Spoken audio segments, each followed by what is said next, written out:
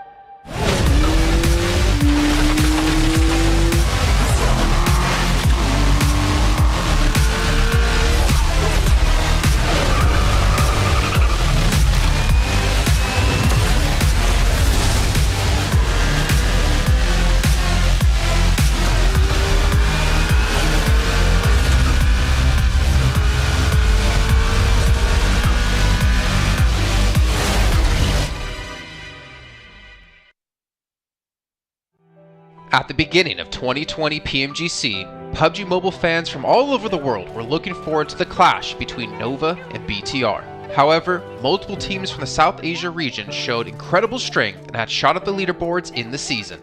On the 5th anniversary of PUBG Mobile esports, let us turn back the clock to 2020 and revisit the story of the South Asia region.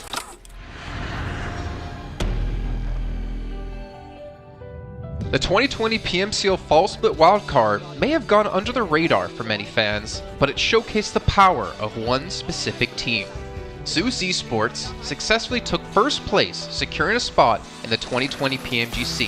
However, many thought they would just be a flash in the pan, but with the opening of the 2020 PMGC, Zeus became the focus of attention. They defeated many strong opponents in 4v4 battles and became the biggest underdog of the year, finishing in 3rd place. And now he's breaking the fight on! Zeus! Their strength remains to this day, and they have grown into one of the strongest teams in the South Asia region. 2020 put South Asia on the map. That year, besides the unexpected success of Zeus, 3 new teams also made their world debut. They were DRS Gaming and ASL from Nepal, and A1 Esports from Bangladesh. While Zeus climbed all the way to the PMGC bronze medal, A1 Esports and ASL secured their spot in the top 16. Zeus Esports, I would say, were the first powerhouse from Mongolia, and they came out of nowhere and shocked everyone. They did so well with their gunpowder and their tactics. No one was ready to compete with them.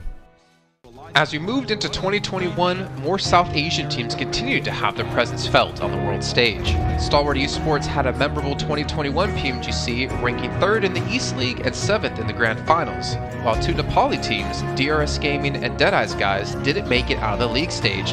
The world at least started to take notice of the region's power. The expectations from the South Asia region were growing. The question was, could they continue to improve? South Asia सर्किटको सबैभन्दा successful Tim स्टलवर्ट ई स्पोर्ट्सको पनि global कहानी एकदमै राम्रो रहेको छ। 2021 को PMGC को लिगमा थर्ड पोजिसन अनि त्यसपछि ग्रान्ड फाइनल पनि खेलेको थियो अनि उत्तिकै शानदार उनीहरूको 2022 को PMGC पनि गएको थियो। In esports, it's the determined, the relentless, and the driven that succeed. This was the mindset of many teams in South Asia, and that is why they continue to grow in 2022. In the 2022 PMWI, Stalwart Esports took third place and Action was awarded the MVP. Later in the year, 5 South Asian teams, Stalwart Esports, DRS, Skylights Gaming, Train to Kill, and IHC earned their slot at the 2022 PMGC. DRS and IHC had a rough start and were placed in the brutal survival bracket after failing to progress in the opening matches. However, they both incredibly broke through in the last chance round and progressed into the top 16 Grand Finals. DRS found their stride in the finals and ultimately took second place. Torn apart there, DRS now have that control on the northern side flank. This was the highest rank ever achieved by a South Asian team in the PMGC, and alongside their success, STE took 4th place and IHC took 5th place. Furthermore, STE Player Top won both the Finals MVP and the Gunslinger Award. Jakarta for top. The South Asia region showed they can compete and beat the very best. 4 grand finalists in PMGC 2022 from South Asia region clearly means this region is one of the most dominating out there. And by providing the PUBG Mobile world with the likes of DRS Gaming, T2K, STE and Team ISC, this region has got it all. And with the upcoming teams like Team Aegon XI8, 7th Element, NB Esports and 4MV, this region might just become the most competitive region out there. In 2023, we saw more growth and the emergence of new challengers across the region. Among them is Aegon X I8, who has won first place in PMPL Pakistan twice in a row and secured third place in the PMPL South Asia Championship. They are about to appear again on the PMGC stage. It's 4 Miracle Vibes, a team formed in 2021 but finally making a name for themselves in 2023 by securing first place in the PMPL South Asia Fall season and second place in the subsequent South Asian Championships, successfully qualifying them for the 2023 PMGC. They will be joined by STE, the champions of South Asia Fall Championships, along with NB Esports and IHC, 2 more South Asian teams looking for glory. Furthermore, for their continued outstanding performance in global events, DRS Gaming earned a special invite and became the 5th South Asian team to qualify at the 2023 PMGC. This will be the 4th consecutive year for DRS Gaming to play at PMGC. The South Asia region has already achieved second place last year at PMGC. Can they break through again this year and claim the ultimate title? New challengers. What do you say about them? New challengers. What do you say about them? New challengers. Just new challenge. New challenge. 네, MRPX 인상 깊게 봤는데 네? 이 팀 꼴찌로. Hello, I'm Lord. Hi, I'm Freak and we play for Enigma Galaxy. 안녕하세요. 덕산 e스포츠의 혹시 김성환입니다. 덕산 e스포츠 준희입니다. Merhaba, ben Nextüya'dan Dokunma. Ben de Nextüya'dan Frozen. Today we do power ranking for group red teams. hadi geçelim. 잘 해보겠습니다. 일단 첫 번째로 소개할 팀은 농심 레드포스입니다. 이 팀 같은 경우는 이제 한국에서 잘하는 팀이기 때문에 네, 여기다 놓겠습니다. And then we have NB Esports. Yeah, they're from Mongolia. They have really talented young players. I would say dark horses. Mongolian teams are really good anyway, so. We have Red Force. I think they're a new team. Yeah, they're kind of newcomers. We haven't really met them before. New challengers? Yeah, new challengers. Aynen, ben de ilk defa görüyorum. O yüzden bunları... New challengers. Yep. 7E. I've never seen them. I also didn't see them as new challengers. Yeah, challengers. Ben de ilk defa görüyorum. Bunu da en alta yapıştır. Nova Hyper. Nova Hyper is the first time I think new challengers. Yep. Next we have Morph. New challengers. What do you say about them? New challengers. What do you say about them? New challengers. Just new challenge. New challenge. We haven't met them a lot, so I have nothing to say. I'm not gonna pass it to you again, because it's all next to me. I should just put it. Yeah. 세 번째 팀은 이제 NB e스포츠인데 이 팀은 제가 잘 몰라가지고 네, 이 팀 저도 잘 몰라요. 그러니까 여기다 놓을게요. 그다음에 NH 팀인데 전 잘 몰라가지고 아, 잘 모르는구나. 저도 이 팀은 잘 모르기 때문에 코세 야무지게 하도록 하겠습니다. There's STE. We played against them 6 to 8, yes. a lot or only once? Not a lot, no. I think once or twice. 2021. Yeah, one. Yeah. They're pretty good. They're top guns. I would Yeah. put them at top. Yeah, top guns. Yeah. ST. Bence bunlar direkt top tier yani. Her PMGC'de vardı neredeyse. 중국 ST 이제 무조건 첫 번째. 1등 팀. Okay, we have next Trianic. Our old competitors. That are our rivals. We've been top Top for guns. sure. Yeah, they deserve top guns. Yapıştır. 이제 이 팀은 제가 제일 좋아하는 팀. 오 맞나? 맞는 것 같습니다. 제일 좋아하는 팀이라서 맞으면 Nick Galaxy. Her sezonda varlar ya. Nick Galaxy okey bir takım. 이 팀은 이제 그래도 해온 경력이 있기 때문에 이제 탑 건스에 Ningma Galaxy. Nigma Galaxy? Yeah. 바로 저희 팀이네요. Vay. Tabii. 당연히 이제 붙여야죠. 에이? 오케이. Duxon Esports. Duxon is a pretty good team. They have really They're really good. players. I like the way they play also. They have Juni from DWG. They all have PMGC, so I would say Yeah. top guns. Oh yeah, let's go with top guns. They deserve it. 네, MRPX 인상 깊게 봤는데 네? 이 팀 꼴찌로. 아니 이번엔 리그에서 두 번째 붙여야죠. 에이? Okay. Let's check.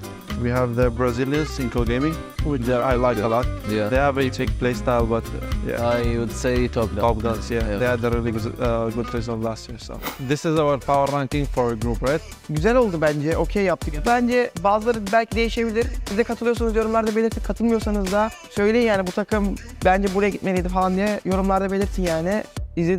Yani bizi 우리 이렇게 정리해놨고 이제 PMGC에서 이제 좋은 경기 하자. izlediğiniz için teşekkürler. I hope you guys enjoy it and see you in PMGC. Bye. Bye bye.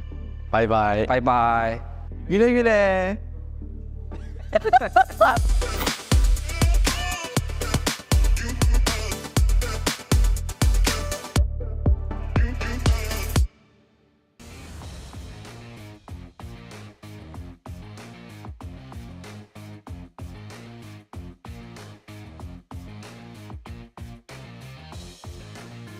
Hello and welcome back to PMGC 2023 League stage, and this is Chuchu, your stage host for today, and we are live in Malaysia Battle Arena PJ, and today is going to be the last day for Red Group Week 2. Who will get relegated, who will advance in the top 3? With me here standing none other than the fragger of Yudu Alliance Flags. Great show for the entire weekend coming from Yudu Alliance. How are you feeling? Flex, apa rasa? Happy tak? Ada kancu hari ni? First sekali kita orang nak cakap Alhamdulillah sebab kita orang perform semalam. InsyaAllah hari ni kita orang kumpul lagi banyak poin untuk mari ke final. I say thank God that today they are here pretty much getting themselves a good result because of yesterday's performance the day before, and they try to maintain consistency with their performance hopefully for today. Now, I'm going to start it off. The most unusual plays for Yudu Alliance showcase with less than 3 players every single round for the top 5 consistency, but 0% for full squad. So solo mostly, but consistently getting top 5 since day 2. Was that always been your plan, or really what happened behind the scene? Apa yang terjadi sebenarnya kat Yudu Alliance? Korang punya konsisten top 5 tu ada konsisten, tapi 0% untuk full squad yang ada. Biasanya kurang daripada 3 atau 3 biasanya solo lah. Kita pernah nampak Flex yang biasa solo. Sebenarnya memang itu game plan korang ke, ataupun ada benda lain terjadi kat belakang tabir tu? Kita orang selalu hilang orang sebab kena culik seorang-seorang, sebab kita orang tak alert dengan info-info dekat tepi-tepi zone. So sebab tu kita hilang orang. So they usually been kidnapped quote unquote, and been basically picked off by other teams when they're trying to transition towards the zone. That's how they've been picked off, and usually one by one being eliminated from there on. But the thing is, right, how do you being picked off if you're being, you should be in a full squad? Then how you can be picked? Why there's no support for that? Biasanya korang turun kan full squad kan, tapi kenapa macam kena culik? Sebab ikutkan mana support yang patut ada. Bila kena culik tu mestilah ada orang terus selamat kan. Bagi saya, kita orang tak main as a team. Banyak scout sorang-sorang apa semua. Lepas tu misinfo. Kalau suka seberang, kita orang tak kaji lagi macam mana. Sebab tu semalam kalau suka seberang, kita orang mati satu-satu, lepas tu tusun. Hari ni kita orang comeback. So usually they have a bit of issue when it comes to communication. Some of them a bit stubborn, a bit of discipline matters, but they try to work things out, especially when it comes to the circle. You have to say PMGC circle has been really unpredictable, especially when it comes to SMB kind of circle. They have some tough time with it because they're not really 100% predict that kind of circle will happen too often in PMGC. Now, I have another question for you. It's always been you, Flax, and only in the last minute to survive. Who do you think better at this survival game between you two? And why is it so hard for Full Squad of you to align to last? I think we already asked for that one. And which team might be the main cause of your separation? Jadi antara awak, kan, Flex dengan Olio yang biasa kita nampak solo, kalau antara korang dua, siapa yang boleh hidup lagi lama rasanya? Bagi saya, Olio sebab dia dah banyak lagi pengalaman dari saya. Contoh, dia pernah mewakili Malaysia untuk Sukan Si Kemboja untuk bermain solo. Saya lak je kat sini. Tapi awak lagi banyak. Lak. Okay, tapi kenapa korang selalu kena culik? Orang cakap tadi antara tim kan? Biasanya kalau korang kata kena culik tu, tim mana yang paling bermasalah untuk Flex? Sebut nama tim. Sebut je. Bagi saya 7E dengan NBest sebab diorang selalu kacau kita orang time rotation. Dekat mana tu? Dekat jabatan. Tapi antara dua tu lagi rasa macam geram kat siapa? Cakap je, it's okay. NBest lah, NBest.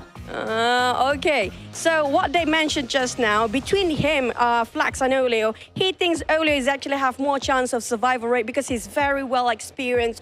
When it comes to SEA Games back in the days, he actually played in a solo match quite a lot, so he's used to being alone down there. But I did mention about he actually survived more than Olio in this tournament, but he said he is a bit more luck towards his side, a bit humble, just getting lucky, I guess. And also I asked about which team were causing the most problems. They did mention about 7 Elements and also MBE Sports, where they always roadblock them when it comes to the transition towards the circle to SMB.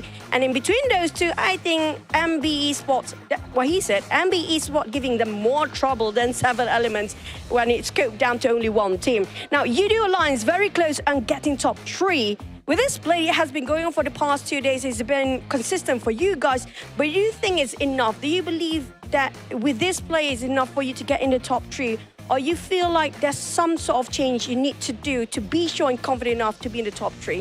Jadi untuk Flex sendirilah kan, pandangan Flex, cara korang bermain ni konsisten juga untuk top 5. Tapi rasa cukup tak untuk orang kata confident ada dekat Grand Final terus untuk berada di top 3 akhir hari ni? Atau untuk Flex sendiri, apa yang rasa macam nak kena tukar yang lagi confident sebenarnya? Bagi pendapat saya, kita orang perlu ubah mistik semalam, main dengan kumpulan sebab kita orang first day banyak main sorang-sorang, kena culik apa semua. So hari ni saya minta kat orang main as a team lah untuk dapat top 3 dan mari terus ke final.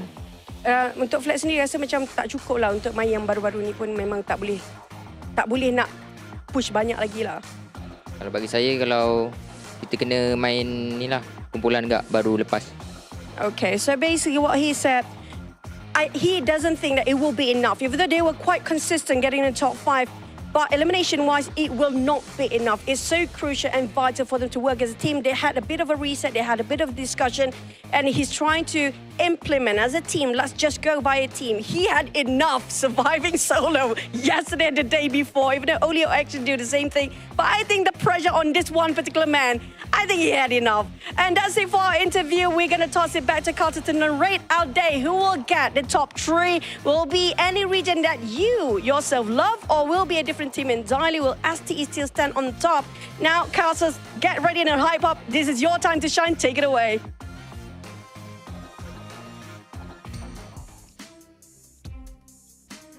Hey, what's up, everybody? It's Hot Jukes here with none other than the 7WG and Cameron Davis. Man, it was so good to hear Choo Choo on the mic and a great interview regardless. I'll tell you what, That poor guy, man. He may have had enough pressure, but it's just getting started, baby. This is the last day of Group Red. He's got a lot of work to do, and the rest of his team as well, because top three make it on over to the global finals, and bottom 5 are out of here after today, 7. Yeah, but as you mentioned, due to yesterday's performance, they have a chance at actually possibly getting top 3. It's going to be a bit of a stretch for them, considering that the previous performances on day 1, day 2. But you know what? If they're believing, if they're feeling confident, why not? I don't know. Are they believing? I thought he said that there was a sense of like dread and disappointment, and that it's not going to be enough, which is very underwhelming for me, because after yesterday's performance, Alliance aren't actually that far behind Morph, who are currently holding down that 3rd position. Yes, it will require at least one of those top 3 teams, as well as Nigma in 4th, to have a bad day for them to capitalize on it. But the fact that they're not even setting themselves up, it feels in a positive mindset to be able to go for that try. I don't know, just it's a little underwhelming. Yeah, I know what hope looks like, and I didn't see very much in that guy's eyes. Hopefully he's able to kind of clutch it up here. At the end of the day, it really just takes one good match, right? One good match will get him in the running in it for sure. I think that, Sandhawk's going to be so huge, because we're starting off here at Sandhawk. We got 3 Aaron Gales and 2 Miramars at the end of this. Of course, before we get started, we got to give a big thank you to the official sponsor here for PMGC, the Infinix GT10 Pro. If you guys want to go ahead and dominate the lobby, check out the GT10 Pro, because it was created directly for esports players.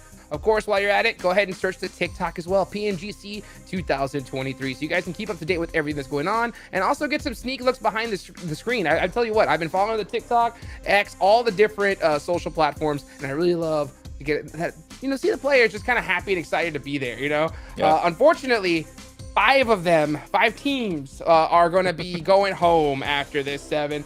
So that's going to be obviously a big story here. So the teams at the bottom, right? Who do you really have your eyes on that really need to start off strong today? I'm going to be looking at 7th Element. I feel like yesterday they were able to put up such a great performance. Day 1, day 2, they were able to put up 35 points. Yesterday alone, they were able to put up 39 points. And a bit of a shout out too to the player T24 OP, because he was able to put up 15 eliminations yesterday alone by himself. If he can put up those kind of performances, if they can maybe be a little bit more consistent in regards to the placement, which yesterday was a huge step up in regards to that, at least getting themselves later into a match. Some matches they really were able to get any placement points, but they were allowed to get those elimination points. And at this point, those teams towards the bottom, they need to be fighting for any points that they can get, whether it's placement points or whether it's elimination points. Yeah. Okay. All right. Cameron, what about you? Yeah, I mean, because listen, it's still very tight on that bottom section between 8th all the way down to 13th, 14th. It's only like 20 points or so, which over these last 5 games, 6, could easily change it up. And so I think 7 Element have a chance, but my eyes, they're going to be on Inko here, right? Not only have we seen what they can do directly from Americas, they were at the top at the very beginning of this week. So they've delivered here, like on this actual stage. So all they need, just like any other team here, just 1 or 2 good games, and they're back in the mix, especially with teams above them, like Duxon specifically, just on a landslide backwards. 100%. So, that's the teams at the bottom. The teams at the bottom obviously need to just get out of there, right? At least make it to the survival stage at the bare minimum, right? Yeah. Now, for those teams in that mid-pack area, in my opinion, you need to do everything you possibly can, right? Throw all strategy, whatever it is that you have that just says, oh, we should just do this.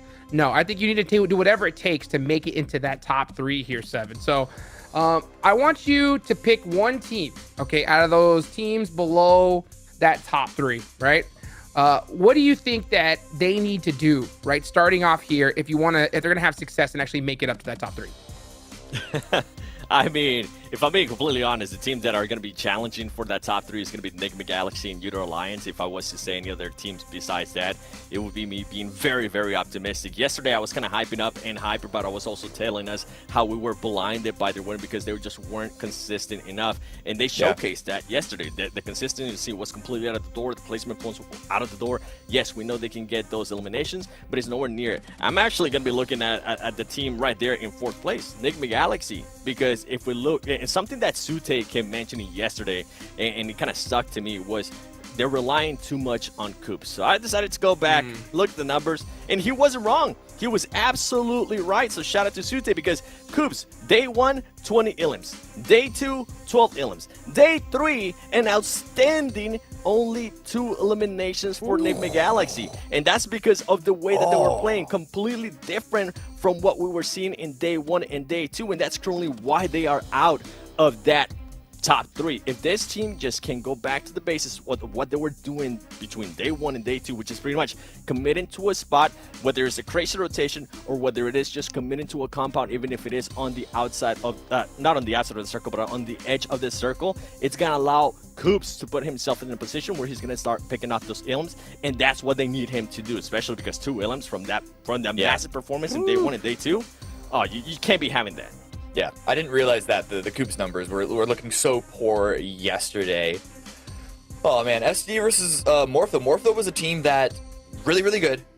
And there was a little bit yesterday, I believe, that there was sort of, are they letting it slip in the same way that Enigma are? But then they just had a huge comeback towards the end of the day, right? We're always looking at Miramar for this team, it seems. And so they got not that far behind SCE, who's holding down the second position. Eliminations are looking the exact same. Damage is actually higher for Morph, which is surprising here. But STE, despite having so few wins, at least it was until yesterday, their podium runs are always really solid. 100%. You know what? That's what I really like about, these teams in particular, is that they can have that pop-off game. But I'm on that side with you, Seven, what you talked about yesterday, right? The consistency from Nongshim Red Force. The fact that they're always putting up points on the board, regardless of the situation, is why this team's on top, right? Like, yeah, Morph won Miramar, but then, threw up a really bad performance in the next. 628 hits pretty much a record for this tournament, right, in eliminations, and then a goose egg right after. So, I mean, do you think that these teams are going to make any adjustments here in the final day to kind of try to get their consistency up?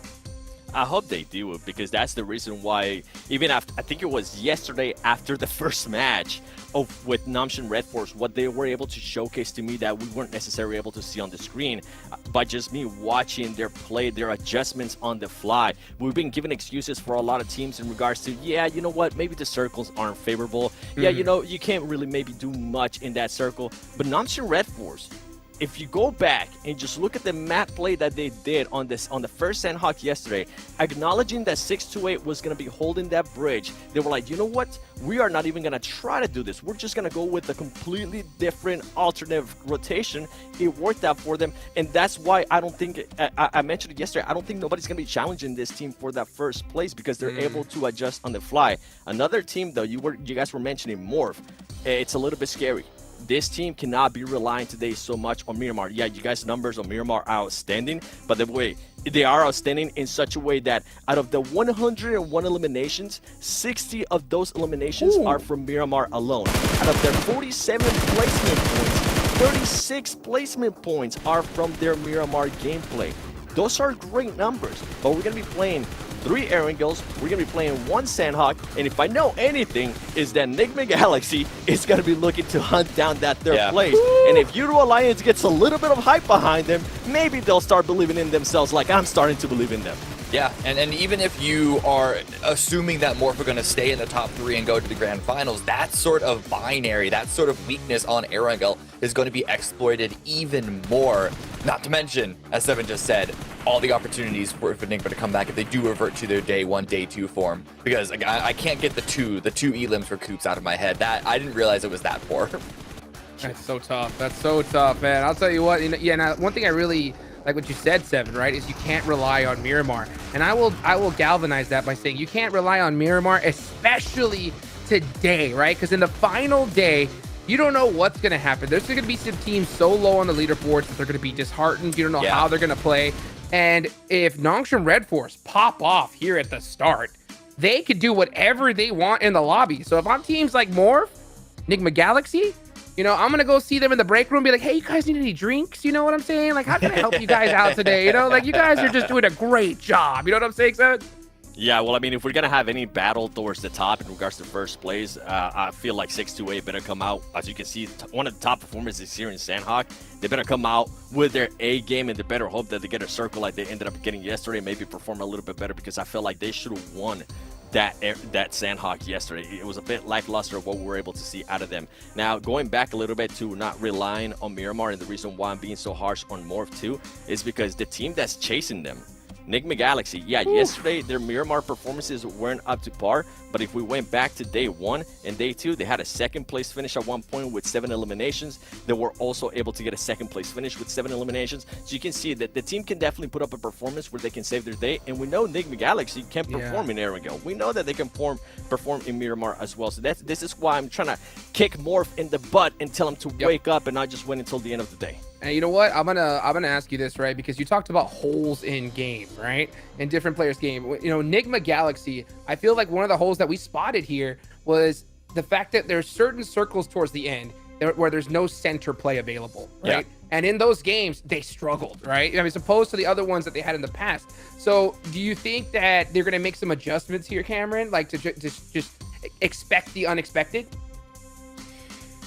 I mean, they'd have to, right? I know that's kind of the easy answer here. I think, but I don't even think it's that they weren't even forcing the center on those zones, right? They tried to play the edge, they tried to defend on the edge. It really is just winning the gunfights, and that's, I feel like it's like a John Madden statement, like, oh, the team that wins the most gunfights, team that gets the most eliminations ends up winning. But at the end of the day, all of these things that we talk about in terms of strategy, in terms of where you are in the zone, that is all to have a better opportunity and a better chance of the duels that you take with the gunfights to get those eliminations. At the end of the day, that's the overall win condition. So honestly, Nigma just need to figure out what it is that's calling not just Coops, but the rest of them to be able to not win these fights. Because on day 1 and 2, even when they were holding edge before they sent it towards center, they were able to defend. They were able to post up and create the crossfires needed, the defenses needed. There's still that iconic crash in my head of STE of all teams crashing into Nigma and Nigma just deleting them. So this is a team that can absolutely deliver. I really do think that day 3 was a fluke in terms of their underperformance. The problem is only 6 games left. Will they be able to overcome the hole that put them in, as small as it might be?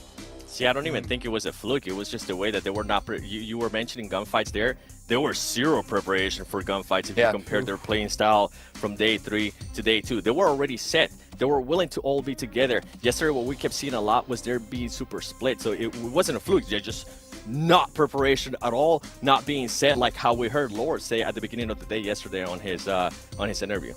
Well, Nongshim Red Force are on top because of their ability to adapt. Rest of the teams are going to have to do exactly that today. It's time to get started. Let's go ahead and send it on over to our casters for some Sandhawk action. The dawn of the final day is upon us. We are going to be heading into Sandhawk for the first time and the last time for Group Red as well on the day. It's going to be a little bit dangerous. We've had a Northwest Island finish. We've had that Painan finish. We've had the other circles as well. The other circle as well. I think it was the northeast side near Paradise. Like Paradise, yeah. Is it time to go to Cave? Maybe. Let's have a look. Ooh, man. I mean, so far we've seen barely any repeats in circles, and that's not just on Sandhawk but Erangel as well, that we're playing 3 maps of each day.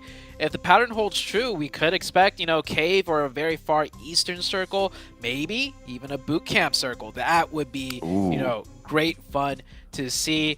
But one thing that Desk was talking about a lot was Nigma Galaxy, right? And I think they're gonna do better than they did yesterday, which isn't too hard to accomplish given, you know, the veterancy of this team. But how much better? Man, I'm honestly at like a 50-50 for Nigma Galaxy making it into top 3, because it's not just Morph, right, that they need to worry about. U2 Alliance is very close by. I know in the interview they didn't seem too confident, but I think so many teams, you know, that are feeling that pressure would feel the same way. They'd exhibit the same energy. You know, they're just really dialed in, too focused, like very focused, and they're not just going to like overhype themselves. So Nigma Galaxy, it's going to be tough for them, and we're coming into this Sandhawk match. Very good playing path, at least, for everyone involved. Very, very chill. But it's not just the top 3 that teams will be worrying about today. Of course, there are quite a few teams that are going to be pretty happy moving forwards, but down around the 11th place bubble, that last place spot that will get you into the survival stage for another shot, is also going to be all important for a lot of teams right now. I mean, Europe is down horrendous at this point with Next Ruya and Kanina Power at the bottom of the tables, and most likely Kanina Power not going to be able to do anything today. But Next Ruya, they're going to have their last chance today to try and show us what the European champions are made of, because they just haven't been able to do so far. Yeah, if we want to talk about who's moving on, like survival-wise, 4th down to 11th, right? I think Inko and Next Ruya, the teams currently in 12th and 15th respectively, they're going to be the two teams that I think will bump up, meaning two of those teams currently in the 4th through 11th will be kicked out. Now, that's just a guess, but I know Inco, very strong team, very disappointed with their performance, but I think Brazil has what it takes to at least make it to the survival stage. And next, Ruya, I mean, you talked them up. I've seen what they could do. They have, you know, the pedigree to make it into the survival stage pretty easily as well, in my opinion. So I think that's the other team that teams need to worry about that are looking to just scooch on by to that survival spot. Yeah, absolutely. They do have the skills, but they just haven't shown them just yet. Final day, though, it's their last chance to unveil. Teams seemingly staying fairly far apart from one another. No dramatic moves, but the circle over to the west side captures that northwest island and the southwest as well. So that trifecta position on the confluence for Hale is going to be really, really important. Being able to regroup in time and at the right time to be able to get control of that area will probably be a very valuable asset for Hale in the next couple of seconds, or the next couple of minutes, rather. This circle is almost the perfect circle as well for Inco, one of the teams I just mentioned that are trying to, you know, break into that top 11 spot. Ruins, a great spot, but if they were to go for the trifecta comp area very quickly, if Hale's not grouped up there, they could take it over. And even if they can't get to that spot, Ruins has a great, you know, kind of midway to go north or south. So Inco sitting very comfortable. Looking at Enigma Galaxy in the far south, if the circle shifts anywhere down south, they have a lot of open terrain. No teams in front of them, really, besides Inco and Duxen, that they would have to contest. And they do get that huge hill right outside of Painan, just easy access for the Enigma Galaxy team. There's that regroup coming through. Hale on the west side of the bank. And they will just be holding that out for now. They have fully regrouped, actually, so they're giving up their position on the northwest island. There's no foothold there should the circle go for a cheeky little hard shift. And they have fully grouped up there. Inco looking to move. So next Ruya, actually. They are trying to get across the bridge right next to Morph, and they lose one, they lose two on this bridge. And this is not a good start for Enigma Galaxy. For next Ruya. The third falls as well. In their chances to get towards that bubble, just close down that a little bit more. But I'll tell you what, that is 3 points for Morph. Third place team looking to extend that lead over Enigma Galaxy. Yeah, Enigma Galaxy is definitely not happy about that one. Dogma, last one up. Ooh, man. Super low. I understand, you know, you got to be fast on these rotations, but on Sandhawk, it's just so risky. NASA are making the same exact rotation, and they only lose one. That's because they got two vehicles, you know, spread the players out a little bit. And I know what you're thinking, John. Why are these players making this, like, terrible rotation? I was thinking that. Yeah, it's the last day. Players' nerves are getting riled up. You know, these guys have a lot on the line, and typically fast rotation equals good rotation, right? Typically. So, I mean, they just feel like if we go fast enough, it's going to be good. And these are the teams fighting in from the east side as they're going to keep going. Ooh. They just I thought they would stop at some point, like right after they made it across the bridge, but I don't know what they're thinking. Like, you could try and full send it to center, but this is Sandhawk, okay? You can't do that. Duxan have left Painan fairly early at this point. That's where they dropped. They've moved very fast towards the hills to the south of Ruins to try and take that position there, which is where NASA were trying to move to. And you can see, actually, N-Hyper going to move up and pick up the pieces. NASA going to be completely taken down now. With no eliminations, no points, 7th place. They're looking all right to secure themselves in the survival stage, though. For today's matches, they can't let it go too far, but it won't be the biggest blow dealt to their points totals, to their standings in this tournament. Yeah, the point spread in that, like, I would say 6 down to 11, it's pretty tight. So even if you have one terrible game, definitely not the greatest feeling. It's not like the other teams around you is all going to get a good game and pass you up. But you definitely don't want to be risking it anymore. So Nasser out for now. And Hyper did move on in, picked up that 1 point. And first zone, it's still, the blue's still closing. We're very far from the second circle shift. But you can see, you know, it being the last day, a lot of these teams are sticking true to whatever plan they had. For Sanhok, it was obviously, hey, if we don't get the first circle, we're going to go for a fast rotation, and fingers crossed, does not work out for neither team. No, it's been pretty dastardly on that south side, so we'll see how teams are able to survive here. Enigma Galaxy on that south edge, playing up from Sami. They are relatively uncontested there. No one really in that vicinity, and the teams that might have taken positions close to them have been shredded down by that south crossing, so potentially a little bit more isolated than they would have been otherwise. But Hyper playing around these rocks just to the west of Painan. They've got a pretty solid foothold themselves, although the center of the circle is much closer to Ruins than they are right now, so they are a little bit on the edge. The second circle is going to really dictate how the pace of this game is going to go, because you've still got a lot of different possibilities in terms of which island it's going to. I'm keeping my eyes on Enigma Galaxy there on the south. It does look very congested in front of them, but there's some very tricky rotational pathings you could take. And looking at Enigma Galaxy, they definitely have the vehicles to do it if they need to go way more center, and it does center right up onto that trifecta area. Now, I can't imagine Enigma Galaxy wants to fight their way in here, because to the left side is Ruins, difficult to fight through, and just right in front of them, very tall hills. Like, you're fighting uphill battle the full way through. They might pull out one of their signature rotations here. We'll see very soon. But as for everyone else, that's a pretty decent circle, other than the ones not in the zone. Nongshim Red Force, all the way in the northeast, they always make it work, so let's see how they do in this one. Nobody has taken the hill right now to the west of Hale's position. That hill that sits just to the west of the Trifecta compound. Inco didn't shift over there. They stayed by the bridge. They're looking to control that crossing, stop teams from the north side having that option. And I think that's not the worst decision that you could make there.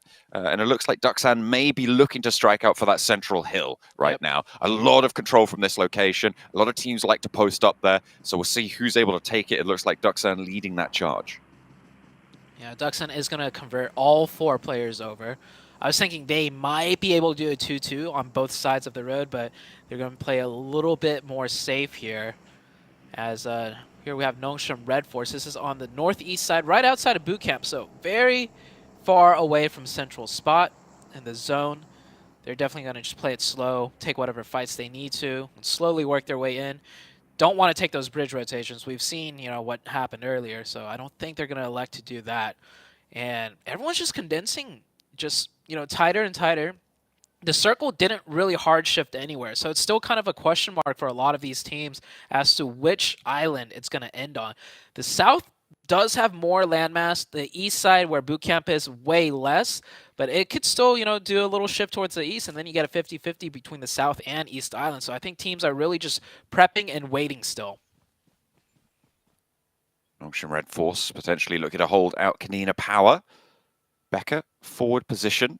Gory has taken some damage from somewhere. That might have been the blue zone, because the rest of the team are pretty close to it.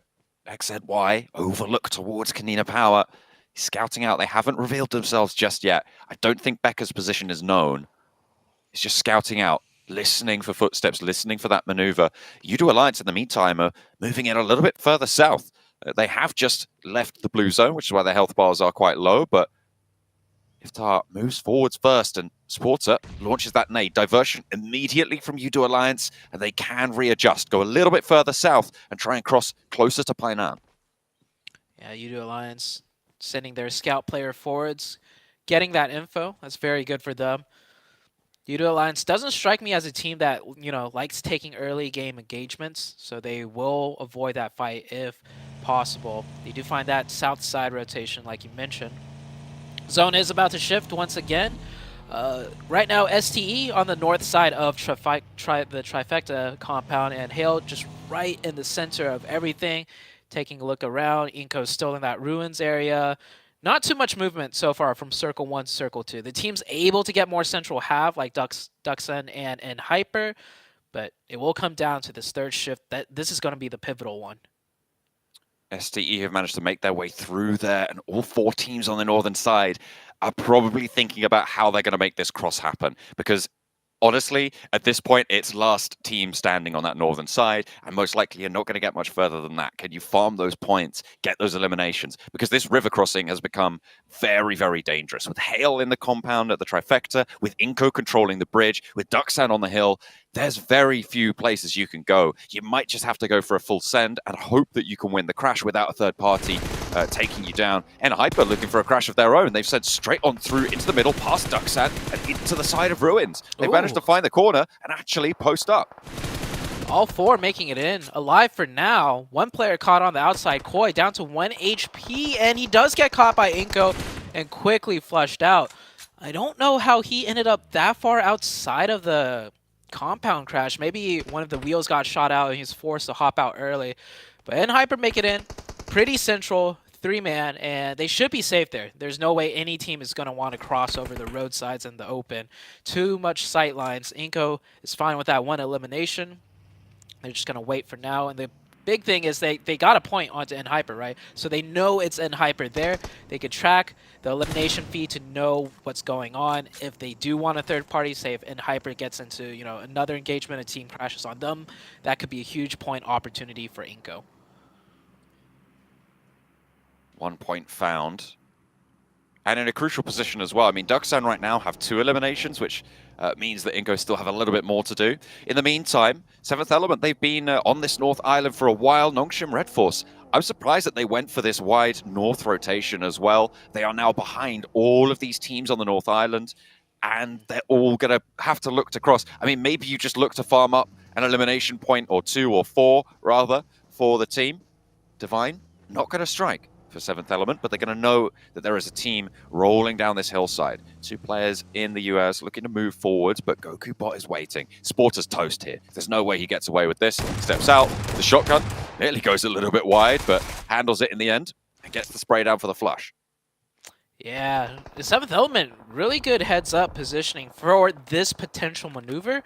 I don't know if they were actually expecting a team to do this, but the setup is perfect for it. Look at this. Everyone from Nongshim just funneled right into the trap one after another. 7th Element, though, can they convert? It is a huge advantage for them right now, but it comes down to gun skill now in this close-range fight. Nongshim Red Force, a very strong team, even down to 3. They could still win this, and not just Nongshim Red Force here. NB Esports already cresting the hill looking for their third party in STE, and both intense game on the east and west of that chiming in. They are starting to move out. The third party from SDE, we have seen that quite a lot over the last few days, and it looks like Nongshim Red Force might be a little bit lackluster here. Divine does get caught and found on the top there. That's the high ground position for 7th Element, but GokuBot still has his cliff to play around. Can Nongshim Red Force stay alive? Because they've only got one player now out in the blue.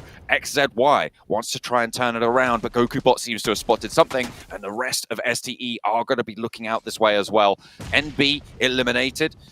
And it looks like it's not going to be too much longer for Nongshim, but in they go to the shack, and there's a DBS waiting for them, the auto shotty rather. Instead, T24 OP wants to get that reload off, reposition, hold his teammate down as well as Alian is knocked. They want to hold out their door frame, but can't quite do it, and the 2 players on the inside now only have GokuBot out in the blue to keep their team alive. This is mutual destruction out here on the north side. Every single team suffering casualties. Not a single one of them will make it out as a 4-man team. STE did lose one as well. 7th Element down to just 1 intense game. Look like they got the better end of things, but they also do lose a member. And now, focusing on the hard southeast side on the very edge of zone, it's Morph and Udo Alliance. Morph up to 5 eliminations, and they're looking pretty good in this fight right now, too.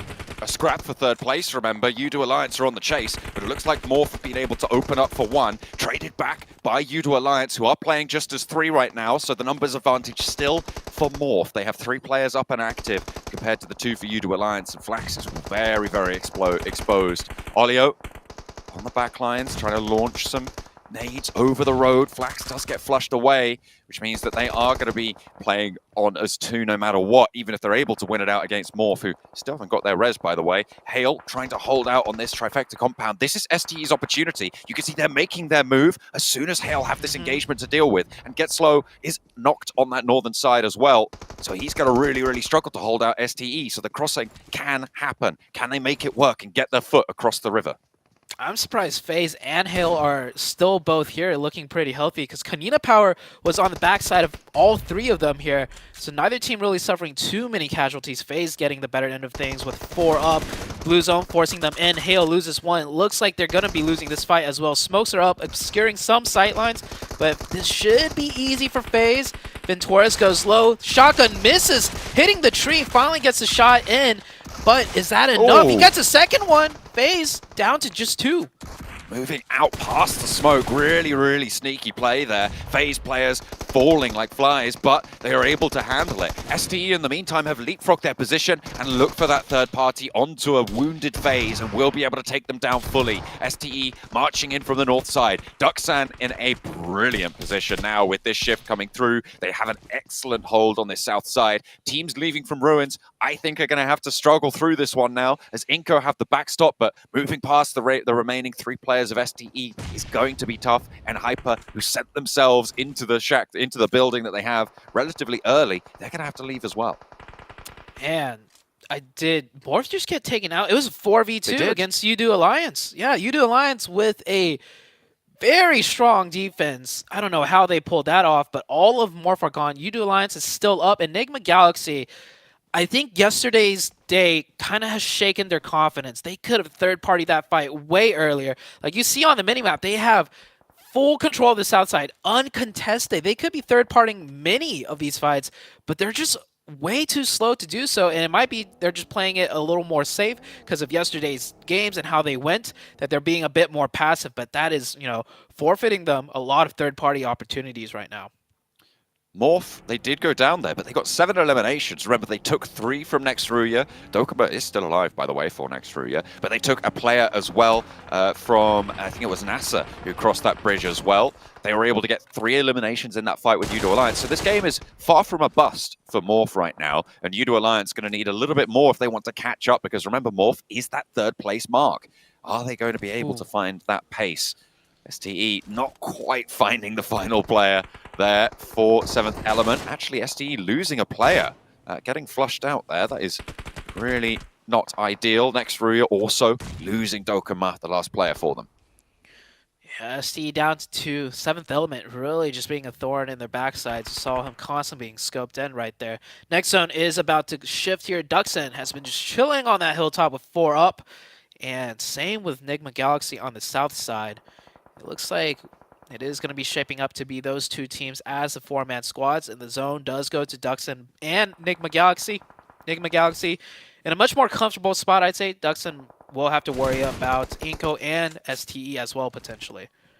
I said the game wasn't a bust for Morph. With 7 eliminations, they have managed to jump up a little bit on those standings. Enigma Galaxy were a bit of a way behind, I think it's fair to say.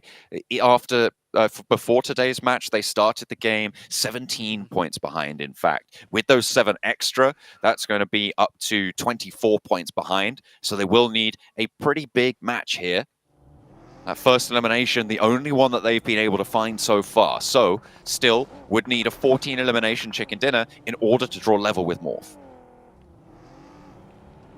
They could do it. There is still a lot of enemies here left for them to take down. And a chicken dinner will get them that 10 points. If this was Enigma Galaxy from day 1 and 2, I would say this is their chicken dinner, but yesterday's performance does shake my confidence a bit. Duxon now getting sieged on by Inco. The drive-by close, but didn't get the knock on to Benny. Duxon with 4 elimination points. This is the 11th place team. Going against the 12th place team also, but STE coming in with that 3rd party from distance will confirm themselves a point. Intense game on the backside, finally taken out by Inco. Becker will get revived, very low HP, just in the nick of time, and Duxon getting cut down to 2.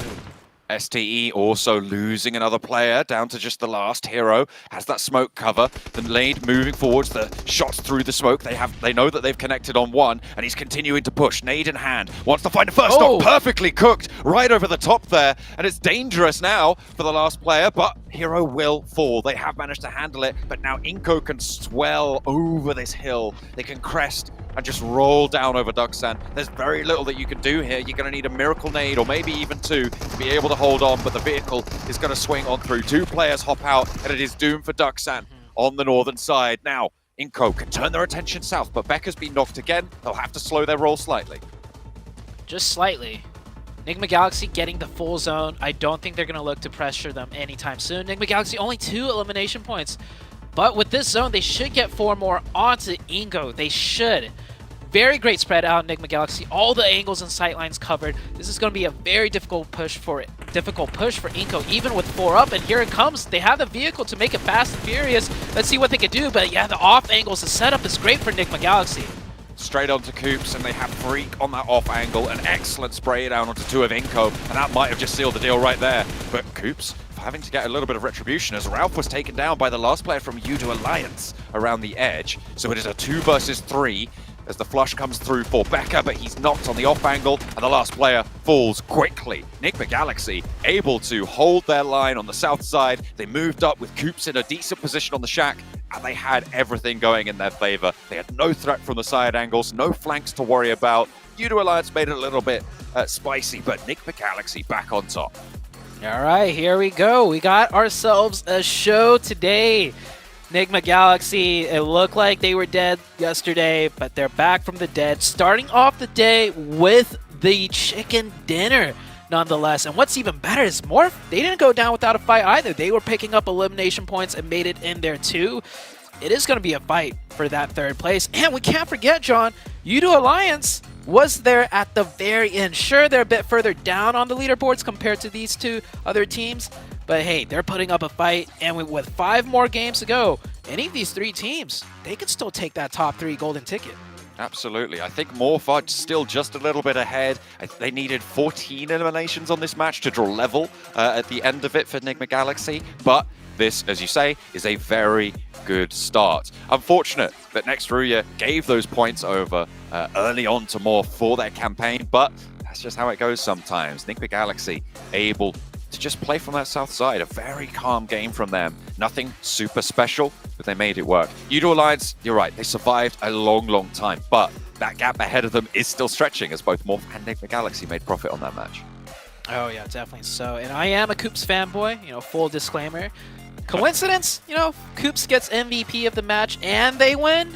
I don't think so. I think, if Coops is firing on all cylinders, this is going to be a different Nigma Galaxy today.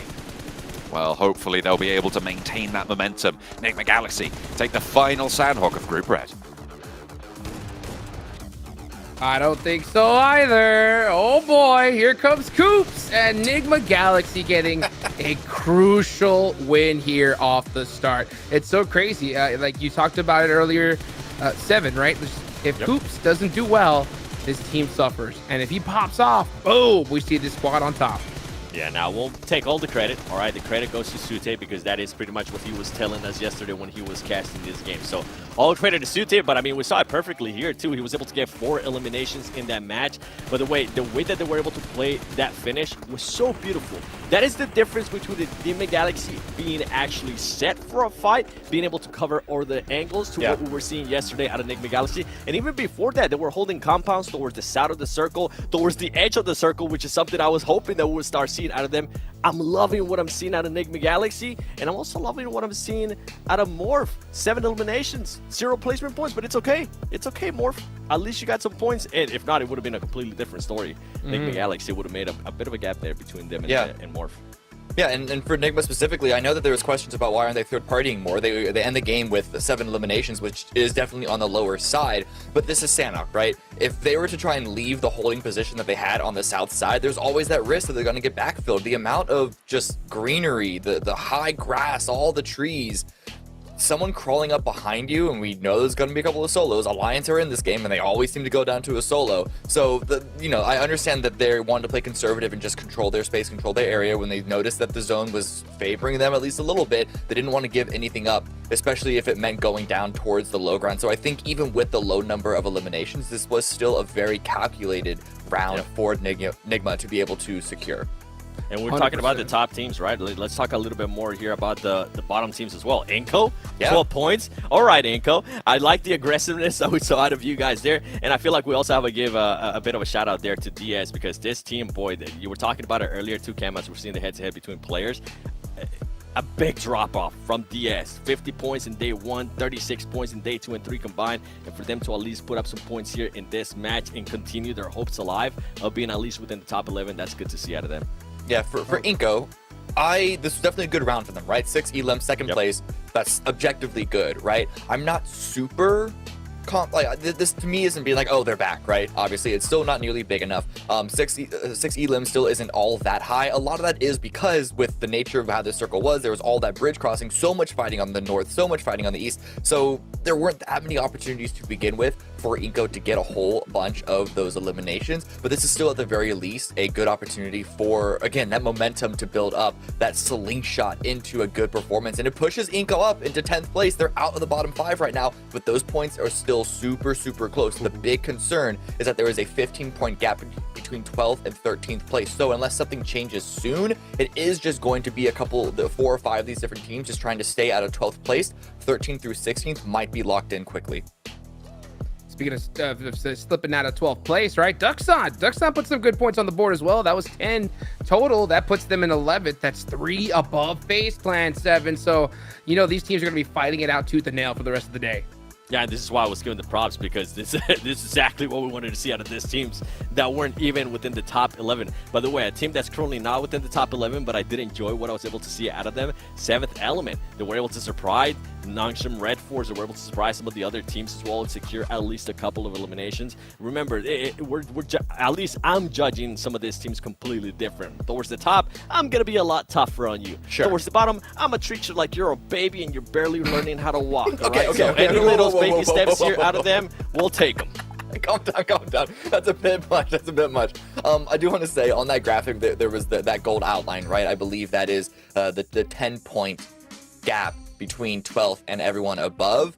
And Hyper aren't that far away from that. So even though they're sitting good in 6th place at 107 points, and Hyper, despite having the high highs that we've seen, they've also had some really low lows. So I wouldn't put them out of danger either. It is possible.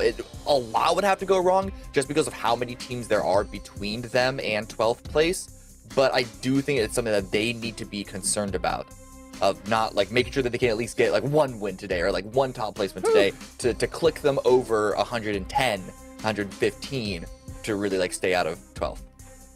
I wouldn't put a lot of these teams out of danger. It's so crazy how close this is in that mid-pack range. And, for a team like Morph and Enigma Galaxy just fighting tooth and nail to see who's going to make it into that top 3, if Morph put up a goose egg in this game, they would be tied right now, right? So there's only a 7-point difference now between these two squads. So Enigma Galaxy still need to put up consistent points regardless, because we've seen Morph have a crazy pop-off match easily, right? Well, yeah, especially crazy Miramar. Performances. Yeah, especially on Miramar. But you know what? It's time to get into Aaron Gale. Let's go ahead and send it on over to our casters. The triple wheel in the middle of the grassy pastures, of course, we know it. We love it. We're in for a treat, I'm sure. A very, very storyline-heavy match over on Sandhawk. We saw a lot of conflict around both bubble positions. Morph, Enigma Galaxy, Yudo Alliance, Inco, Duxan. I'm just listing the entire lobby at this point, right? It's every single team who's in these crucial spots had an interesting turn of events during that last match. So I'm really excited to see what we've got for the rest of the day. And Des talked about it too. I think another hidden storyline, so to say, is you want to look at 6th place and Hyper, right, with 107 points. Duxan, 11th place, the bubble, the cutoff, 96 points. So many of the teams in the middle also didn't get anywhere, with the teams near the bottom getting a lot of points, meaning now all of a sudden, no one's safe. From 6th down to make it through that survival, and it's just so much is going on. I couldn't have asked for a better first game in terms of storyline progression. I think so much things just got moved around, and the stakes have been raised that much more for everyone. Absolutely. I mean, speaking of getting raised, the bubble specifically, the 11th place team raised by 10 points in that last match, which is at the 11th place in a standings, is a really significant jump here. It's actually left a lot of those teams actually from 13th place down, kind of in the dust, with the number of teams towards that bubble who were able to get a good game just there. Hopefully 13th down still have, well, technically points-wise they do. They definitely still have a say in things with 5 games left to go. But with just that one game with so much changing, I'm hoping, John, that it's going to be like that the whole entire day, where game by game, things get shaken up.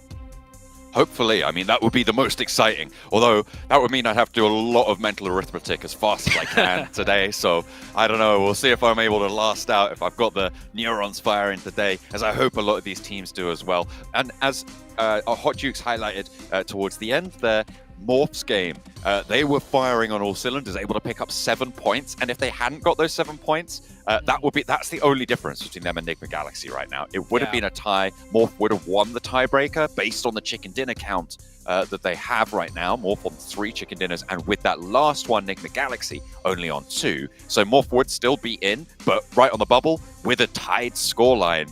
That would be very, very tense, but they still got that 7-point buffer now. Yeah, and I just realized Morph lost that fight down there to Yudu Alliance as well, and it was a fight that Morph should have won. It was a 4v2. The camera went elsewhere, so we didn't get to see exactly what happened, but imagine if Morph held it out and won that fight. They would have been the team coming into the very end in that top 3 and gotten way more points, but hey, I think it's better this way. You know, get those points, the bubbles crunched in a bit more near the top side to make it a more exciting day. We do have the plane path out here on Erangel, a decent enough plane path. Sure, it's a really far to the east side, but I think as for amount of card drops that are available, there's a decent amount. We shouldn't see too many things. Maybe 1 to 2 teams might get into some altercations here. I was going to say, I'm expecting to see Kanina Power dropping back over to that military base there. Drop kind of shifted over to North George. It seems like those are the 2 locations that they were looking for. But with this plane path, it's kind of, you just go back to military base. You go back to that old drop, North George, a little bit too inaccessible. You don't have a lot of time to go for it. Interestingly enough, it looks like 628 are going to drop short. They're not going to go on the mainland. They like to drop over in Primorsk. And instead, they're going to grab a couple of vehicles on the west side of Sosnovka and make their way in just that little bit later. But they're going to have to punch through Duksan. This is a shift for them, going out to the west side. I think the plan right there is... I think 2 of the players are stretching towards the waters to see if they can find a boat. There we go. Right, they only found... Oh, there's a boat right there. And then the other play... Quick little run over. Early game, 1 to 2 teams getting into altercation. Well, here's one of them, and Hyper picking up a quick point. But as I'm saying, the other 2 players that dropped on military base, I think that's just in case they didn't find any boats, and they're going to need vehicles to cross over. But with that boat being there, I do imagine those 2 players will drive towards that boat and then just rotate on in. Yep, that's exactly what happened, especially with the first circle. The circle is down to the southwest. Get to Primorsk nice and quickly. You're not going to need those boats from then on in. Nobody else really breaking out that way either. Duksan, they split loot around that military island bridge, the west bridge. They have Junie still on that south side. He regroups quite early after grabbing a vehicle, getting a little bit of loot and some information as well. They will have seen 628 dropping on the parachutes, so they might be aware that there's 1 of 2 things happening, right? Either they are split looting the west side of that island or heading over to Primorsk on the boats because they haven't seen that bridge crossing come through, and they aren't looking to hold out right now. So I imagine they're reading into this quite nicely. Is QX moving? I think QX might be moving over to Primorsk to try and get more information on this rotate from 628. I like it. Yeah, maybe so. He did head to a very strong compound for looting's sake, so he might just be stopping there for loot real quick. Maybe if he finishes looting very early and very quickly, he could post up on that Primorsk hill and find a quick knock and point onto STE. That's a potential. We'll see in a little bit, but you mentioned no other teams really stretching towards that west side. Well, yeah, with the plane path being skewed heavily to the northeast, we're only going to see some teams breaking into that circle on the west side now. FaZe being one of them, going into their loot location of Georgepol, and Hyper seeming to go towards Gaka, which is their standard loot location as well. Nongshim, another team rotating in. They do that split loot and farm, so they finish looting very quickly. So Nongshim Red Force may be just going for a central rotation already and setting up. I mean, all of Gatka right now is free, but N-Hyper fast on the drive for the time being. It looks like they're going to make it towards the chopsticks first. I don't know if they're going to post up in there, but that's the sort of area they're playing in right now. Gatka Fields, FaZe wanting that loot in South George, most likely transition to Everest and figure out the rotational path there. It's dangerous right now in this circle because Gatka Field sits fairly central, and a lot of teams are going to be thinking about crossing that open ground. So making sure that you're positioned well to deal with the teams skirting around the edge of that going to be all important. So we'll have to wait and see who makes those breaks first, because you're right, it is Enhyper and Nongshim Red Force who have made that western push the first, their earliest. Yeah, with the plane path being so skewed heavily to the east side too, this might throw off a lot of rotation timings where we might see, you know, stagnated fights coming into the first zone. Teams really have to time their rotations well. If you go very early, you might run into another team that's also timing their rotation very early. You end up running into each other. We saw that like on Sandhawk. Sure, Sandhawk is a way different map though. So we'll see if anything like that arises. Nigma Galaxy now done looting in Pachinki, quickly rotating in as well. We saw that last game, right? They didn't do that, you know, YOLO rotation towards Central that we saw them do in day 1 and day 2, and they still came out with a huge win. Now, day 3, they were playing the same way. They were playing Edge, but no success. Day 4, first game of Sandhawk, great success, a chicken dinner. So goes to show they have both strategies in their book. It depends on how the zone shifts exactly, where they, you know, pull the gun, pull the trigger, and go for a crazy rotation, or just play it slow. I'm really curious to see how they do today with either strategy. The bubbles keep bursting for a lot of these teams in this position. Seventh Element, one of those teams that I was talking about getting left in the dust a little bit. 78 points right now with the bubble on 96. That's a little bit of a mountain for them to climb. And when you're towards the bottom of the tables, when you're one of these low-performing teams in this lobby, you do have quite a way to go. When you look at that point differential, you're looking at 18 points to try and claw back. When you're looking at the top of the table, sure, you think, oh, they can maybe get a chicken dinner, have a couple of big games, get 9 points, 10 points on a couple. But when you're down towards the bottom, those games are so much rarer for you. So you need to be finding matches where you're extracting 6 points consistently to be able to try and climb up that bubble. Yeah, it will be a very tough task. And Hotchuk's already alluded to it being the final day, going towards the last and final games. Things are going to get really different. Teams are going to play in ways that you don't really expect because we haven't seen them, you know, under this amount of pressure before. So it's not even a guarantee that, you know, if you figure something out, that it's going to work in the last couple of games either. You definitely need to try and go for those plays sometimes. When you're down towards the bottom of the tables, you need to maximize your point scoring, and that generally goes towards a little bit crazier play, because if you don't try and get those 20-point games, right, if you don't try and go for those big chicken dinners, you're going to be stuck getting, as I said, sort of 6 points a match, and you need to have that as a backdrop, but you also need those profit games as well, right? So you can't afford to let those slip away when you have this points gap that is going to keep creeping away from you as well. Those teams won't be staying still. It's a moving target on the bubble. Definitely so. A lot of teams finishing up their rotations right now. Nigma Galaxy positioned dead center pretty much at that one wizard tower, just on the west side of the open Gatka Fields. Nongshim Red Force, we caught it on camera a second earlier. They did fend off a potential push from Nigma Galaxy at the compounds. And Hyper, just south of Gatka on the hills, very central, Duxon south of that with a nice split. Basically, so many teams posturing up for the late game already, placing themselves dead center of the zone. Next Rui are still camping on this eastern bridge. They know that Inko like to drop here, but Inko not looking to give them that opportunity. So, and rotating on the south side of Sosnovka at this point. So next Rui are going to be disappointed, I would say, with their bridge hold. They're going to be denied their dinner. Look at that. That's a little bit unfortunate, and I think they might have figured it out as well. They just haven't seen any movement. They know that Inko are going to want to have moved already, and next Rui are losing time in terms of getting a position on this eastern side of the circle, because Hale have moved in. You do Alliance as well. Oh. That's pretty brutal. We're heading over to the west coast, and this is Nongshim Red Force, 628, and FaZe very, very happy. Actually, Kanina Power have managed to move in by Quarry as well. Yeah, but Canadian Power are about to run into 628. We'll see in a second. FaZe coming down on that northwest side. This is a huge circle shift. Teams are going for that great migration right now. And I do imagine we're going to get some fights breaking out too. The rotations here, multiple teams driving by each other. They're just like waving to each other. Man, what is up with this circle? You see this, guys? And they're like, yeah, let's just keep driving. Let's not stop and fight out here. I mean, you don't want to waste time, right? Like, you get out, you take the fight, you're spending a minute and a half, 2 minutes to try and conclude a fight out of the circle. Meanwhile, everybody else has already taken positions away from you, and then there's no way in. It's a brick wall that you're going to have to slam your face into, and that is certainly going to be bad for the teeth. FaZe have moved around this western side, but it looks like they're close to Enigma Galaxy, who have managed to push through their way as well and actually play on a very, very decent spot, the northern center of this circle. Yeah, and teams right now want to have neighbors almost, right? Because if you start a fight right now, that third party is coming in real hot with so many teams going for a hard rotation on the west side.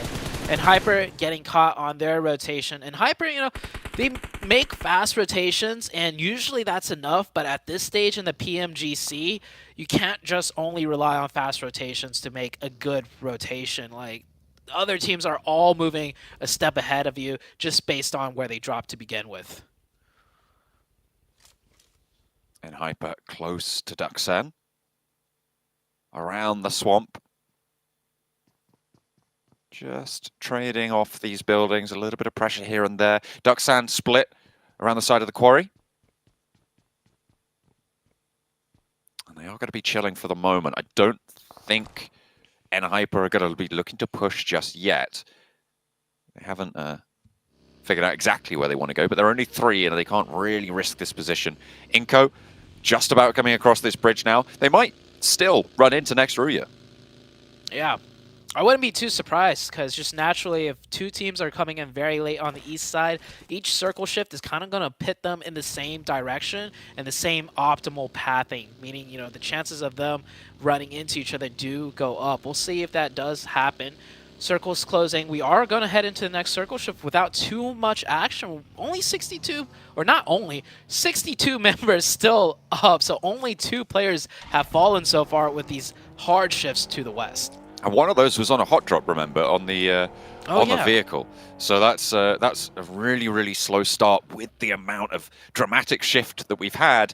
That's not going to stop either. It's kind of interesting. So I'm imagining it must be now, right, that we're going to see a little bit more scrapping going on with the positions around the edge of quarry becoming really important. It's going to split teams from the north and the south. And right now, the north is so much more densely packed. Look at the number of teams up there. Next, Ruya and Inco and Hale are going to have a much easier time of it. Yeah, not the big thing that stands out to me for this circle is on the west side.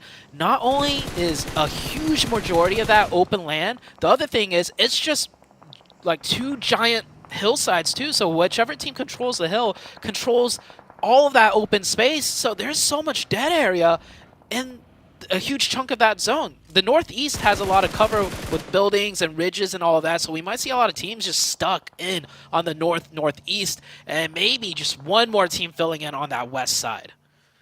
It's going to be difficult, though, for a lot of these teams. You can see the eliminations start to come through. Yudo Alliance picking up a point, getting that flush over onto NASA, trying to move past 628 now, or 4 of their players still alive. Can they post up? Kanina Power are still quite split here. You can see there's only 2 players for them, but that high ground angle is going to divert Olio back over to the road here. Palucci able to hold it off. This is a good crossfire setup for Kanina Power, but they are still a little bit vulnerable. If they get overwhelmed on one of those angles, that's going to be curtains for them. They're just going to fall like dominoes, so they do need to be careful.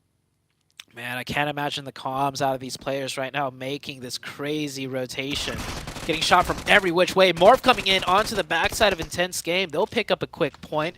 Intense Game actually just down to 2 players already, suffering a lot of casualties. Morph with a position not yet in zone. That's all the way in the northwest outside of the circle. So Morph's going to have to keep pressuring themselves in. Intense Game are knocked out. Yudo Alliance found a shack. And teams are having to go to Primorsk in the urban safety of the buildings. And this is dead edge of zone. Inco, 7th Element, and Next Ruya all in the edge of Primorsk here. Dokuma has been knocked. I think they should be able to find this res. It's a building over. Frozen gets the heal off, but Oh no, wait, hang on a minute. No, Dokuma is actually in the closer building. A nade in through for Becca, just looking for that flush. Looks to be pretty good. Yekta spotted out. This is so difficult to try and make these moves right now. But Nenebeche does get spotted. That's going to slow down Inko somewhat, but Becca wants to find Dokuma. He moves out on the broadside, and it's just not going to go super well there. Nenebeche still not getting rest. He's a little bit split from the rest of this team. In the meantime, Hale have established position on this hill to the northeast side of them, and I don't think anyone's getting out of here unscathed.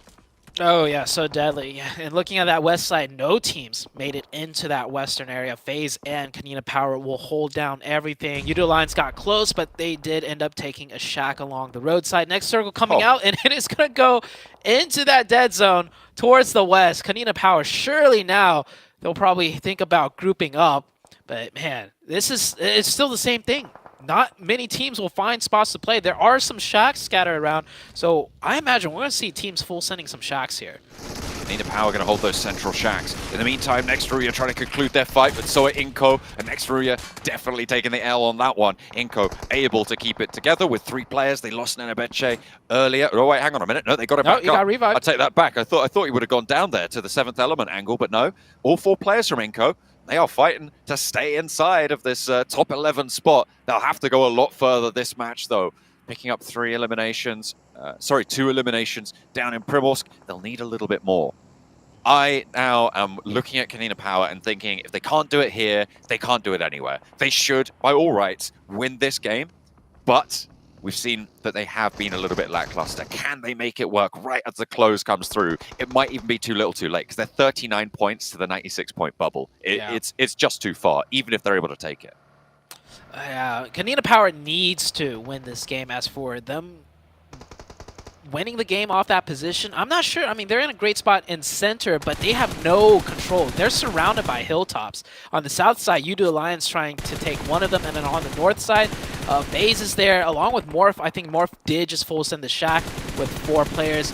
Shots coming down from Hale on the outside. 7th element getting cut down here. Udo Alliance in a great spot to gatekeep both of these teams. Everybody on this north side starting to be cut down. You can see the picture-in-pictures starting to go through. 7th element crossing the open ground with T24OP, actually doing a lot of damage to Hale, as Hale will completely be eliminated there. And T24OP keeps it going for 7th element. They have 3 points this match, but they won't be able to get any more as they are put down by Inko. Nenebeche puts him to sleep. They're up to 4 eliminations. Hop in the vehicle, get on forwards, but they've still got Duxan to their east side. You can see them just off there as they look to cross. Udo Alliance will be ready and waiting for this push. They're going to have to crash right in, and that is exactly what they're going to do. Getting very close to Udo. No fire just yet. Maybe Udo Alliance thought the fight was done after they took out the other team, but now with a 4-man squad of Inko knocking at your doorstep. Oh, Vitaly goes down to the play zone, though. So just a 3-man squad. Still a deadly squad. Inko definitely got their blood pumping after the first game. They may have not won it, but that Sandhawk was very good for them. Pushing Udo Alliance further away into the no man's land. Barely any cover, some rocks, some trees. That's about it. Difficult south side. Udo Alliance, though, with a big chance here to earn profit on this match against the teams ahead of them. Nigma Galaxy crunched on this north side. FaZe have excellent control over these rotation angles for them as well. Nigma Galaxy very unlikely to be able to get much further here. Morph already down to 2. They might be able to survive, sure, but they've got 3 eliminations and they're in a shack with no real prospect of leaving. So Udo Alliance have the best chance here to try and jump on up towards 3rd place. Nigma Galaxy trying to sweep around this eastern side as Nongshim Red Force take a couple of shots, but a reposition comes through and Nigma Galaxy just going to try and position themselves into this next circle. Yeah, next circle pulls down further to the south. So many teams on the northeast not in the zone. You can see that now. FaZe is in a great spot to take that hill. As for Enigma Galaxy is going to be caught in the middle of everything. They should look to third party this fight going on in the picture. STE versus, I believe this is NB Esports. NB Esports doing a great job right now finishing that off. STE down to just maybe 1 or 2 players. Just the one, I think, of 33Z.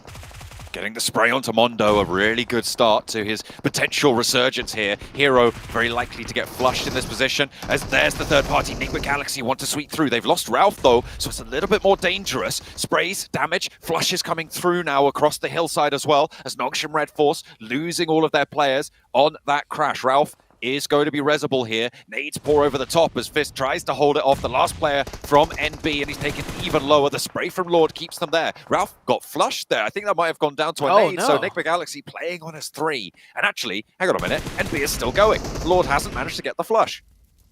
Yeah, that first nade will pop off, just putting himself away from the car enough to avoid the util, the molly. Great job out of him. He has a nade in hand. This could go horribly wrong for Enigma Galaxy. They do avoid it, but Enigma Galaxy still have to breach into the zone. They're going to have to drive into the open. Unless they can pull off what they did the other couple of days where they do not get shot at. FaZe and Morph should be looking right at them as well with Kanina Power as Enigma Galaxy rotate in. Yudo Alliance trying to control Inco on the south side as well in the meantime. 33Z taken out, and that's STE eliminated. Now Morph just trying to survive in that shack against FaZe's pressure from the north side as well. Duxan mounting up with 3, trying to move further forwards, and NB, they haven't managed to get rid of him, and he is just this perpetual bother in their side. He is going to get another flush over onto Lord, and it's going to leave Enigma Galaxy on 2. They send straight through the middle and get to the water. Honestly, probably the safest place for them. Yeah, safe for now, but FaZe has 4 players uncontested out here, and they just saw 2 fishes just go straight into the water. They're going to be focusing in on that one. Duxon not in the zone yet with 3. What can they do? They see what's in front of them. Nothing looks open for them to play. They may have to go for a crash. There is that shack right on the tippy edge of the zone on the east side. But, I mean, once they get there, Kanina Power is just going to finish them off on the next circle shift. So they may have to do something else here. Inko on the far south getting whittled down by Yudo Alliance. So Yudo Alliance doing a great job with what little cover that they have on the outside of No Man's Land. This bubble's going to continue to shift as well, because you've got Duxan, 96 points with 2 eliminations on the bubble in 11th, 12th place FaZe with 4 players alive, 3 eliminations, only 3 points behind at the start of this match. They managed to close that gap by 1, so it's a 2-point difference between them and Duxan. Duxan not only looking to survive this match, but survive in terms of the bubble in match number 20 of this 24-match set. And I just want to put a little bit of context around Kanina Power here. If they get a record-breaking match, Zute, if they get, let's say, 20 eliminations, right? They get a 30-point match, they're still in last place. And that is... Oh, wow. It's kind of crazy that That's they're pretty dire. not going to be able to make that jump right towards the end. I think... yeah, no, they would still be on 69 points, and that's just not enough. They're still behind, which is absolutely insane, the amount of points that they are behind. And I feel bad for kicking them while they're down, but this is what happens when you don't perform at the level of this lobby. You know, when you said a 30-point match, I was expecting the follow-up to be they will be right at the bubble. No. But no, it's still last place. Wow, okay, yeah. I that's one way to show how bad they're doing in this tournament. But the circle has shifted. Duxon should go down here. Yeah, nowhere for them to go, nowhere for them to play. Inko, that's not even in the next zone. They're going to be cut down here. And that does leave Enigma Galaxy, Yudo Alliance, Kanino Power, Morph, and FaZe. Those should be the next couple of teams that are in the next circle. And we'll see where the next zone goes after that. Kanina Power still on the inside, still have the buildings under control. FaZe just stopping Duxan from doing pretty much anything. They try and open into the corner of this compound. Kanina Power ready for the fight. They're setting up for the scrap. They're cooking nades, and then it's FaZe just melting them on the back lines. And immediately Palucci moves forwards. Might be able to get the point onto QX as well as he moves on through. QX falls down. Junie on the outside, last player for Duxan, and FaZe going to be pretty happy to pick up these points, right? To try and jump up towards that bubble. Secure themselves a couple more points here. A nade in for Palucci, and that's brilliant. Nade onto Morph to pick up more points. 5 eliminations now for Kanina Power. They're playing on the east side of this circle. Duxan not eliminated just yet. Junie's still in. Next circle about to shift. This could go between FaZe, Kanina Power, or Yudo Alliance, honestly. And he said, oh no, yeah, Junie's causing some damage here. 1 player down. That should be it. Should be a clean reset for Kanina Power. And there we go. DGR will finish off that last player. 6 eliminations and the full reset. Circle closing in. Enigma Galaxy, are they... How are they looking? I'm looking at my map. It seems like 1 player is in the water still. Yeah, getting revived out there potentially. And FaZe have moved in closer. Mormon now down on the beach side, so FaZe getting very proactive. They could stay on this hill with all of their players, but instead they're going to look to get some more territory. And actually, they're down to 2, so it did come at a huge cost. FaZe had 4 up last I saw on top of the hill. They are looking to out-earn Duxan here. They've managed to get quite a few points, and they're looking for good placements as well. And I'm imagining that they're going to find themselves in the top 11, after this match. And looking to try and take control of that. But with 2 players, it's unlikely they go much further. U2 Alliance, this is a big game for them. It's very, very important, right? They've just come off the back of performing well over on Sandhawk. Another nade over the top might find some more points, but they've got 5 eliminations already. Kanina Power have flexed out to the north side. They've taken that backfill onto FaZe's position, and this should be the end of FaZe. Yeah, I don't know how FaZe threw this game this hard. I mean, I'm looking at this perspective out of Becca on top of this hill. Why send anyone down at all? You had so much hill space to work with, so much lines of sight. There was no need for them to push downhill. So FaZe just absolutely throwing this game, in my opinion, but it does allow for Kanina Power to take this hill and have more control. U2 Alliance lost a player earlier, so they're down to 3. They shouldn't be able to do too much, not with Kanina Power holding this hilltop and the number advantage. It's an excellent line of fire, but getting out from these positions is going to be tough. If Todd cuts DGR out in the open, Agori tries to suppress him on the rock, but it's just not going to happen. He's really going for this. Oh, goodness me. He wants to find that elimination point. Actually greeding away for it, but Becca going to crest that ridgeline with the DBS just a little bit out of range to be as efficacious as maybe he would have liked, but nade in hand, looking to cook it. Flax putting one back, though, and Becca gets the worst of it. Kanina Power down to 2. What is Kanina Power doing? Losing.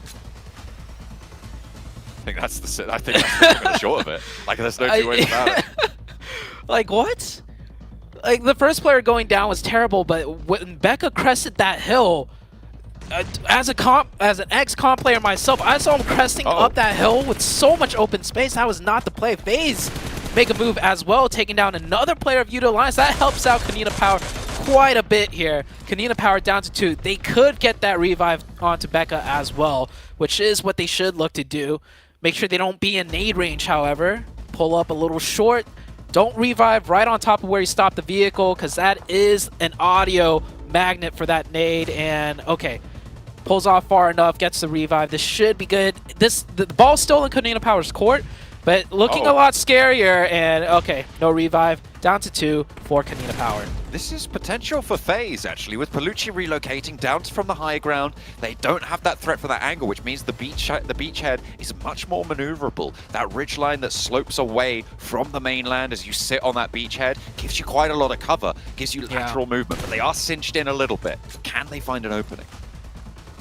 We still got 1 circle after this one, so it's going to determine quite a bit. Kanina Power does get that zone, so FaZe have to move in, and with both U2 Alliance and Kanina Power looking towards FaZe's direction, I don't think they could get much further.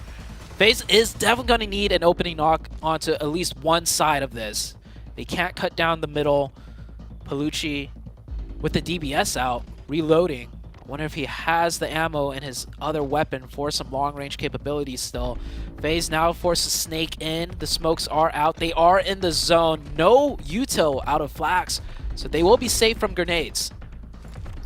Only 2 smokes in hand for U2 Alliance. Iftar, the proprietor of those. Kanina Power, they do have Palucci in the middle. FaZe definitely armed to the teeth on those nades, but Flax spots one. Mormon goes low, but it's Onsen to go down to the nade from Palucci. There's a second, there's an answer. Who was able to get that one done? But that is really, really good news for FaZe to try and stay alive with Mormon. Kanina Power looking to execute on this match. Agori is up, and they're into a duo position now. Iftar breaks wide, looking for the side angle. Might be able to find it as well. They step over the headland. I think they spotted him hit the deck there, and Palucci wants to put a nade through. But FaZe is still in. FaZe still have Mormon. They can heal out the smoke and look for these nades. They have 9 in hand still for Mormon. He's got so much utility on board. He might be able to do something here. Mormon with the nades will be looking towards Kanina Power, the closer targets. And oh, good nade out of Palucci to take down U2 Alliance. This would have been a huge game for them to try and break into the top 3 if they got the chicken, but that's not the case. Mormon with the nade, it is cooked. It goes in and massive damage, but no knock. Waits for the peek on the left side. Palucci not in a position to go for the trade, and that's the first knock. Mormon now isolated to 1 versus 1, but finally stepping up on the rock. And that is Kanina Power taking a chicken dinner. But as I said before, it's just too little too late. At this point, Kanina Power, sure, they find a win. Sure, they're able to get a decent amount of eliminations, but they're still just so far behind. Today would need to be a miracle for them. They need the rest of these matches to go their way as well. But you can see they're still a little bit cheery. They're still a little bit happy. Yeah, the nerves are definitely there. He's shaking his hand. He's like, man, that was intense. I don't blame them. They made it interesting. That's for sure. With 4 up on the high ground, I thought like, oh, this is going to be a very smooth sail, you know, of a game in. Not too much hype to be had here, but it got close. Palucci with 6 elims, the MVP, 869 damage. It's possible now for them to break into that survival, and hey, who knows if they could pull out another chicken. It's still going to take a bit because I just remember what you said, 30 points still leaves them in last place. But hey, what better way to close that gap than with a chicken dinner in the second game of the day?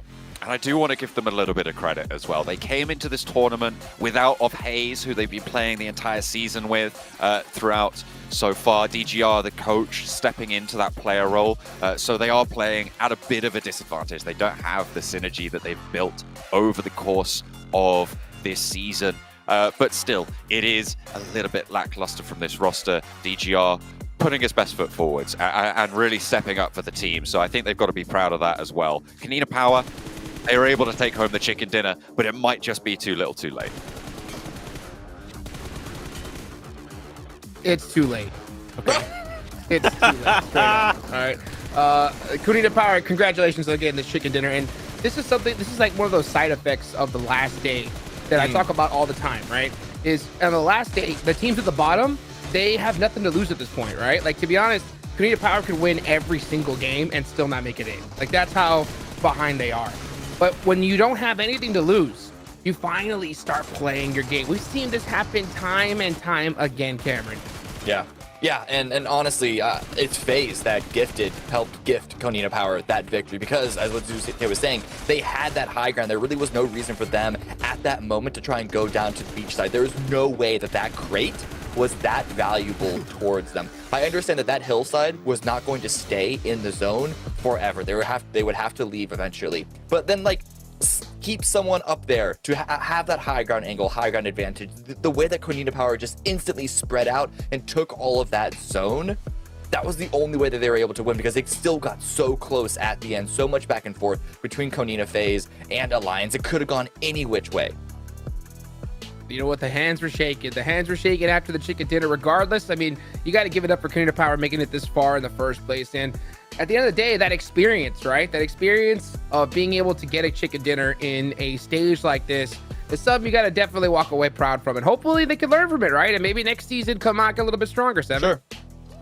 Yeah, I agree with you. You know what? Let's move on from Kanina Power because they are dead last. So let's talk about Alliance because that's a team that we're hoping that they will try to make a push towards top 3.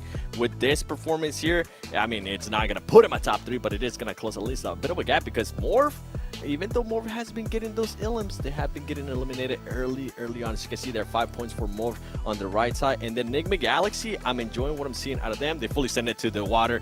But you know what? For this, at this point for Enigma Galaxy, as long as they continue to get those points, as long as they don't end up with those donut goose eggs matches like we were seeing yesterday, that's going to keep them within range of Morph. And hopefully they close the gap here in the next couple of Aaron Girls because, man, I cannot wait to see what Morph is going to do today when we get him here. Man, listen, if Alliance were to win that match, which I thought that they definitely had a decent chance to be able to. I actually thought for a moment that they were in the driver's seat of that end game. If they were to win that match, I would be fully on board with what you're saying, that they come up. However, they missed out on about 12 points or so by not winning that. So sure, they're getting the points. They got more points than Enigma. They got more points than Morph. But we're running out of rounds to play. We only have, what, 4 more for the day? And, like, there's a time limit here. The candle is burning. You say 4, I say 2. They only have 2 more matches. for them to even try to catch up. Because once we go to Miramar, it's going to be a completely different story, at least from what we've seen in the past so far in the first 3 days. Who knows, right? You may even have teams at the bottom just have some fun. Next, Ruria might just start being the next team to get a chicken dinner with how things are turning out today. I'll tell you what, though, right? After this one, that gap between Morph and Enigma Galaxy was closed by 3 more points. So now it's only a 4-point gap. So I do like what you're saying, Seven, right? It's interesting because you only think they have 2 more matches. If that's the case, how do you want to see, Enigma Galaxy go into this next one? I want to see them continue to get those top 5s, and I want to see them being able to get those elimination points, because that's what this team has been able to showcase, at least from the first 2 days. How many? We're able to get those. How many? What eliminations? How many? Coops. I mean, I think he'll probably end up with a solid 7. It's a great number. Okay. That makes sense. I think if they get 7 eliminations, if Scoops gets 7 eliminations in the next 2 matches, I think we see this team in the top 3. What do you think, Cam? I mean, it's definitely possible. I actually am distracted by a message that John sent, and now that we see on the overall rankings is that STE are no longer safe. Nongshim have been getting those points. They have been, even though they've been going out early, they've been getting elimination points every single time. So they are still far and away. It is so unlikely for them to get knocked out at this point, even if they get donuts the rest of today. But STE only 7 points ahead of Morph. And yeah, it's 11 points ahead of Nigma, but like, that's not unsurmountable. STE need to try and avoid those valleys in performance that we've seen from them previously. They need to make sure that they get like something in these next couple of rounds. Were we blinded by 6-8 from yesterday? Because right? I was just like, even with the 7 point, I don't see. I don't picture it in my head. There's no. I'm feeling like Doctor Strange here, trying to find the right universe, the right path that's they're gonna be able to not be in the top 3. I just don't see it happening because it's such a strong team, right? But it is. I mean, it does come down to performances. And the thing why I was talking about Euro Alliance only having 2 matches when we go to Miramar, because it's not just Morph.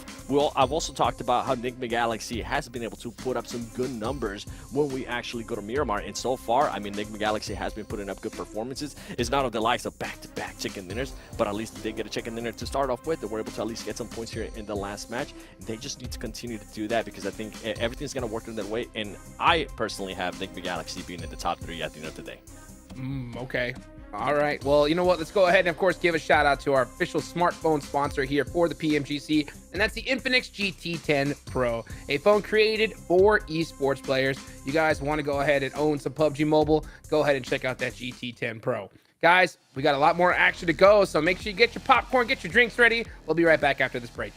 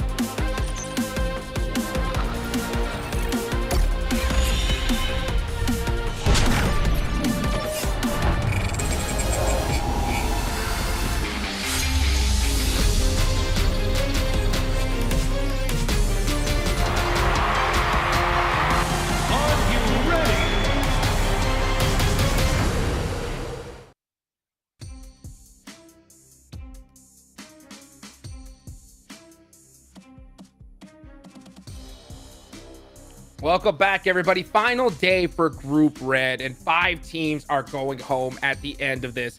So, Cameron, I'm going to ask the question, right? Those teams at the bottom, the gap is getting pretty big, but it's not impossible. What do you think they need to do if they want to go ahead and cross that gap and make it into the survival stage? Oh, I mean, if you're talking about teams like 7E and Hale that are still like 15, 16, 20 points behind 12th place, not even 11th, which is out of the danger zone, 12th place. They need to come up with like multiple good rounds. And unfortunately, as we all know, like we never talk about them because we don't really see a lot out of them at all. They're they're not even quiet killers, they're quiet diers, unfortunately. So we just need to see them winning more fights. Again, back to like the bare bones, bare basics here. All right, well, let's see if they can get it done. They're going to have to put out those good rounds right here and right now. Let's go ahead and take it on over to our casters. 5 matches left now as we go into, wait, hang on a minute, fewer than that, 4. Fewer. I'm all the way back at the start of last game, for goodness me. I know you're cheering for Kanina Power and Nexuria, and you wish they still had 5 more to go, but no, they don't. It's getting, we only got 4 matches now. Yeah. Wait, is it 4? True. Yeah, it's 4. Yeah. We've got the 2 Erangels, the 2 Miramars left to play, and absolutely, you know, I'd given up on Kanina Power. With that last match from Nexuria, I'm almost given up on them entirely as well. Of course, it's mathematically possible for both of these teams to make it in together as well, but it's so unlikely, it doesn't even really bear thinking about. Playing path from that east side on the north, sort of over Yasnaya, down towards South George, so pretty chilled out. Military base kind of the only relatively inaccessible part of this map, so we'll see if, Inko got a reposition there, all the way up to Stauber and Kameshki. Yeah, some alternate drop spots will be had, but I'm sure we've had this plane path before, so teams should know where to go. We might see once again like a quick little interaction around the vehicles. Maybe might lose a player here, but shouldn't be anything too crazy. It comes down to that first circle once again, and man, the circles on Erangel, I don't think we've had a single repeat circle. The closest we've had is like it starts off in the similar like area, but then it shifts into a completely different type of area, like the battlefield, and that's a very hard eastern circle. I don't think we've had one this far east. The last time we did, it pulled all the way back into Milta.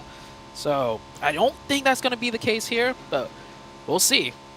Yeah, it was some really, really tough south shifts on the back of that position. I think it was STE who were able to win that one out with some nice manipulation on the south side of Milta, but it's unlikely that we're going to see that again. Next for they're on the chase. They see a player. They know he's dropping. Are they going to be able to run him down? He's in the shack. Just about safe. He's already taken a lot of damage. I think they were able to land a shot or 2 over towards him. Are they going to be able to run down? No. Alien. Oh, there's a weapon. He's going to be able to pick that one up. Frozen has to get away from this. Yeah. After those shots, you better drive off. Oh, that was close. It was a good attempt out of Nexuria. We saw Nexuria camp the bridge in the previous game onto Inko, and I think Inko spotted it out, right? Inko always takes the safest bridge, and that would have been the blue zone, not the one that was in zone. So Inko being very heads up, avoiding that fight, and then eventually ran into them, right? And just demolished Nexuria regardless.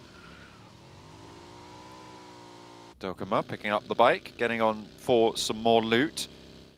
As they just gather their vehicles for Nexuria. Enigma Galaxy, they've still got Duxan fairly close by on the south point of Pachinki. I don't know if they've taken shots out that way, but they're going to be chilled out for now. Looks like nobody apart from Seventh Element have really taken any damage to this point, so it should be nice and calm for the time being. No real big scraps over any vehicle locations, and everyone seems to have spread out quite nicely now. This is that hard eastern circle, though, so very soon we will see those quick rotations. And based on the way the last game played out, we might see a couple more teams try and get center of the first zone, seeing as how the hard shifts are very deadly. And that last game, I don't think anyone coming in from the north or east side late had that great of a game. So could be the same thing here, which will prompt teams to rotate extra quickly more towards the central. Taking a look at the map, though, one thing that does... Actually, nothing really stands out to me. Everybody is still just in pretty much the same drop locations besides Inko. So we'll see how things change up in the coming moments.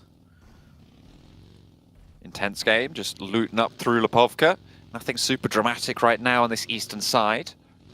Might come through in a little bit, though, with the push down the coast. FaZe, South George split with Kanina Power on the North George position. They have both been looting these locations for a while, though, so they should be aware of these spots, of these rotations that they'll need to make. As you said, we have had a southeast circle before, so those early rotates should have been researched, should have been known fully by both of these teams. So we'll see the paths they take the progression that they can make as well to get on that east side. Morph dropping all the way in Milta Power, and they look to condense continuously towards that eastern side, playing on that mini Milta Power as well over on that eastern side. Here's Nongshim Red Force, the first team to really make a rotation. We'll see where they set up at very soon. This is a great circle for Morph as well, currently in 3rd place. They've been doing good, just not as good as Nigma Galaxy. So Nigma Galaxy has been closing that huge gap that was at the start of the day today. And not only that, STE have been chased down a little bit as well. 7 points ahead of Morph and only 11 points ahead of Nigma Galaxy. It is dangerous, where perhaps they wouldn't have wanted it to be on the flip side. But Next Ruya have spotted some of Nongshim Red Force and taken some shots, not getting any knocks though. XZY gets his head ripped off there by Yekta, who continues to spray out into that smoke. This is a good lineup. The rest of Next Ruya not quite in a position to go for some response, but you can see backup is starting to come on through, and they have put them into the buggy. And Next Ruya might just look for the push here, but they're hesitant. They haven't regrouped. They're not going to go for this push. They just want to suppress, and Nongshim Red Force are going to be allowed to get back to their feet. Yeah, at that point, once they regroup into that building, that is not a building you want to lay siege to. Not an easy one. I don't know if Next Ruya just didn't have the capabilities to respond more quickly, or if they were hesitant, right? I saw one player trying to get a little bit closer with a vehicle of some sort. Yeah, he does. Oh, I think he might have stuck that. No. Yeah, I think Next Ruya, if they were a little bit more confident, could have made something happen there. It seemed like it was just a tad slow and hesitant. Yeah, they didn't have that clean call. They wanted to hold on to the rest of Milta out to their western side, it seems like, with players at the back just not quite responding to it. Could have been a really nice team to get rid of as well, because they're going to be playing in your local vicinity. They're going to be competing for those rotations. So kind of a dropped ball, but then again, that's kind of the story of Next Ruya. And yeah, I don't think that we're going to see much adjustment, certainly. Inco, close rotation to Udo Alliance there, I believe that is, over on the northern side, and they're going to start to push down. So now, intense game, going to have their work cut out from them near Lipovka. We have Nigma Galaxy doing their rotation here. They're just taking it slow for now in the first zone. I've really never seen Nigma Galaxy do a hard rotation on the very first circle. They really get out waiting, taking their time up to the 4th circle, and then they either just gunshot it straight center, or they just know how to play the map from that spot with every circle shift and then play the edge. So a team that's very dynamic in their approach to these zones. We'll see how this one shapes out for them, but they've been doing great today, way better than yesterday. They'll have to keep it together though, because the chase is still on. The game is still afoot, and they have to keep up that pace. Udo Alliance with Flax in danger right now.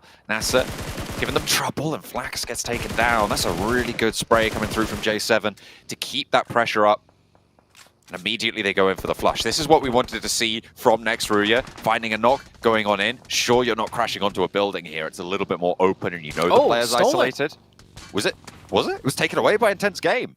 Yeah, Intense Game with First Blood. All right. Okay. What a shot. I mean, I said I liked how fast it was, right? But apparently not fast enough. Yeah, great steal. Cielo. That was a very long distance angle through like some tree lines too. So good eyes on Cielo to steal that one. An Intense Game. They could use points. You know, they're not absolutely safe by any means either. As we head into the next circle shift, and it is a hard shift once again. Imagine it goes back into Milta. This is pretty much the same exact circle as yesterday, where it just pulled all the way into Milta. I don't think it's going to happen again. I almost kind of want to see it happen again, because I am cheering for STE a bit here, but we'll see. Playing on that west side is going to be pretty devilish. I like these positions around the outside of Milta Power. There's a lot of open terrain spots that you're going to be looking to play around with. There's some really wide rolling hills, a lot of flat terrain in this area, a couple of ditches that you can kind of play to your advantage, but it's all about zonal control in this spot. If it goes away from Milta, it's the hill and the flat areas around Milta Power that are going to be the most interesting features. And I love when it gets to the late game around those hills, where spots that usually aren't playable suddenly are, just due to the way it slopes around. And with just a few smokes and vehicles, you can have cover. Inko and Hale getting into it. They want to take these rock formations right here. Inko losing one, but they should get this location. Some DBS shots, and Squash does squash his opponent down. Getting that potential reset. There's another team right over the top. Oh! And the blue, and Hale coming right back here to answer. And now it's not just the team over the top. I see FaZe rolling in. That team is next, Ruya on the top, and the team from the bottom has sightlines. That was more getting in some points. FaZe forced to go back around, flying over in the buggy, driving right past next Ruya. Oh boy, that was a sequence of events. What is going on here? Goodness me. Jumping into the... Is he stealing next Ruya's vehicle? Wait, That's did he cheeky. really? Onzen, Really? I don't know if he crashed into the building and then had to reposition a little bit, but he's just rolled the vehicle down the hill. Gonna play by the logs there, and Onzen trying to get away, as the rest of his team were able to do. Seventh Element holding out on that south side of the top of this lumberyard, but Onzen trying to be a little weevil here. Yakta has spotted him. Behind the tree trunk he goes, repositions over to the logs. Did he think that the other tree trunk was the wrong one? I think he might have done. Yeah. That's unfortunate. Onzen does go down in the meantime. Yeah. They still get the knock. I guess with the adrenaline pumping, he forgot which tree stump he had the opponent pinned under. It does not matter, though. They get the point, and the bigger question is, under pressure, Onzen, did he just drive into the vehicle? Or not the vehicle, did he drive into the compound on accident? I think that might have been the case. And with that sequence of events, let's take a quick look at what actually happened. So Inko are out, so is Hale, who picked up the points. Scattered in between NB Esports. I think Morph picked up one there as well on the northeast. And things will settle down for now as we head into the next circle. STE taking up that same 2-2 split that they won the Milter game with previously, but we're going to be denied that opportunity. We're going over to the hill. We're going to be playing on that east side of the hilltop that sits with that lumberyard right on the top where we saw next Ruya holding down. We've also still got Milter Power in there, so those open grounds where Nongshim Red Force sits, where Morph also have taken a little bit of control, they're still in play. Enigma Galaxy pushing on to a compound now. The Wizard Tower, a split defense out of 7th Element. This could work in huge favor for 7th Element, yeah. Taking this tower is not easy, especially if the defense is set up correctly, and that is what it looks to be. Enigma Galaxy eating some casualties here. Koops is still up, going for that revive. And 7th Element, not the strongest team, so I think Enigma Galaxy could recover from this and actually end up winning this. And a great knock out of Hyper, the third party, but also getting third party onto Enigma Galaxy is STE, and that is one team you don't want third partying you. No, they are the professionals when it comes to this third-party game. Freak, though, has a little bit of cover from the angle, but I don't know if he's going to be able to crawl it out. Koops down, though. They go solo into the top of this Harry Potter tower, and it just doesn't go well. The flush for Goku Bot, that is a misstep for Enigma Galaxy. You don't go in solo into that scenario. You have to have at least two, but then it's dangerous. I'm not entirely sure what they were trying to make happen there, but whatever it was, it didn't work. I mean, Koops almost won that fight. If the Goku Bot didn't go prone and dodge a pump of that DBS, it would be a completely different story. And sometimes you just have a feeling you have to time that push when the opportune time is. Maybe you heard a grenade pin being pulled. But either way, Enigma Galaxy is not for long here, down to just Ralph. Enigma Galaxy, when they go for these earlier rotations and they meet opposition, it just doesn't seem to work out. So far, it's either they full send and the spot is open, or they play it very slow from the edge and just get a lot of eliminations and points along the way. But whenever they crash in and the opponent's there, no success.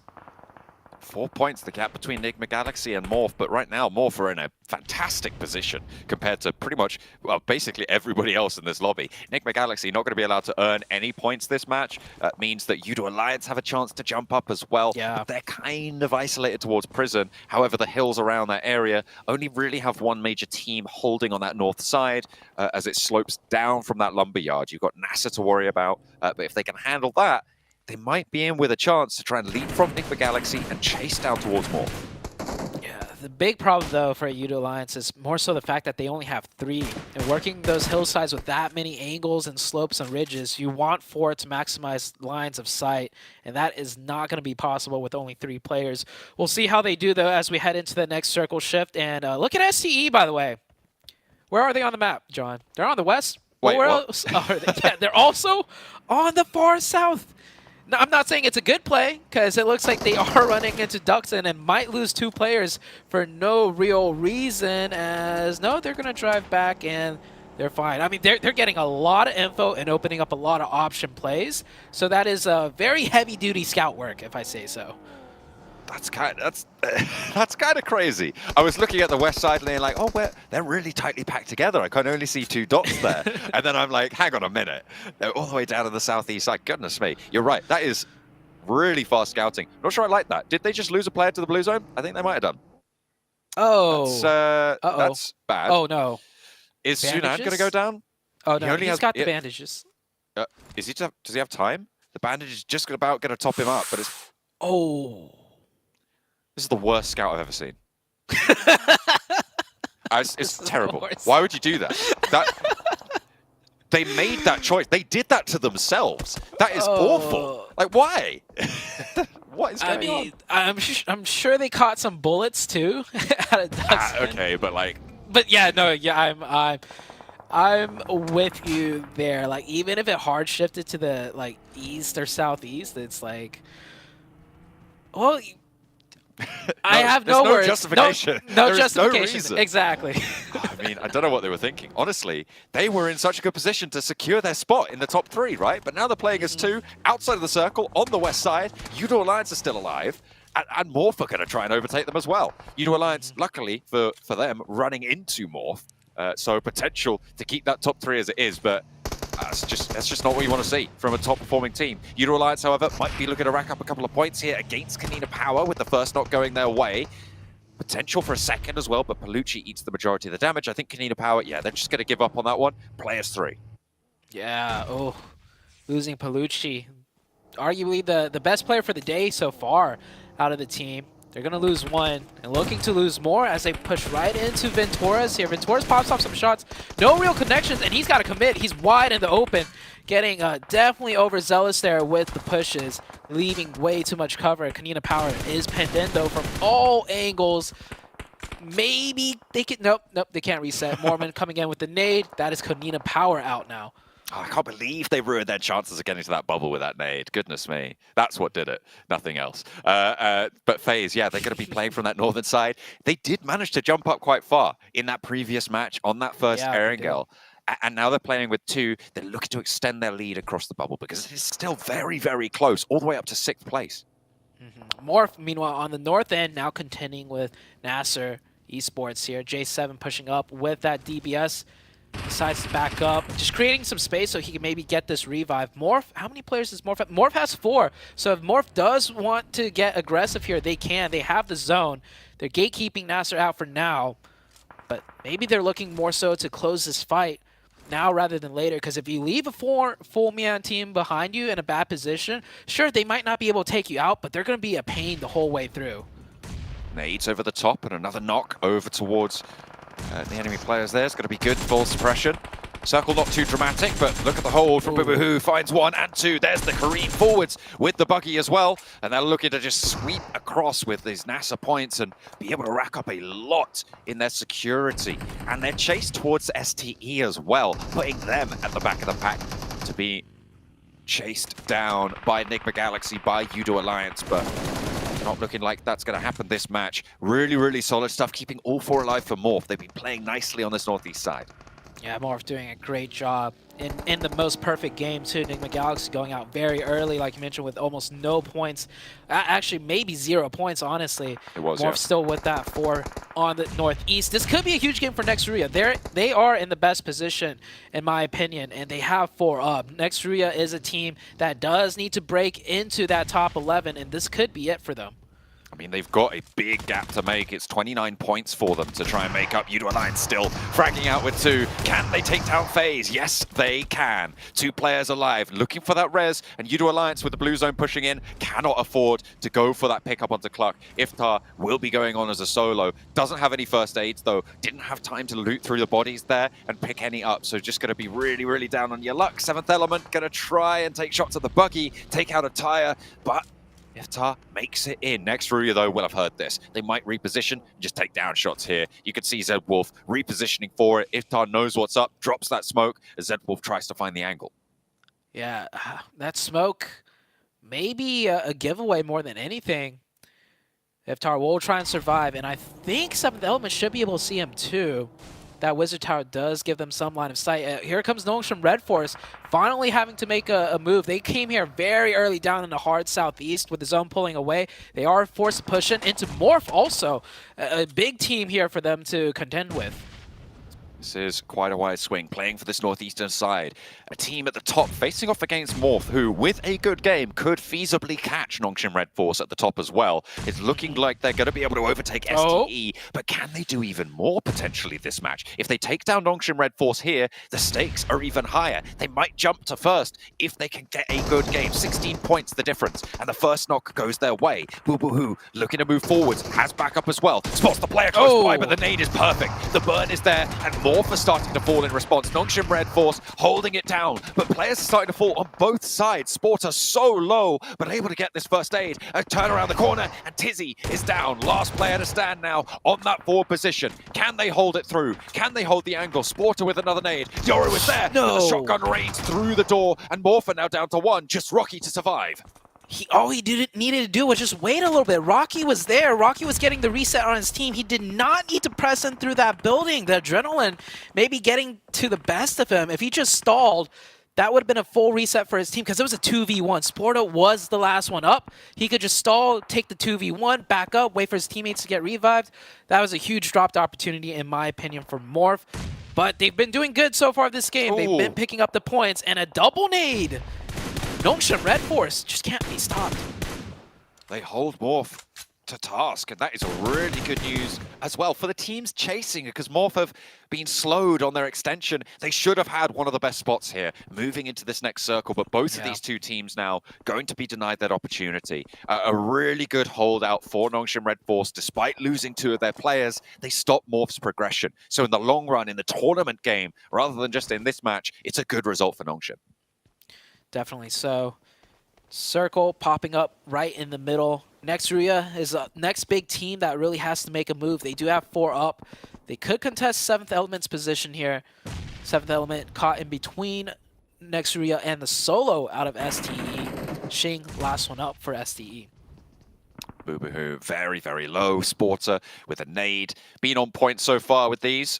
And another one through the door might just find it. Damage is there, but not quite the knock as the push comes through. I think he's out of meds. I think he's just going for a crazy push. It's not going to work out, though. Sporter's too quick with it.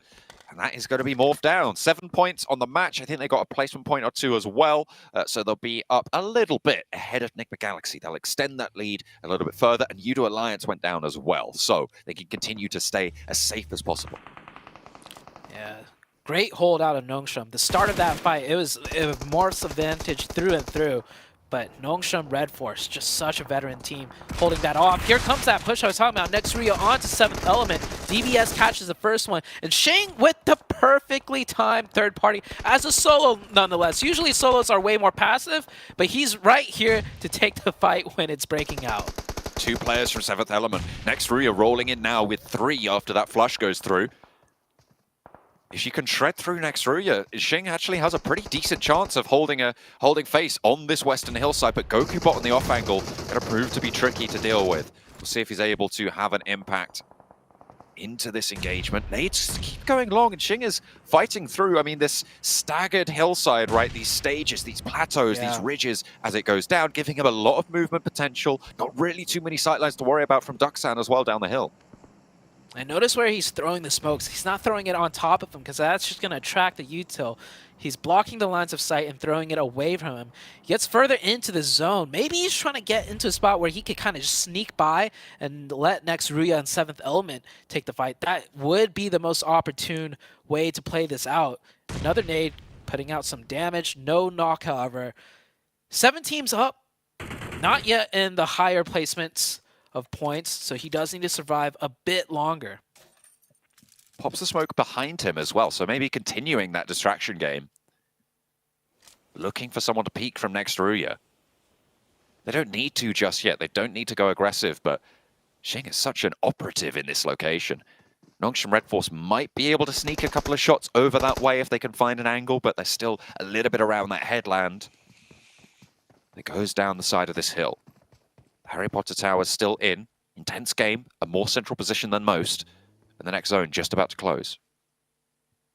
Oh, that shift is really good for Xing. It is going to let 7th Element come in to the fray and most likely engage with next Ruya. And you can see that he already has sightlines. He's waiting for it. And he has to take these shots at some point because they need to push in. That gives Xing a perfect time to third party. And Nongshim Red Force on that northeast, if enough fighting breaks out, if too much happens in the elimination feed, they can swing out over the top with a perfect timing and just take the whole northern half. Ducksan starting to move forwards now. 4 players alive. They're also playing to secure their spot over the bubble. I think they've spotted 7th Element, QX. Putting some damage through that T24 OP. That was a stun grenade, but he stunned himself. Xing is there. He steps up, goes for one, doesn't take any damage in response, and he's there. He's lighting them up from the sidelines. He needs to go down for them to move forwards, but he's still holding out. A lot of damage sent back his way, but that's going to allow 7th Element to step up. And next Ruya are this way and that way, and they don't know what's going on. They need to be on the swivel more than this, but GokuBot steps out into the blue, most likely going to go down here as Ducksan step in, and Xing is doing so much on this northern side. Xing the solo. Next Ruya still alive with 2. Looking at the right side of the charts, yeah, well, next Ruya got really lucky. I think 7th Element just way too hesitant. If they just pulled the trigger earlier, they could have taken a more isolated fight against the north side, but Duckson now coming in, looking to clean out next Ruya. They don't know about Xing. Xing is just silently scooching away right now. Like, yeah, I was never here. He's thrown down the smoke bomb. He's whipped the cape around and no one can see him now. Goodness me. XZY takes shots down the hill over towards NB, but their position's now known and nades are starting to fly. 2 players forwards for NB. They're playing 2 and 2, but this is the backstab coming through from McGrellan as well from Intense Game. They're right on the edge. XZY goes down, but it's traded off. Sporter still holding things down for the roster. As Judy steps up, another player from next Ruya falls. As Ducksan, they're moving in. They have all 4 players alive. I feel like this might be too much for Xing to handle. He's been blinking away as a third party for a long time as Nongshim Red Force fall down at the top. But this is surprisingly stalwart for Xing for STE. I love what just happened. Every team was engaged in angles and fights. Meanwhile, the king of third parties finally decides to not third party anything. And Xing just scooches towards the center of the map, completely hidden from sight from everyone. It's just like that, my work here is done, and just sort of magically just disappears. He's like, haha, I'm forwards. 2 eliminations, 4th place. This is a great result for STE in the position that they held. Yeah. With 7 eliminations being taken by Morph, they did need to keep this gap alive, and they're doing just that. Big game for Duckson coming out here, though, with 4. They should be able to close this one out. Xing could be the next one to fall. I did catch a glimpse of where he's at. It looks like he's in a really big divot. And with the way the circle's closing, potentially intense game will have to be in line of sight first onto Duckson, which means Xing could get a top 3. As for NB, NB should finish out second here. Yeah, Xing in a deep ridge line. If he gets found out by Duckson, he will certainly be done. Not much he could do from that position. McGrellan might spot him as well from intense game, but the push forwards, this crossing should spot Xing. Are they going to be able to look down? Are they worried about this location? I'm not sure they are. I don't know if they've scouted it. Still yet to take damage. It doesn't look like QX is worried about that angle either. So I don't think they've seen this. They're looking right at him. He's got the cloak of invisibility. NB There he Esports is. actually forced in line of sight. And yeah, Xing goes down. Top 4. Not able to get that top 3 in placement points as Duckson does take him out. One of intense game gets found. and gets taken out as well. It is a 4v2v1, I believe, and this has Duxon chicken dinner all over it. I think he was underneath that log just there. I think that's where he was hiding. He stepped out to go for the trade, but Binny was able to win the challenge. They weren't looking at it though before. I mean, obviously they just didn't see it. So good news. But this is Duxan looking to try and take home a chicken dinner here. NB been valiant so far. 4 eliminations on the cards for them. The nades over the top. They do still have quite a few. If Duxan eat too many, there's potential, but they don't have the center of the circle, and it's looking great for Duxan. Yeah. 3 nades thrown right there to make some space to move up a little bit, covering ridgeline by ridgeline. Does need to conserve at least 1 and 2 to get that crucial nog. Good spread out of MB. That's all they have going for them pretty much. But with Duxon with 4 and pretty much really close to that center at that deep ridgeline, they should be good. Unless Mondo hits one. Akaze actually from up top nails one in. Mondo really needs to follow that up, but used all his util, no connections right there. This could have been a win for NB if he saved some of those nades. Shots maybe, a Molotov to control that ridgeline, give it a little bit of cover for Akaze's shimmy, but Mondo does not get those nades in time. The res comes through and all 4 players still active and a couple more nades in pocket for Duxan. They have this ridgeline. They know exactly where these 2 players are going to be looking to play from. Akaze not really going to have too much of an impact here. Mondo steps out into the blue. You've got to imagine that denying the points at this stage is probably more valuable for NB. But they look like they want the challenge. They want to find a point or 2, get a flush maybe, and add to their tally. Spot the player out wide, but Mondo falls first. And Akaze surely going to go down very, very soon as well. Duxan close things down. They sweep up the western side. They take care of the Lone Ranger Xing, and the rest of the lobby soon to follow. Huge game for Duxon. This is a team that, honestly, all the teams besides maybe 4th and 5th need the points they can to be in the survival stage. So this is very good out of this team. And they had a really good start on day number 1. We haven't seen them since. Finally making a little bit of a resurgence here. Intense game making it late into that match. They were sat in 12th place. Duxan winning this match. They were in 11th place. Inco didn't do quite as well in that match, so maybe they're going to be the ones dropping down. NB late, they were in 8th place with 103. It's a lot of these middle teams starting to get late into these matches, which is absolutely incredible. What a way for this final day to be progressing as we get over this halfway mark. We've had 3 matches now, 1 Erangel left, and a lot of these teams are really going to be trying to step up this pace because it is right down to the wire. Yeah, with the bubble being so close, there's going to be some winners moving up and there's going to be some losers going down. And I can't wait to see the leaderboards because once again, there's some shifts coming out here between teams that you may have not really expected, but if you don't put in the points, you will be knocked down. Absolutely. It is still so close towards that bubble. It's rising and rising and rising. I think the biggest jump we had today was obviously that 10-point jump right after the first match, but it's been slowly creeping up a couple of points each time again as well, because each of these teams is still putting in their final effort, right? They have to try and make it forwards in order to survive into the survival stage later in the season. But for now, it's all to play for, both around 3rd place and that 11th place. Things are starting to really heat up towards the end of the final day of Group Red. You said it, John. Oh boy, Duxon getting a chicken dinner here at a very crucial moment in this tournament. Prior to this game, they were sitting right there at 11th place, literally sitting on top of the cutoff. After this game, though, they got to be feeling a lot better, Seven. They definitely are. I've been asking about a win from Noxian Red Force for a long time. Guess what? Duxon Esports, they were like, we're the South Korean team that we're gonna be stepping up here and actually moving up with that chicken dinner, which is good. Honestly, I'm pretty sure once we see the overall, that top 11 is gonna be even more compact. I'm pretty sure. I think Cam at one point he was mentioning in Hyper, they needed to step it up. If not, they were gonna move out of the top 11. Honestly, Cam, I'm with you because we really haven't seen much of it in Hyper today. Yeah, they're slipping. They're slipping. We'll see exactly where they land when we go to the overall leaderboards about the match ranking right now. 21 points for Doksan. Really, really good performance out of them. And what a chaotic circle. I mean, Milta Peninsula is never a fun place to play around, but especially if it's so concentrated in those trees between Milta Power and Lumber Mill.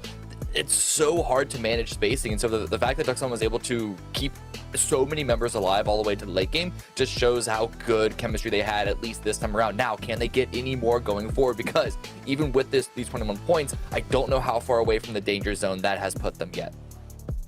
So crazy to see. I kind of even like just was joking around about a next Rio win, and it's so crazy to see them end up in third place as well. Intense game, put some points on the board. That'll give them a little bit more breathing room.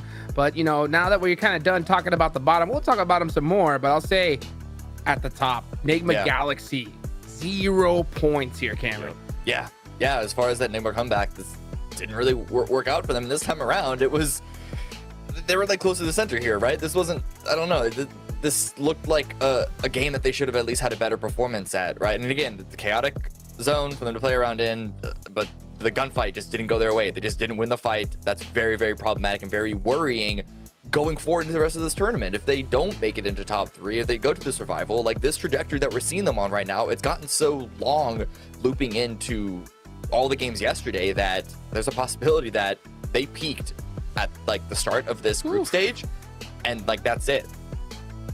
Wild to see, wild to think about too, because Morph, right, they went out early, but they still put up points on the board, and you can just see, wow, now it has gone to a big differential between these two guys. Nigma Galaxy, you said it, 7, that it was up to them and Erangel, so that's one more here to go.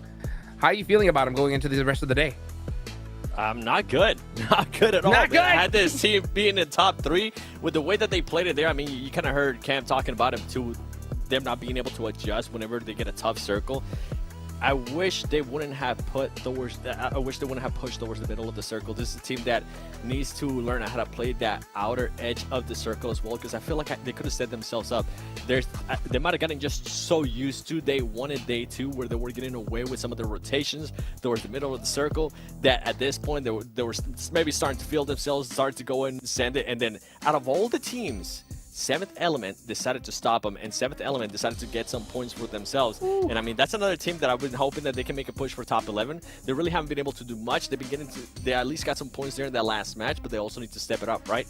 And then Nasser out of the top 11. Ooh, that's a big surprise considering how consistent they were being at one point too. Yeah, I'm looking at that 12 point cutoff right now. Nasser sitting at 12th place with 103 points. Right above them, Eco with 104, IG with 106, then N-Hyper with 110. So it's still maintaining that tightness there where things can switch on a dime. Like Doksan was in 11th place last game. Now they're at 122 points in 6th place, so things can still swing wildly. No one's in the real danger just yet, but that also means that for a team like 7E, who are 15 points away from Nasser in 12th, if they get a win, they can then be a part of the conversation. And next year they'd have to have a win as well, because they're like 20 points behind, so they can get involved. But right now it's still like 5 or 6 teams trying to stay out of the one danger position of 12.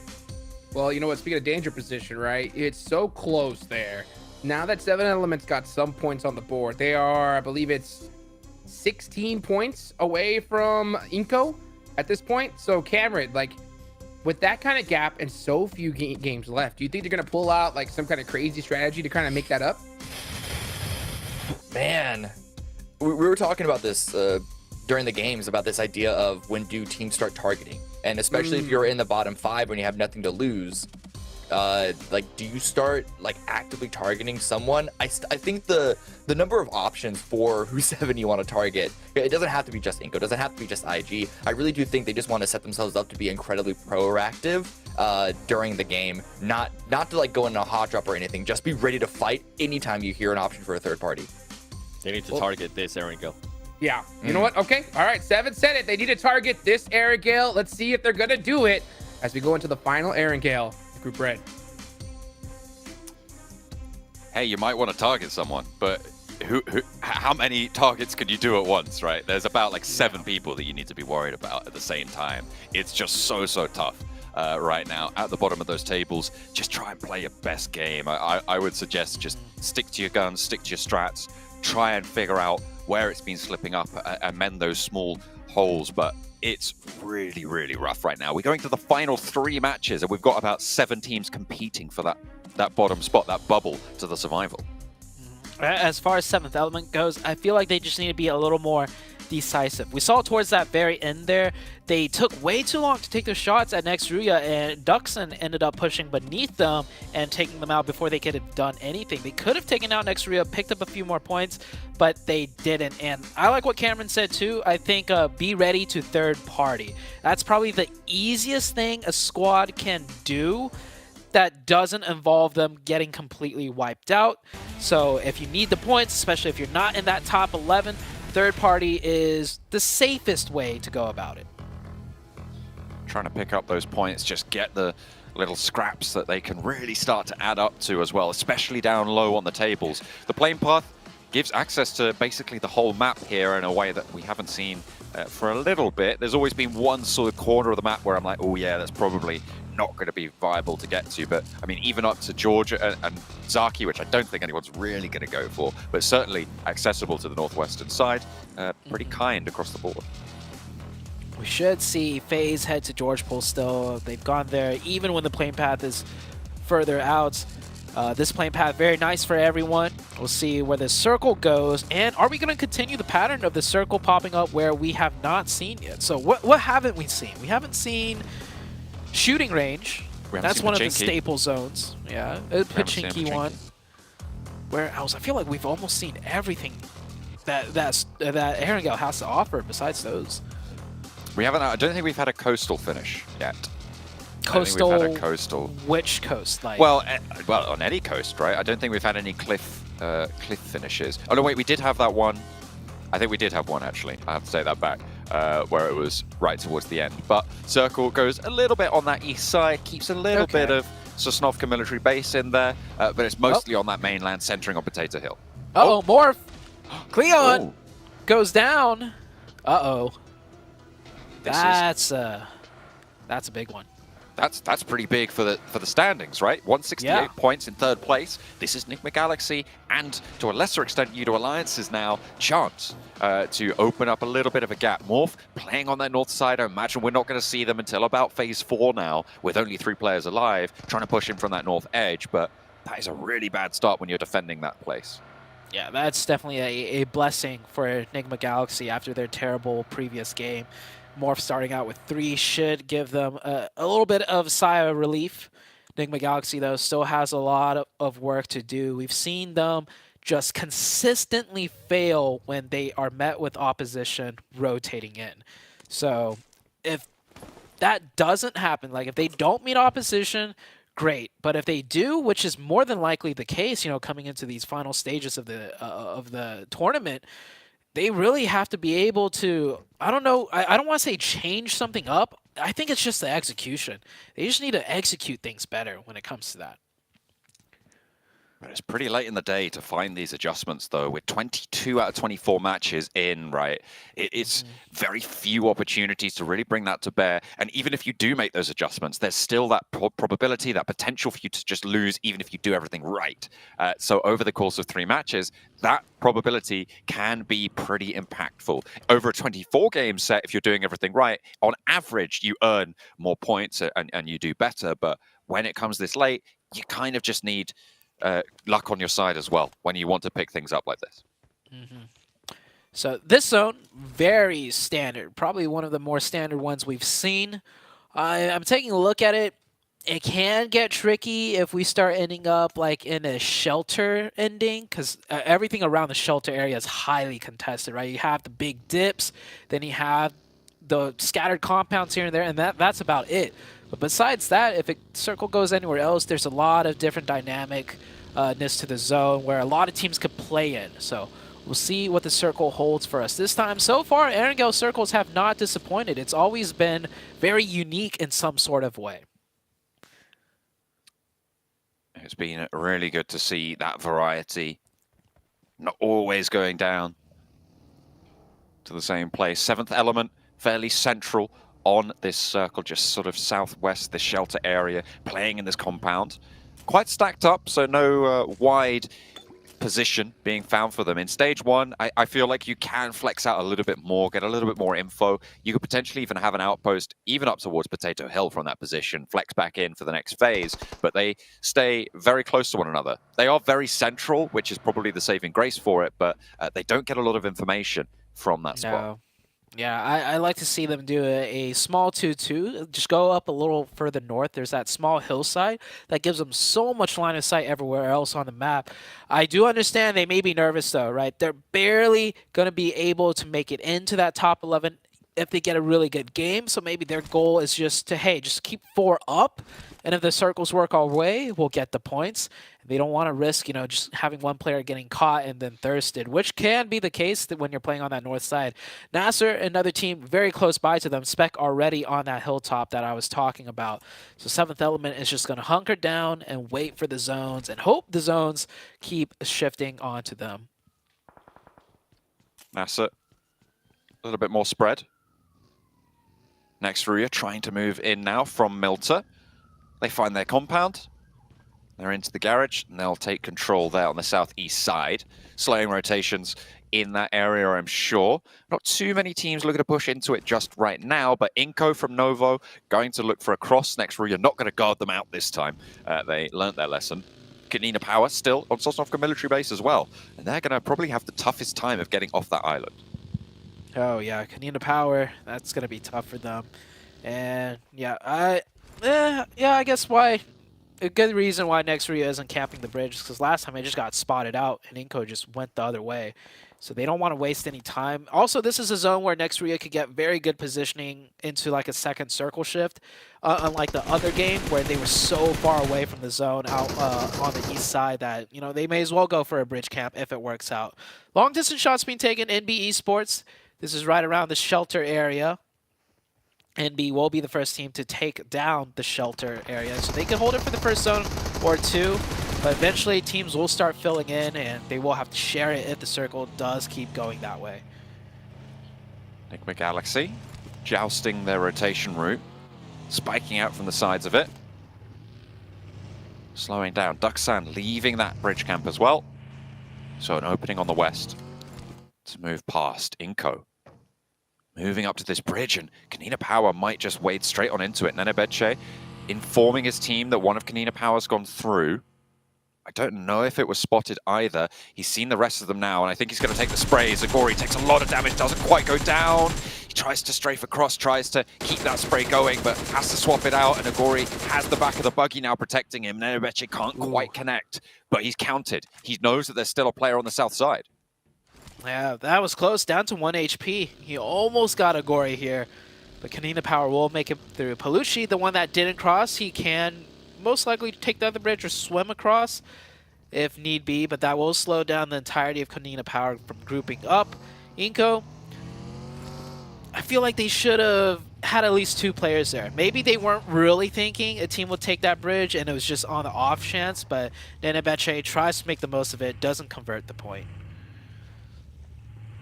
That's unfortunate. Should have been able to find that spray onto Gori as well, but once that back of the buggy turns its face to you, it's so much harder to hit the driver. The seat can just eat so much of that angle, so nice and covered off. And if there had been 2 players in that buggy, that would have been a knock. So the fact they were all in separate vehicles for Kanina Power kept them all alive. There is an off chance that the player on the back of the buggy knocks the other player shooting at him. We have seen that before, but usually it ends up the other way around. We're going to head into that second circle shift. STE really close to Enigma Galaxy.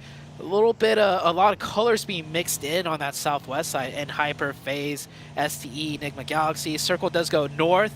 Oh, this could be one of those school endings. That'd be a unique one that we haven't seen yet. And other than that, I mean, this zone, really nice to play in. A lot of different options available for many teams. I'll tell you what we also haven't had is a Yaz Fields finish on that open side, on the south side of Yaz, which is a major feature of the north edge of this circle. So with a hard shift that way, could again be on that open terrain. STE playing around on that south side near Potato Hill. Just trying to get past and Hyper with Enigma Galaxy behind them as well. trying to make the most of it. Next Ruya playing in the super strong ditch right now.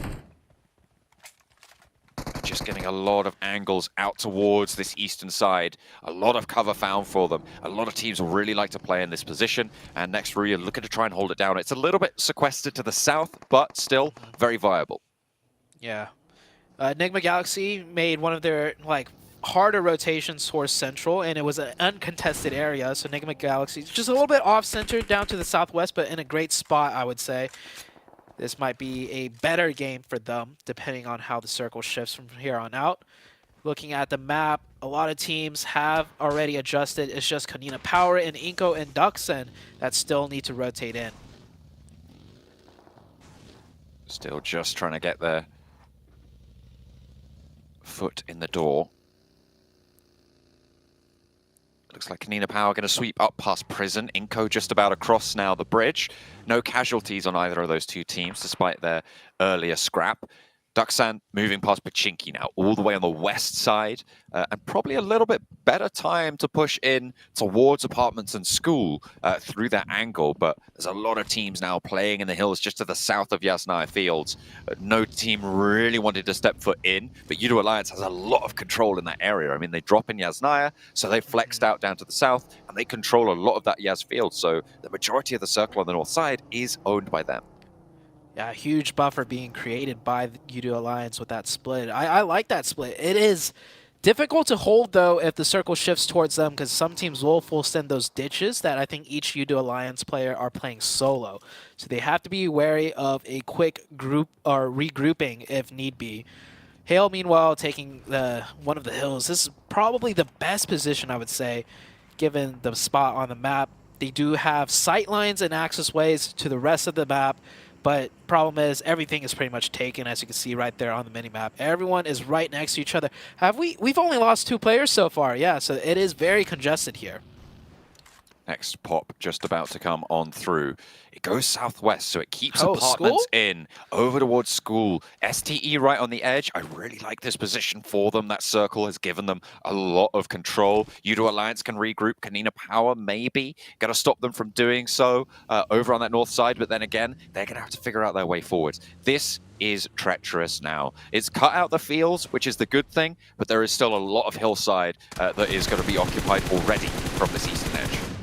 Yeah, this is a bad circle shift for Morph, however, because they lose a lot of that control on the north side, and a great one for Enigma Galaxy. So 2 teams that are really duking it out for that 3rd place. This time around, Enigma Galaxy will get the much more favorable zone shift.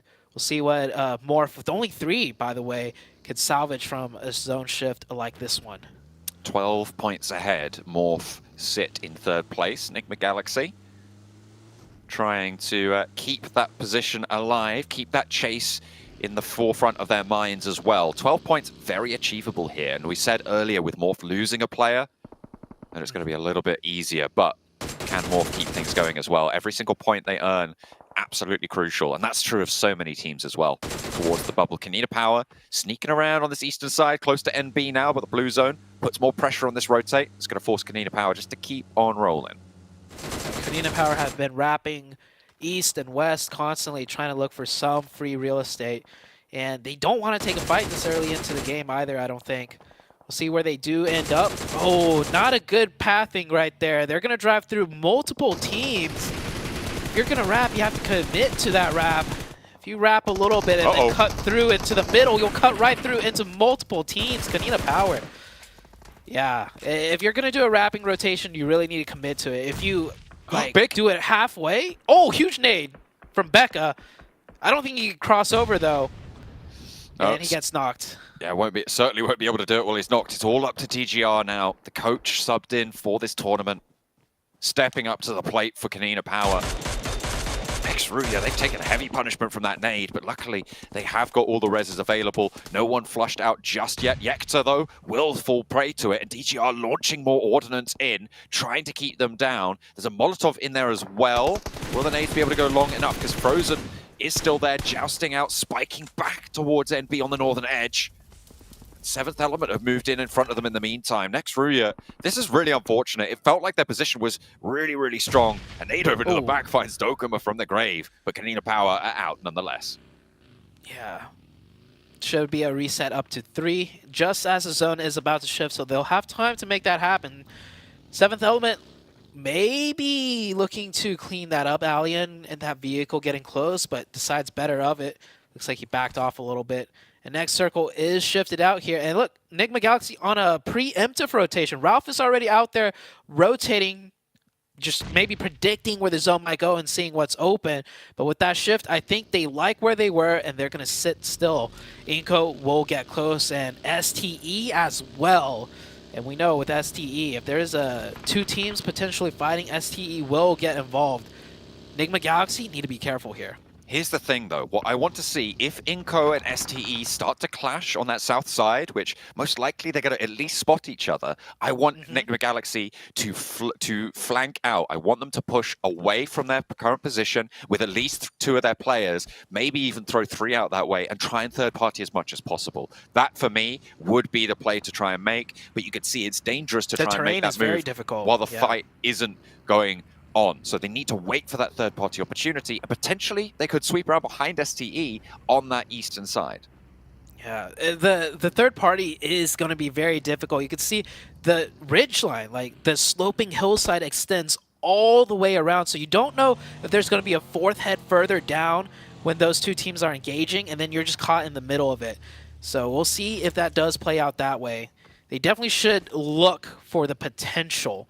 That is something they must consider. And STE getting on top of the shack, gets spotted out by Inco.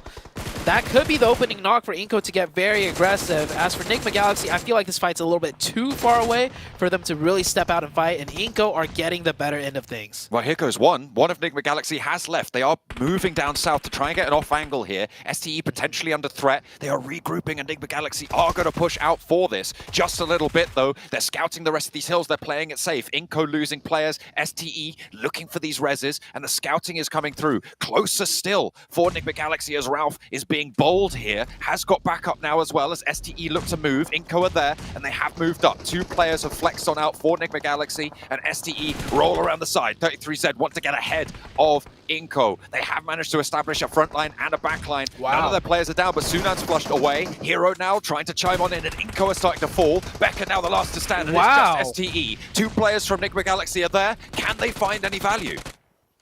Inco got eviscerated.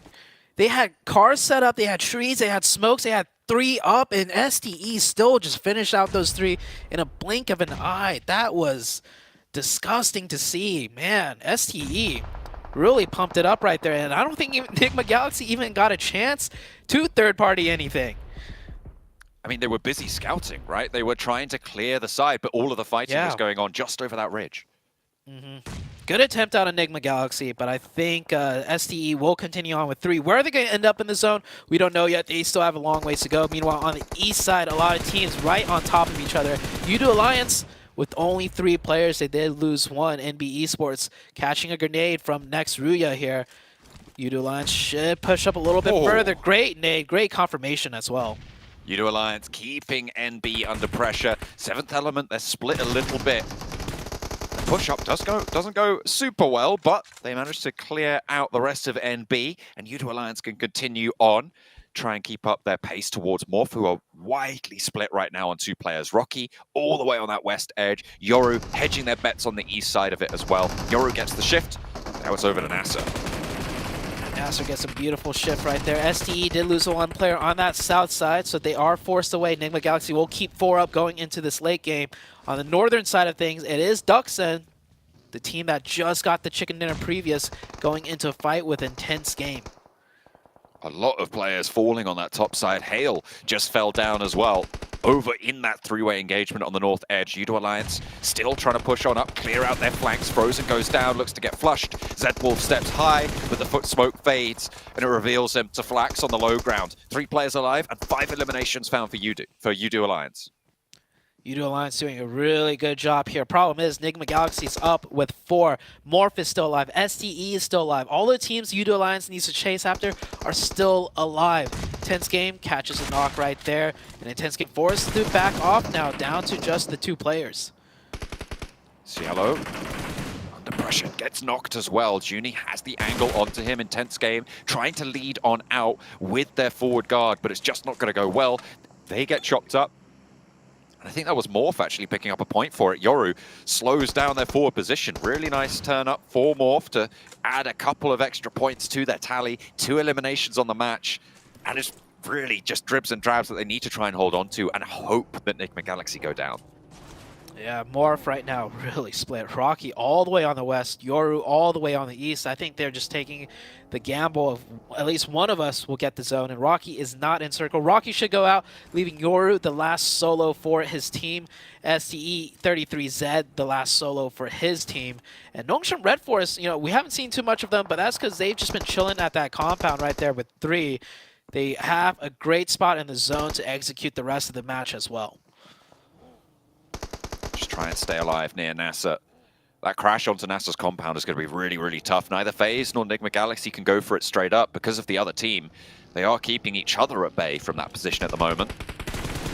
7th Element marauding around, trying to cause trouble for U2 Alliance.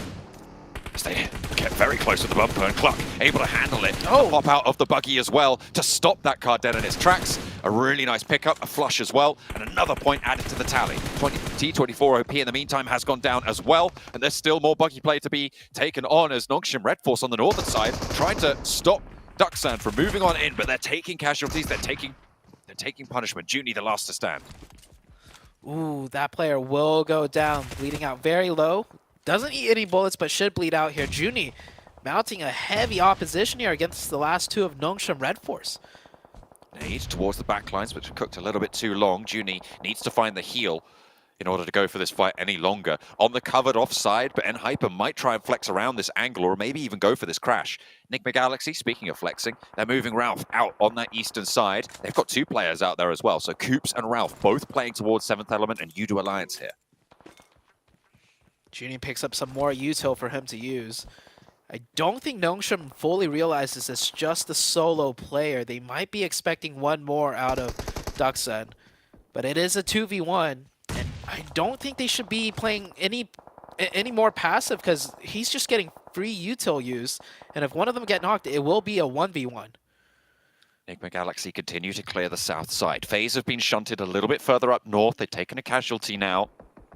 They're down to 3 players. And they have got 1 player knocked as well, so likely going to go down to 2 unless they can patch things back up. Lord, Freak, and now Ralph as well, and Coops regrouping to them. So Enigma Galaxy seemingly preparing for their final push here, what could be their final push in this match. There is an opening for them if they wrap to the east and take the fight right here with U2 Alliance. Then if they get some of that hillside that STE is playing with, but with the 4 up, they might want to take a more decisive approach, giving them a stronger position, but that is a 4-man team of Nasser that they will have to deal with. Morph is finally taken out in 10th place with only 2 elims, so they won't get many points here. Only the 2, so 170 is the mark now for Enigma Galaxy to chase. They have 158 right now when you add on their elimination points. So they do need a little bit more than what they've got right now. But certainly doable this match if they can keep it going on this south side. Outside of the blue, very tricky though. I like how this standstill has kind of come into agreement of, hey, we both got the zone. You can, throw some stuff in here, but as long as both of us are up, you can stay out there and we're fine with it. Enigma Galaxy, yeah, we'll go for that wrap on the east that I was talking about. That Fortress of Nasser, too risky to just approach head on. So let's see what they could do on the east side. They are not in the zone. Circle's closing quite quickly. They're going to have to go through U2 Alliance and 33Z and the solo member of 7th Element as well, GokuBot. 7th has just been taken down by Hyper across the way. Nades continue to go on through for Enigma Galaxy, so 1 less solo player for them to deal with, but still 33Z is there. We've seen what STE's solos can do, the form of Xing in that previous Erangel, so have to be worried about it still. Flak's not taking too much damage. Enigma Galaxy really not getting the value here for their nades. It's kind of all sailing wide. They bombard, they try and find an opening, but U2 Alliance are a little bit too sneaky for that. They aren't going to go down to it. I take that back. Look at that, right on the money for the potentially final nade that they were looking to throw. Finding Iftar, and Hyper have shots across the way. 33Z goes down to a nade from Coops, so a solo is removed there as well, but the blue zone keeps them moving. Great nade out of the side of Enigma Galaxy. One of them does get caught though. He will not be able to get revived. And even once they make it into zone, Nongshim Red Force U2 Alliance, they're going to be a bother for them if Nigma Galaxy does not take care of it. Ralph looks like he has sneaked into the zone there where 33Z was previous, and they will continue the match with 3 in not a very strong position, but it is a position enough to stay alive in. It's going to be a difficult push for Nigma Galaxy to stay alive. You Do Alliance right on the blue zone as well. NASA have got a lot of strength in their compound. They've got that hill in front of them to play with, but FaZe are dueling with them on that western side. The shift goes that way, though, so the teams over in the northeastern side going to have to leave. Nongshim Red Force and Duxan. Udo Alliance forced to push in 2. I do see 2 players knocked out of Nigma Galaxy. It is, I think, onto the way of NHyper. Yeah, FS confirming onto Lord. Ralph, the last one up now. Shifen heavily tagged up. He could get a first aid off here if he had one. His teammate might toss one over to him. FS with, oh, not FS. Oh, yeah, FS with no first. No one has any first aids, actually, out of NHyper. Or bandages, for that matter. That is really unfortunate. And they'll have to try and piece something together. NHyper still taking sprays, and Udo Alliance have managed to get through here really quite effectively. 9 eliminations for Udo Alliance right now. That puts them up fairly high on the standings, but they're going to have a real tough time getting much further into this one with Cluck going on the floor right there. Close to Ralph and potentially going to fall prey to it. With the 9 eliminations they've got, that's going to put them up at 155 points right now. 170 is the 3rd place bubble, so 15 points more they need. Yeah. That tree, the only saving grace right now for Udo Alliance. NHyper continuously shooting. FS finds one. And these 2 teams are still out here. Junie, XZY, the patience to just hold firm while being bombarded by Util. Nongshim Red Force holding steady. Remember, NASA dropped out of the top 11 after this last match. If they can hold this one down, they will be back in the conversation. They've already laddered up right. 1. How much further can they go? FaZe looking to try and hold them off. Finally, Junie is down. And now Nongshim Red Force playing with 4 eliminations. Going to try and keep the dream alive of that first place. Luckily, their chasers not going to be in, and this might just be the game that solidifies their first place finish over on the northeastern side. Udo Alliance taking a lot of damage from those nades, from those Molotovs, almost going down all the way as Flax stays up just about with a first aid to keep Udo Alliance in. Barely. NHyper needs to make somewhat of a push. Actually, they don't need to. I was going to say they need some of that first aids, but I do see some of them healed up. They must have picked some loot box close by. Nasser had 4 players here. I don't know when they lost one, and they shouldn't have lost any, so it's not going to be good for them playing with 3, but they'll execute this potentially. Missing a lot of shots. Mormon down to 1 HP. And finally gets caught. Xenox will get that revive. Oh man, that could have gone terribly for the side of Nasser. That was incredible to be able to get that swivel shot with the DVS, but it does get shut down in the end. Either way, it's 1 north, 1 south now as 2 teams remain, 3 players apiece. NASA with that outpost on the north side. Xenox and J7 who got taken down a little bit earlier, trying to get that res on board. Now, Net and Hyper as well. Over on that northeast side, trying to stretch out towards the ridge. Both of these teams have been using a lot of ordnance though, so I wouldn't be too surprised if it's fairly dry. 6 nades on FS though, maybe a chance. I mean, they got all of the Uto from Udo Alliance. I'm pretty sure Udo Alliance was not able to throw any nades. They might have thrown a couple of smokes, but nades galore for the side of NHyper. Nasser on the other end, taking a look at their Uto. Yeah, just with the 4 nades, 2 smokes, not much to work with. It's a 3v3. Center zone, I think it's split pretty evenly between both teams, so no one with a real advantage here, besides the Util. I think it will close fully on the road, which is really quite brutal. If anything, it leans slightly towards NASA. Yeah, but I don't think it's going to be that. I don't think it's going to be that big of an advantage.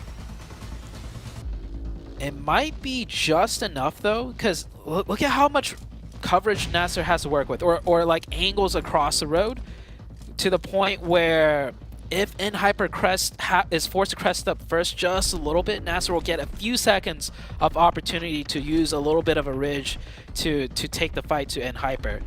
So just a small advantage, but more so I think NHyper with the Util is more favorable. Potentially with those nades. Could change things up a little bit. That hard ridge for NHyper countered by the soft ridge of NASA's side of the road. those smokes starting to bloom. That's all the smokes from NASA's side being thrown on in. I think they managed to find an extra one from somewhere. They're going to use the vehicles. A vehicle push. Nade up onto the tree. They could set up a makeshift compound right on the road if they're able to pull forwards, strafe it sideways. Actually, they're going to go for the wide sweep. Xenox careens forwards. J7 as well. FS able to hold face and Xenox goes down. Shifan is traded, but J7's in the danger zone. And Spec now the last to stand for NASA to try and close over. And Hyper might be able to take this one down. He hits the deck, but he's low and he's spotted. They know where he is and they'll be able to handle business. And Hyper find NASA going on through across the road. I'm not sure I agree with it, but it's what they went for. In the end, it doesn't go their way, and Hyper hold face. It could have gone anyway, but they went for a hard one right there. That's I think those are the players that couldn't make it to the land that they were holding up pictures of. So good job out of it in Hyper for closing that one out. They had good positioning all the way through the game, and they made sure not to lose too many players, only losing one in the process. So good job out of them, but it's a big game for NASA as well, because now, once again, they're back up into the top 11.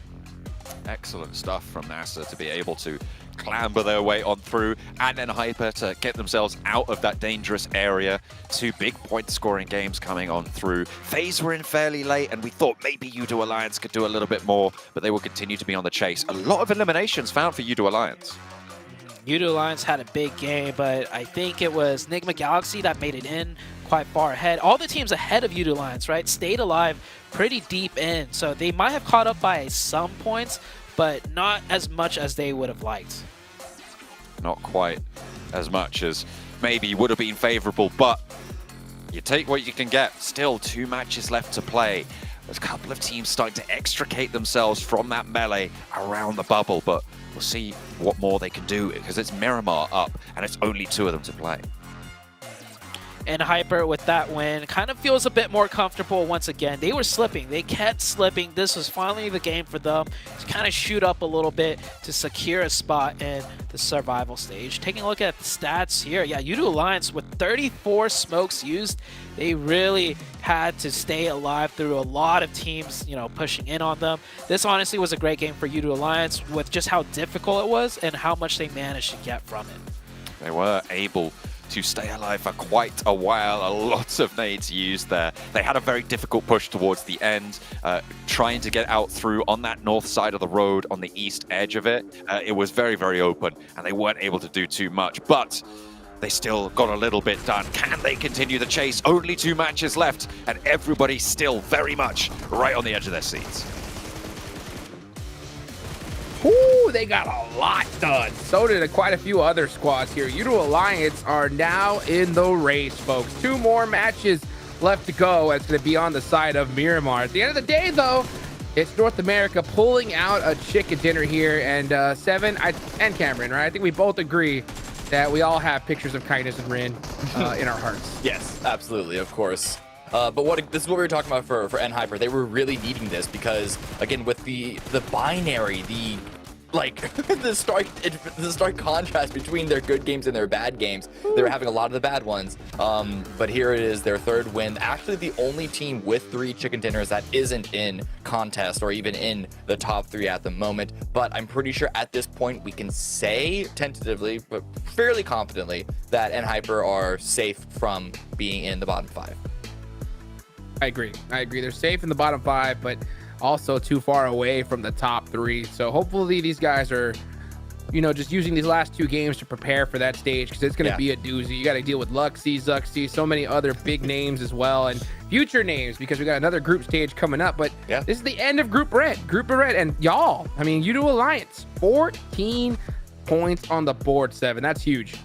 It is huge considering that Morph really has, even though Morph has been getting points, they haven't been able to get any chicken dinners. They haven't been able to get into a top 5 situation and then back it up with Ilms. They've been getting some Ilms, but that's about it. They keep getting eliminated early on. Nigma Galaxy hasn't been able to capitalize on that, and that's why we're going to be talking about Udo Alliance for the next 2 matches too, especially if they continue to perform, because they could be that team that if maybe we see a bit of a 180 from what we saw of Flax earlier in the interview, saying, you know what, we don't think we have enough to, we don't think we have what it takes to maybe make it to 3rd place.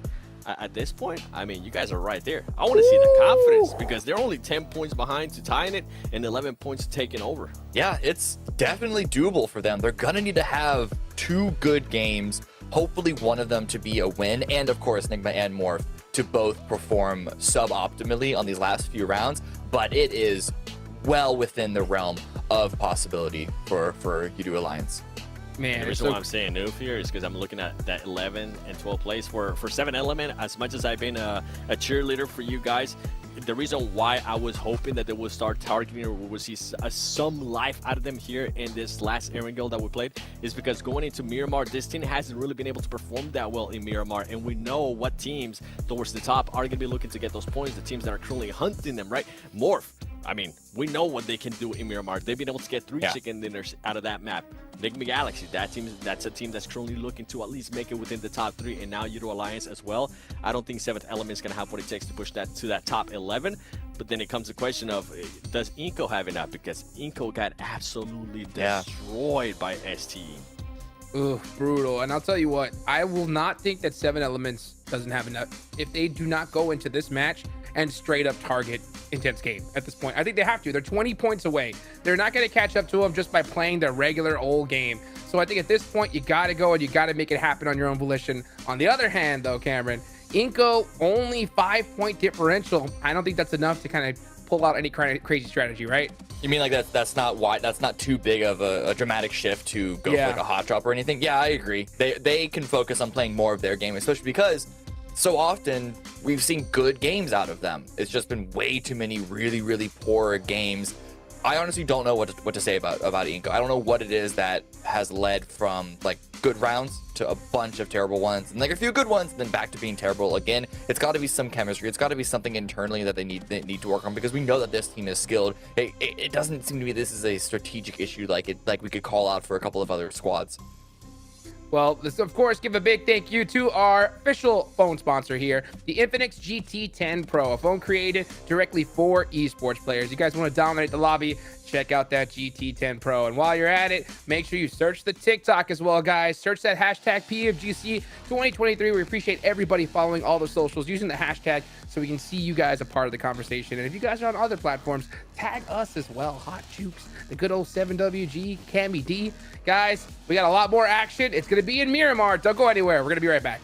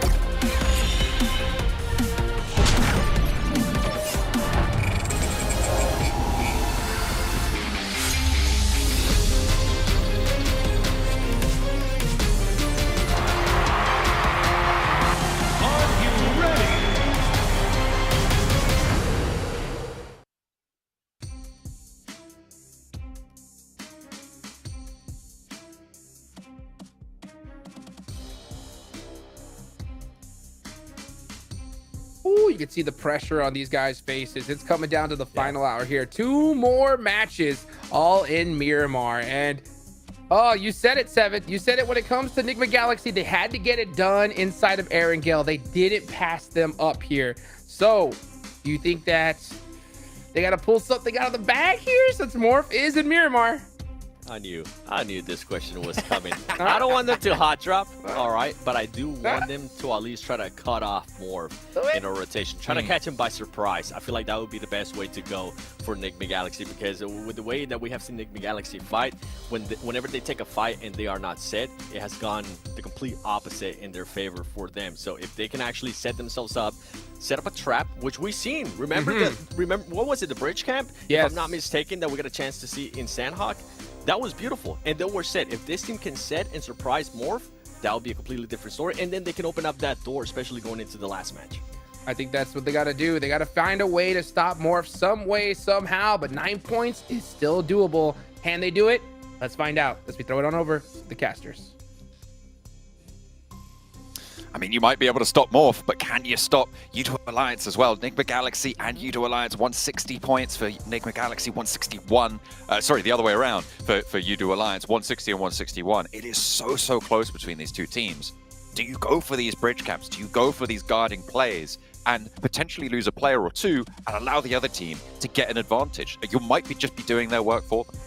Yeah, it's tough when you have another team right behind you, 1 point difference, and then you have that 9 point gap, and that 9 point gap, like the desk and us, we've been talking about for so long, Morph on their premier map, Miramar.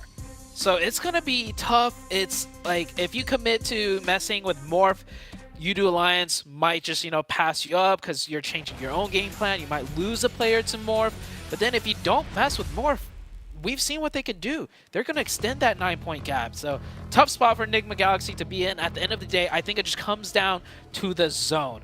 If the zone permits them to have a nice potential trap play onto Morph, they'll go for it. If it doesn't, they got to do their own thing. I mean, you just look at how far ahead they are in terms of these Miramar points. 15.8 average. The next highest, like I think it was 9.7, right? Absolutely insane advantage on this map, seemingly, for Morph.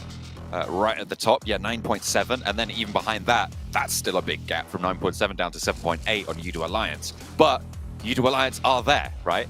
On that 7.8 average, so they are still very much capable of taking Miramars in their stride. So on average, Morph is getting a chicken dinner and 6 elims every time Miramar is played, on average. That's what those numbers mean. If that doesn't really goes to show how good Morph are, these stats, on your screen right now too, 18, 16, and 15 elims so far on Miramar. Man, this team really just has Miramar figured out, plus more than likely have gotten some nice zones too, right? That has to play a big factor in it. Ooh, a big east shift here. That's going to go right over to Impala. It's going to keep those islands in. So a lot of heavy rotations needed from the western side quite early on, probably. The top 4 average damage, all Morph players also, wow. Seems like they're the only team that have had full control of the game and able to just take whatever fights they want from distance and close range. Eastern shift, very hard skewed western plane path. This might get tricky for some of these teams. Morph, we know, always loot from the very far north, so they've always been having to chase the zones in a way, so this zone shouldn't be too big of a worry for them. And Hyper, after a big win, almost lost that buggy, gets it flipped back around, and they will drive off. And Hyper, looking at the leaderboards, I think they're safe, to make it into that survival. Too many teams have to pass them up to knock them out of the top 11. So if anything, they should just look for 2 chicken dinners in a row with like 10 to 15 elims each, break into that top 13. I was just looking at top 3, sorry. I was just looking at Morph's record on Miramar, just to get a little bit of context here. They have 3 chicken dinners out of the 4 that have been played so far. Sorry, we would have had 6 so far, right? Yes. Miramars that have been played. They have 3 chicken dinners coming on through, which is absolutely incredible on their record. They have a 2nd place outside of that, and then I think the other ones have been a little bit less illustrious. They did get a 9th and an 11th place on those, but the chicken dinners they've got, one of them was 18 eliminations, the other one was 14, the other one was 10, and the 2nd place that they got was 14 eliminations as well. So this is a powerful team if they get to the late game. Oh, yeah. And I think with a zone like this, it favors them more than anything because they start looting from the very north side, meaning they can have a clear shot in coming into the northeast. It's going to get heavily congested on the west and south of that because that's where majority of the teams have landed. And with a zone like this, the road access ways are going to be coming in from the west and south more than likely. We might get 1 or 2 more teams outside of Morph wrapping in from the north side. but I don't expect too much more. So we'll see where the circle ends up. And Enigma Galaxy, on the other hand, the team really chasing for that top 3.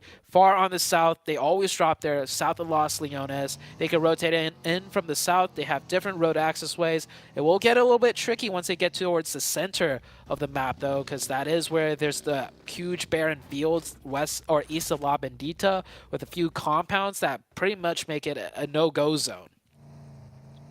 Can be pretty difficult terrain to navigate, really a last-ditch effort sometimes, if that's all you've got left available to you. Next, Ruya, moving past Enigma Galaxy, who are similarly on that chase. 9 points behind Morph right now, so they need to find whatever they can. Ralph a little bit isolated from the rest of the roster, so he's just going to try and find the back of this rotation. Does tag a little bit of damage, diverts the vehicle. Oh, a lot of damage there found as well. Empties the magazine, in fact, from the M249, which is no easy feat, but still tags just a bit of damage. Doesn't really get any knocks, and next Ruya are on their way. That could have been a knock. It would have been a miracle one for sure, but they will get away. 1 HP, yeah. It was maybe, I think it was a double body shot and a headshot. I definitely saw that one dink there. Good shots, but no conversion. Next Ruya will be in front of them. Enigma Galaxy have to make that rotation, that difficult one from the south. Yudu Alliance are ahead of both Next Ruya and Enigma Galaxy, so a bit more favored to get more central. So that's where Yudu Alliance are currently. Yudu Alliance rotating on through. You see them just moving on the hillsides to the southeast side of the map, trying to get closer up towards Impala and get a little bit of terrain under their control. I wonder where they're going to draw short, because they have got that 10-point gap between them and Morph. I want to try and put themselves within striking distance. There's a knock over onto Morph. Cleon on the north side. Yeah, Bubaho really split out. Bubaho is in El Azahar looting right now, so he will not be there to kind of support this skirmish going on. Hopefully we'll get that camera switch very soon to see if Cleon is even revivable or what the case is on that northern side. There's the rundown. That's the flush coming on through. It's Hale able to take that point. So again, Morph find themselves with 3. This is what happened last match as well. Losing a player early on. Very far from ideal for Morph. I don't think it was Morph actually that lost a player early on. I have to go back and take a look. Morph. Was it Morph? Okay, so they were playing as 3 for a while. They got run over in the very beginning by seems to be happening again. FaZe, see them on your screens now. Focused in, locked in. They are on the north side of Impala. On the north side, it seems like we might be having an issue or two. Next Ruya taking their headsets off. Looks like we might be having a little bit of a reset. We haven't had this so far in PMGC Group Red, so we were always going to have one, weren't we? There's always got to be one, and it looks like we might be taking a little bit of a reset. That is big for Morph, right? Losing a player and then getting that reset, absolutely pivotal. More fans in the chat. You guys lucked out on this one, because we saw what happened yesterday when Morph got lost a player early on to Enigma Galaxy. They ended the last match of the day yesterday on Miramar, their best map, right? 11th place with 0 points. So losing that player early on does hurt Morph a lot, even on their most premier map. So this reset will be underway right now. Players could take a little bit of a breather. That zone far to the east side, I think only the teams that landed around there are really upset, with a potential reset. Everyone else, no one really likes rotating hard east on Miramar. No, it is really, really tricky. Like you were talking about, the areas around La Bendita can be very, very treacherous. In fact, most of the time are very, very treacherous with all of these teams trying to move forwards. We've also seen quite a propensity for teams to try and get quite central in this lobby. So trying to get there early, a lot of other teams are going to be rotating on similar paths. So this reset, is it going to give us a different circle? It's not impossible that we go out that way again, but we do see a lot of variation. We haven't seen any circles up to the northwest side just yet, near La Cobraria. I would be quite interested to see a northern circle. You're right, as the northeast also being a little bit uncircle blessed at the moment. It's all been south for the Miramars. Oh, actually, we did have that one northeastern one that N Hyper won, but it wasn't like hard northeast. Like I'm talking Campo. I think the place is called Campo Militar, the hardest northeast you could go. So we'll see. I mean, we've had different zones in all the maps, even if it overlaps just a little bit. Miramar, definitely one that could have way more potential options. NB Esports on your screen. Players all chilling. Here is Morph. Is that player doing push-ups in the background? I think he is. He's getting his pump on, I guess. Did you see that? Yeah. Keeping He's the up. blood flowing. Yeah. He's ready. I mean, for Morph, absolutely. You need that blood to stay flowing. It is very much a defensive game, and they're going to be happy. I mean, they should be pumped as well because they just got their player back. Remember that knock onto Cleon and the flush as well. Udo Alliance, maybe they're a little bit more unhappy about it because Morph got their player back as well. Yeah, and Udo Alliance was in a decent spot on rotation on that south side. They weren't center, but they were pretty much the next team to be able to go center. And this is Kanina Power, I believe. Yeah, that's Palucci giving us the hearts. Kanina Power, you know, some of them looking defeated. Palucci knows, though. He's like, man, I've been performing pretty well. I'm happy with my performance at the very least. Yeah, that's true. I mean, you've got to focus on the upsides here, right? Of course, coming in without of Hayes for Kanina Power, a little bit of a downer. N Hyper, they're pretty happy at the moment. They were able to get that previous chicken dinner, playing as the lone representatives of the NA region in this phase. Next Ruya, on the other hand, EU champions. That's a reasonable head in hands kind of time right now. Get in there, John. Give him a. If you could give them a pep talk, right? Because I don't remember the points off my head, but if they were to win this match and the next one, would they make it in?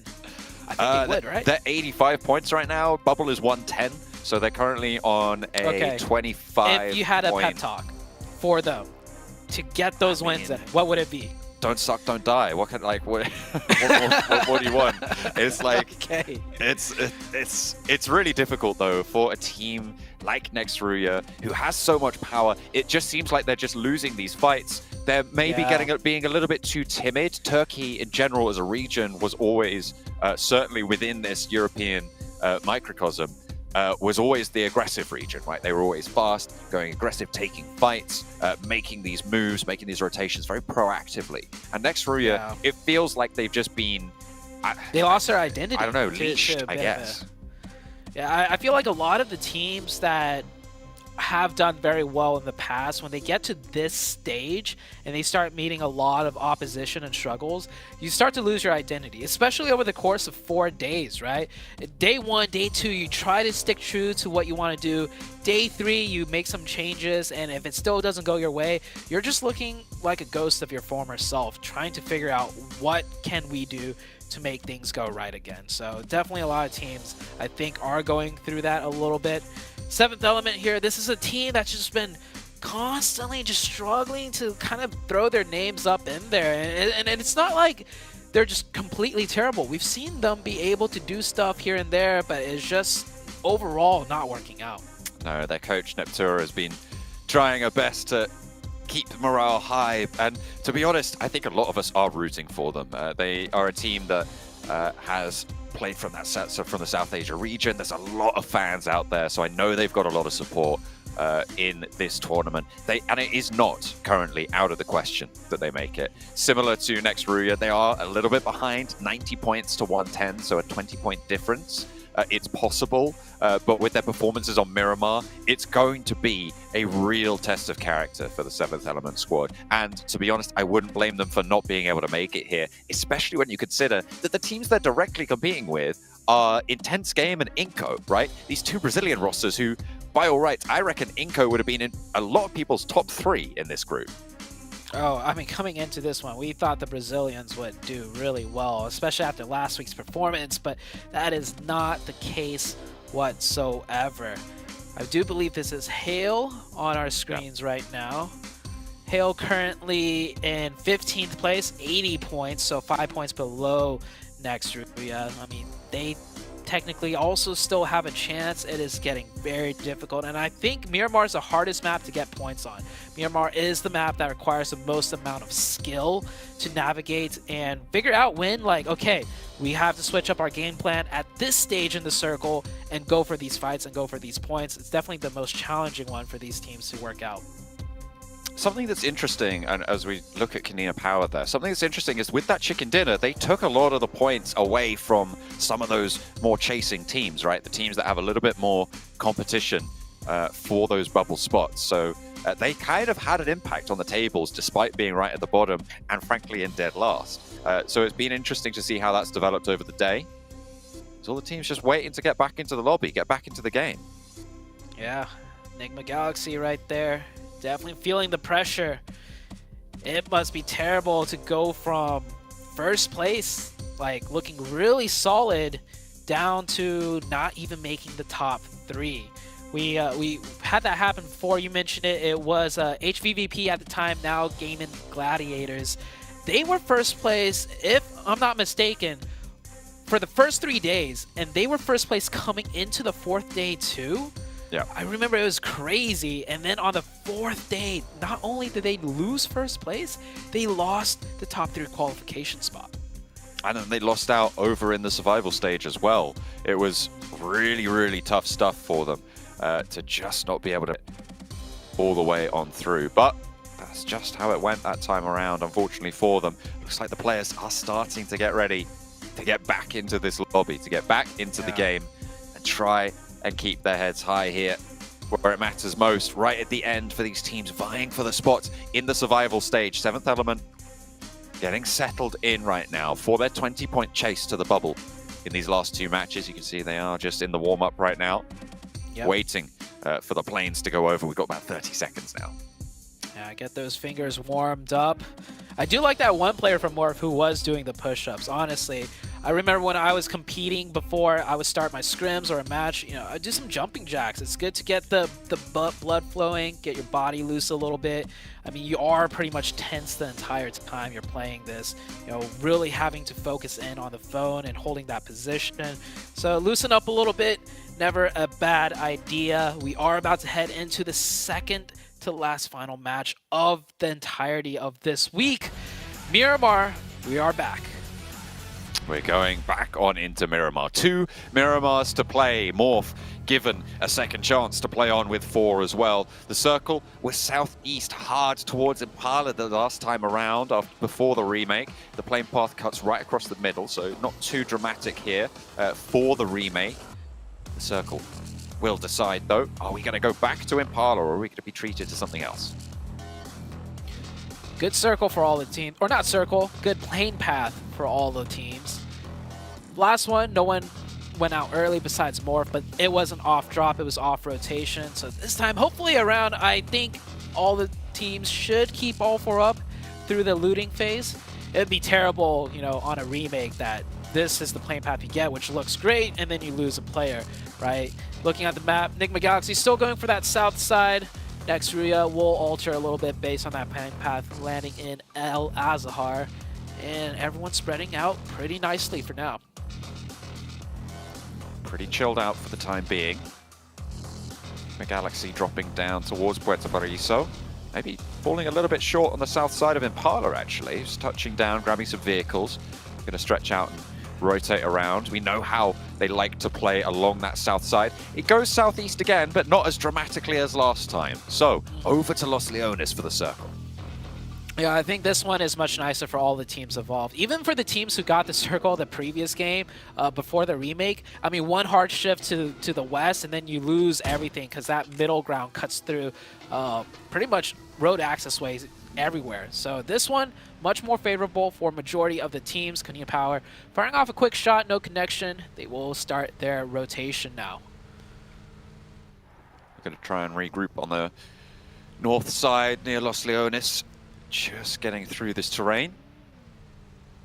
Try and figure out where they want to go. I've loved the Winchester duels that we've seen at the start of these matches as well. I think we've seen about 3 knocks early game with the Winchester, and aesthetically it's one of my favorite weapons in the game. As much as it is not quite as effective as a lot of other weapons, almost all other weapons, I really enjoy seeing it be utilized, especially at this level.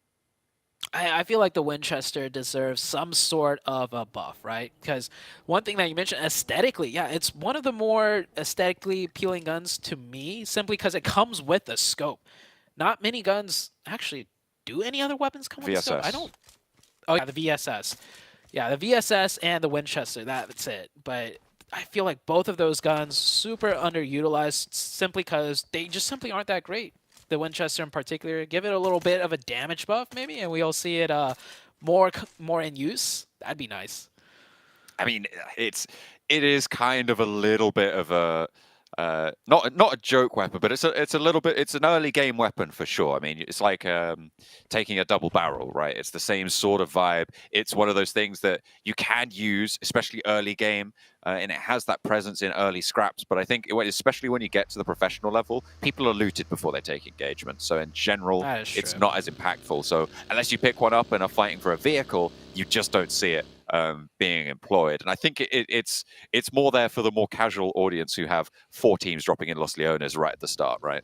And they'll be I found a Winchester on the high ground. I'm just gonna take some shots over at this other team. But maybe a little bit less utilized here. But we've still seen a couple of headshots from it.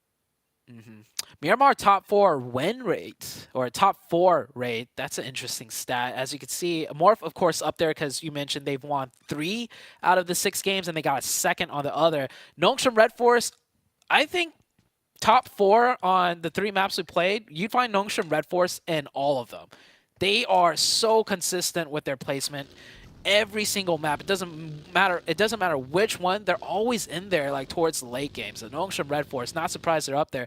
But one thing that I am taking away from that stat page that just came up is Nigma Galaxy's not there. Udo Alliance also not up there. Same with STE. There are some notable absences, you're right. So maybe a chance to shuffle things up towards the end of the day.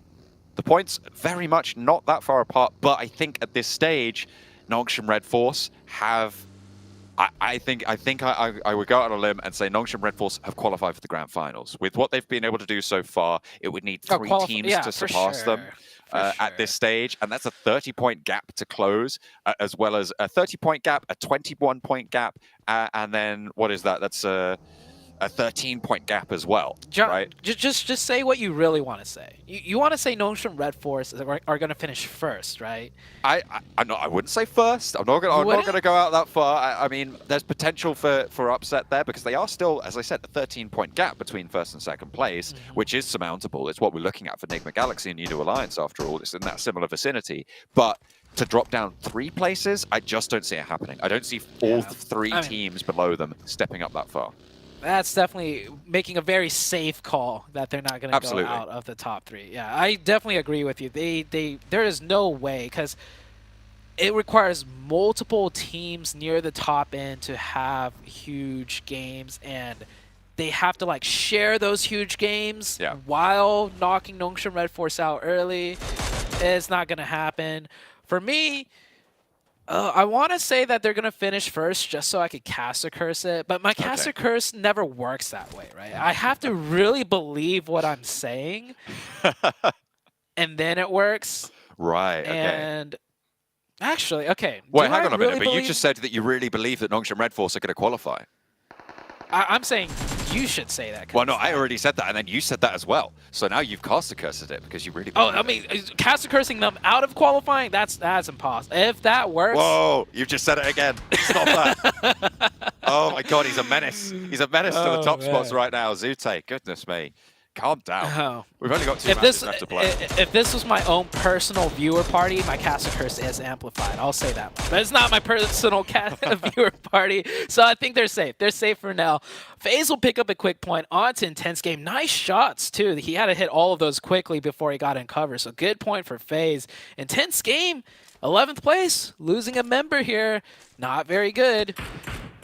That is very, very shoddy for them, unfortunately, right on that bubble. 110 points.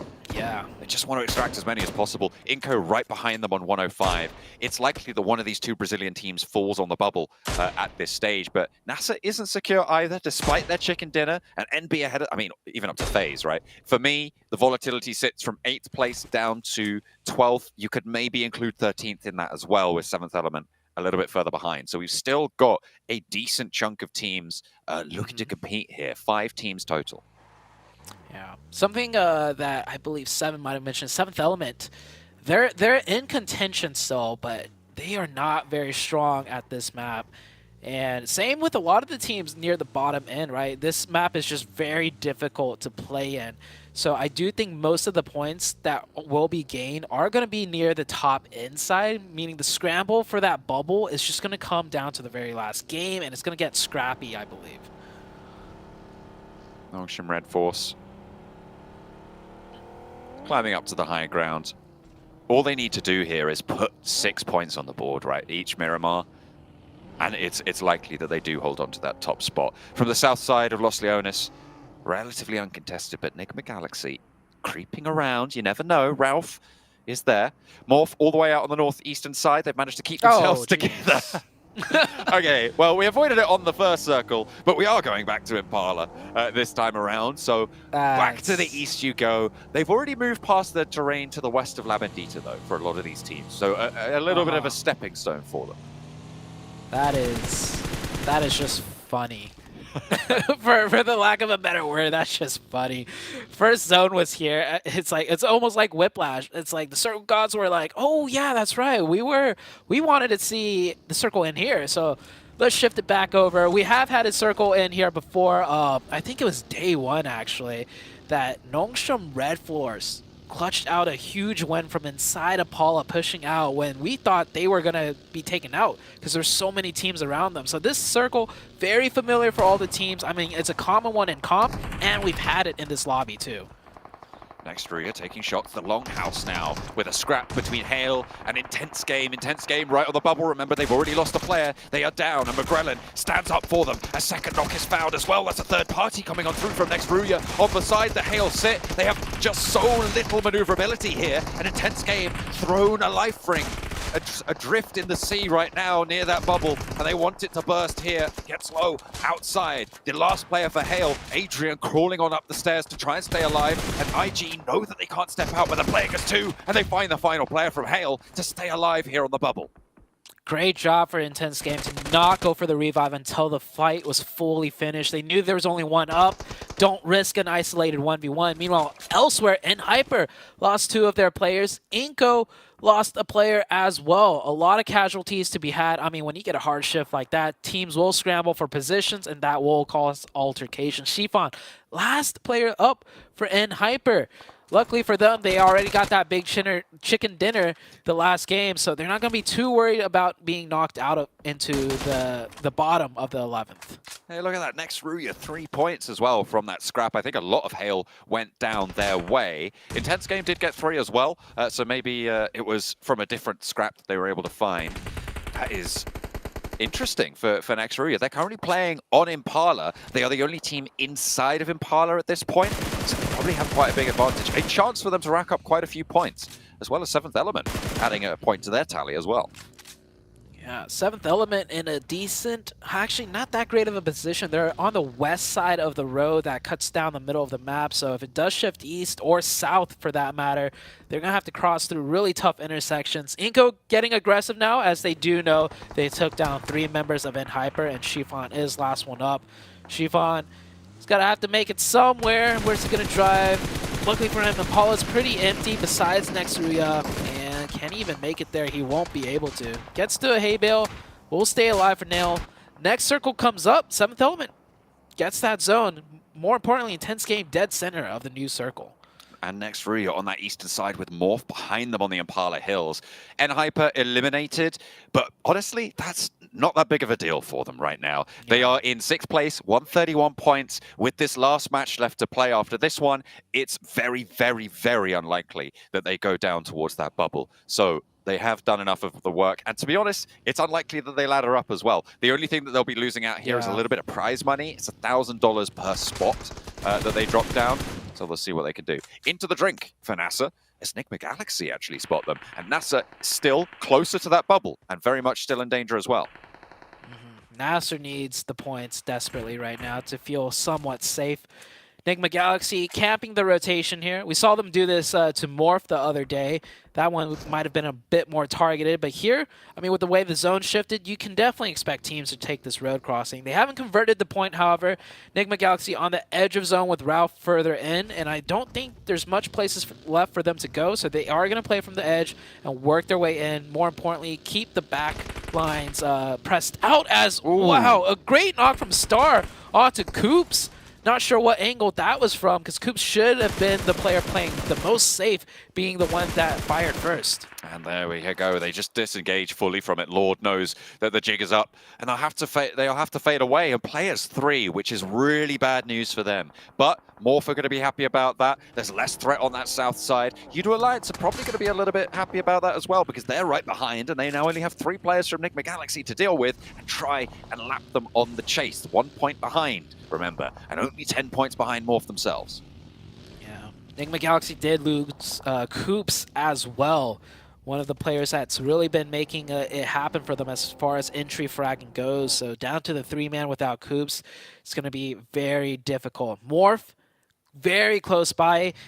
I know Morph has definitely done their homework to see where teams rotate, and they know Nigma Galaxy likes to come in from the south side.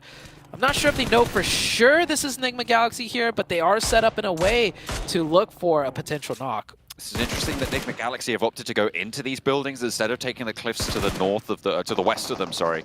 Udo Alliance instead taking up that position. It feels like Nigma Galaxy just want to play a little bit more passive. Now Udo Alliance are taking the fight with NASA that Nigma Galaxy disengaged from, obviously losing Coops to it on that roll up, the south side. Getting a little bit more difficult, but Nongshim Red Force on that south as well. A lot of crucial teams right next door to one another. Udo Alliance, Nigma Galaxy, Morph, and Nongshim Red Force on that south side with a potential outside third party to engage here. Sprays down, and NASA get the best of one of the Udo Alliance players. That is really unfortunate. They'll play on as 3.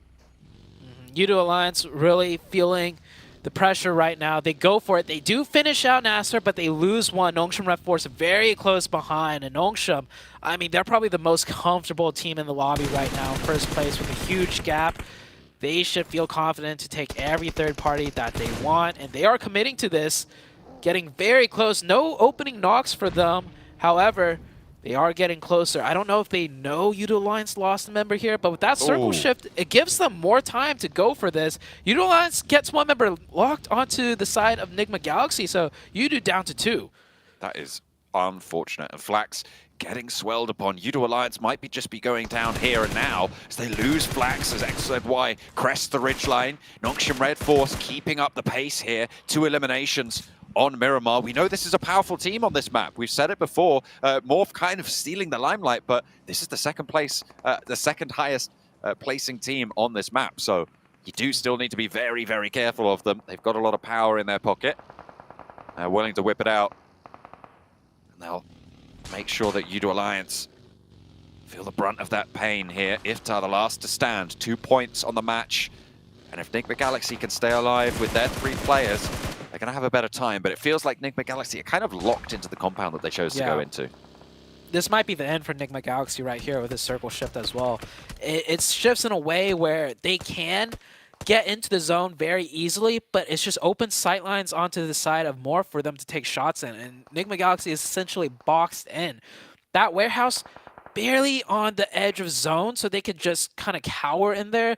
And with 3 players, I don't think they want to do that. They'll definitely try and break out and see what they can do, but they're going to be sandwiched between Morph and Nongshim Red Force.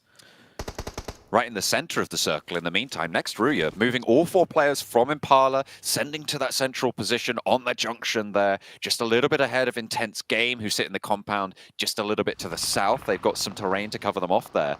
So next Ruya in a really favorable spot for them. Already taking 3 eliminations as well. They'll look to chase. And 7th Element isolated on this western side, but 628 likely going to poke their nose in sometime soon. Yeah, 6-8 just biding their time right now. They have the whole western side within their control pretty much. And here's that box-in I was talking about. Nigma Galaxy really have nowhere to go. The best they could do is survive in that warehouse and hope Nongshim Red Force and Morph just fight each other from the high ground. As, oh, nice knock onto by Freak. But the problem is, if they push up onto Morph, Nongshim Red Force is shooting them from the backside in that exposed hill. So yeah, Enigma Galaxy really can't do anything. I mean, I said it when they moved into this compound. I was curious as to why they didn't hold onto the ridge line that sits around this compound, because it is really maneuverable. It's really strong. Sure, they had threat from Udo Alliance, right? And maybe they're just it's trying difficult to with 3 as well. get away. I think that's the deciding factor. Yeah, I mean, it's the decision that they ended up making. I think it might come back to bite them, as we're seeing now, and they're going to have a real tough time moving forwards. Next circle just about to come through. Intense game, close to Nextruya, and it looks like Nextruya want to take this position from them. They try to take the building. It's going to go the way of Intense game at the start, but it's a trade-off here, and actually the flush goes instantly Nextruya's way. 2 of their players are on the floor, however. Only 2 players from Intense game to try and find it. The nade around the corner doesn't find the flush. There's a player on the inside, and he's getting lit up on the stairs. Intense game spoil the day for Nextruya, as the last player is going to careen on in. 2 of their players already down, but no, they think better of it. I'm not sure that Nextruya needed to flex out like this. Yeah. They will all go down. I don't mind that push if they got an opening and they knew Intense game was down to 2, but push with all 4. I don't know what the last player was doing coming in that late, but FaZe is now going to try and take advantage of it with 4 players. Intense game just holding this down. More so McGrellin up to 5 eliminations, and he finds another opening right there. Venturas with the nades throws it in. That should be good for some damage, and it does catch the yellow. However, the boogeyman is McGrellin here. He's the one that's been stopping all the pushes, and he's going to continue. Gets another confirmation as well. Reloads the DBS, 1v2, a choke point, a DBS. It's doable. Fakes that grenade pin, doesn't bite. Still has the nade there, and getting these flushes as well for Intense game is absolutely huge. They have 8 eliminations now, Zute. They've sailed all the way up those tables. Look at that, they're in 9th right now, just on these eliminations alone. Can they find more? Spray down, and that will put an end to it. But 8 eliminations, it's a good result for Intense game on this match. They could have really have asked for much better. They are in a central position, they were in a central position, but it was unfortunate that they had the Nextruya crash, followed by that FaZe crash to take them all the way down. However, they have less teams like NASA behind on these tables now. Inco also still got to plod along, but they're a little bit of a ways down now. Enigma Galaxy, meanwhile, has been taken out, and if you look at the standings, the 3 teams ahead of them for that top 3 are all still alive. Enigma Galaxy only with 1 point this match. It is looking pretty dire for them going into the very last game of the day. 7th Element is still out here with the zone. Picked up 2 eliminations so far, making it work. 7th Element has a chance to make it into the survival stage too, so they have a lot that they're fighting for. 13th place right now. The 11th place bubble sits with NASA on 116 when you add in those elimination points. So they sit 26 points behind. With the 2 they've already gotten, they need 24 more points to catch up. Inco, similarly, in their pursuit right now. Going to need a little bit less than 7th Element, but still very keen to get something done. I like 7th Element's position, but I'll tell you what, I like Kanina Power's position more. It's where Nextruya were, and they took the opportunity to move in as soon as they saw Nextruya go through, FaZe go further in. They've just taken this position, and it's very uncontested at this point. Multiple teams pretty much hopscotched into that position where FaZe is in right now. Nongshim Red Force taking it slow and steady. That seems to be their forte here. Just, working the points. And one thing I've noticed with Nongshim Red Force is that they don't make any big drastic plays.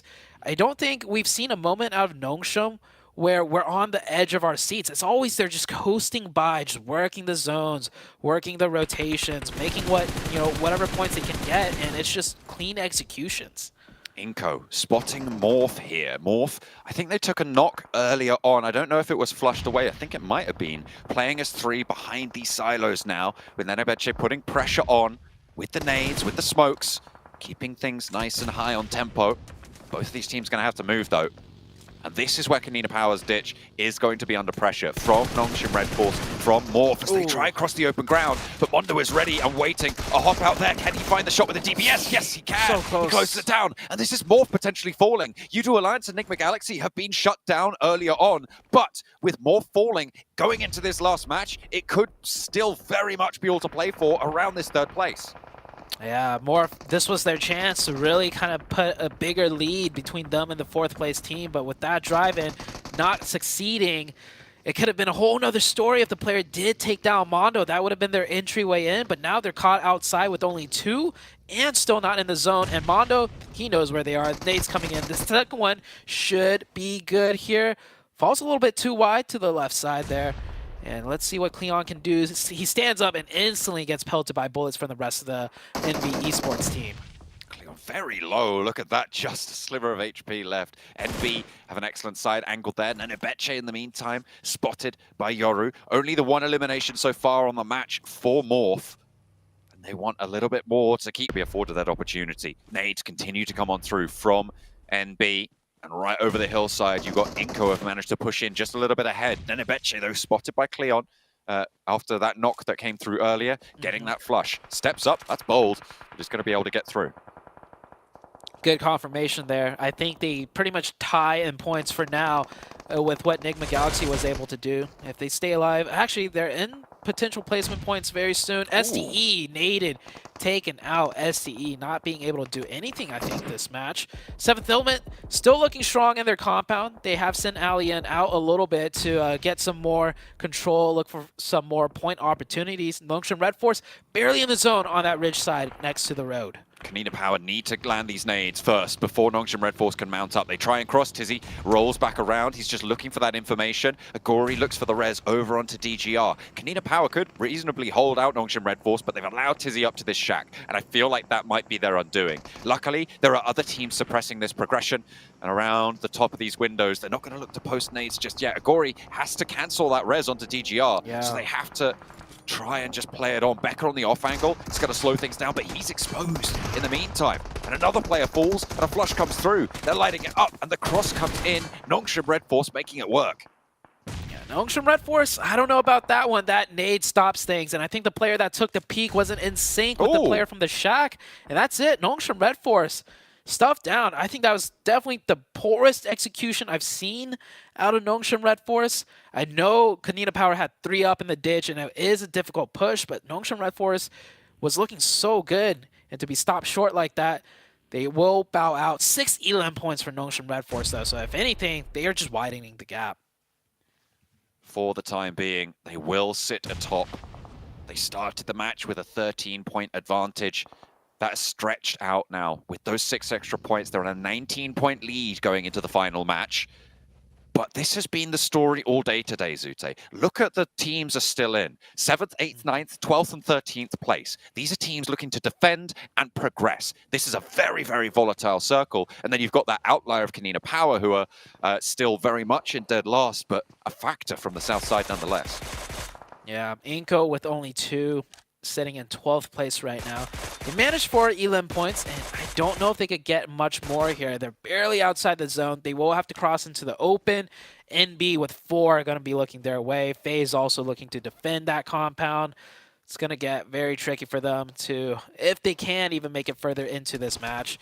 7th Element, though, have a nice spot with 4 up.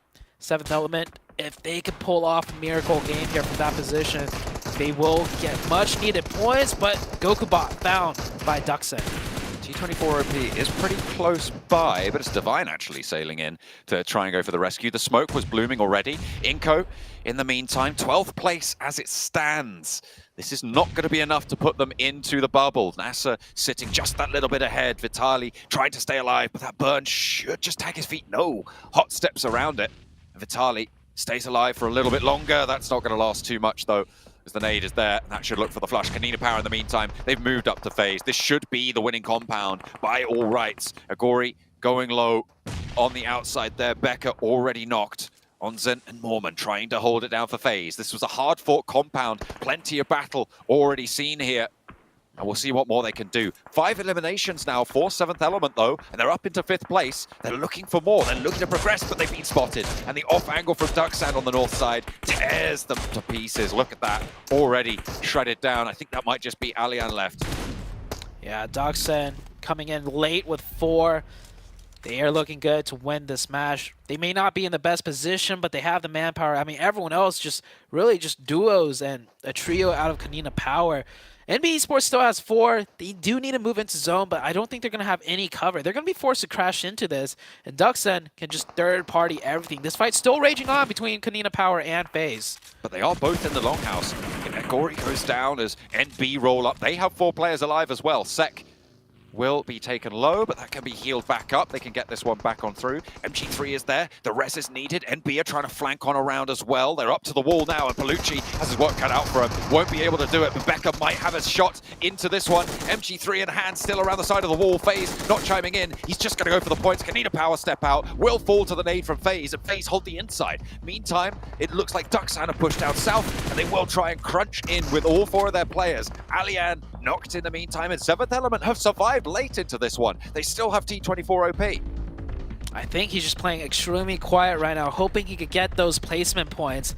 Yeah, T24 OP just stalling as long as he can. I don't think he's in the zone there, so he's definitely waiting until the last second. NB Esports surviving with only 1. Can T24 OP out-survive NB? And it looks good. Mormon should go for the finishing blow here. Misses a couple shots, and there we go. Mormon will take that team out.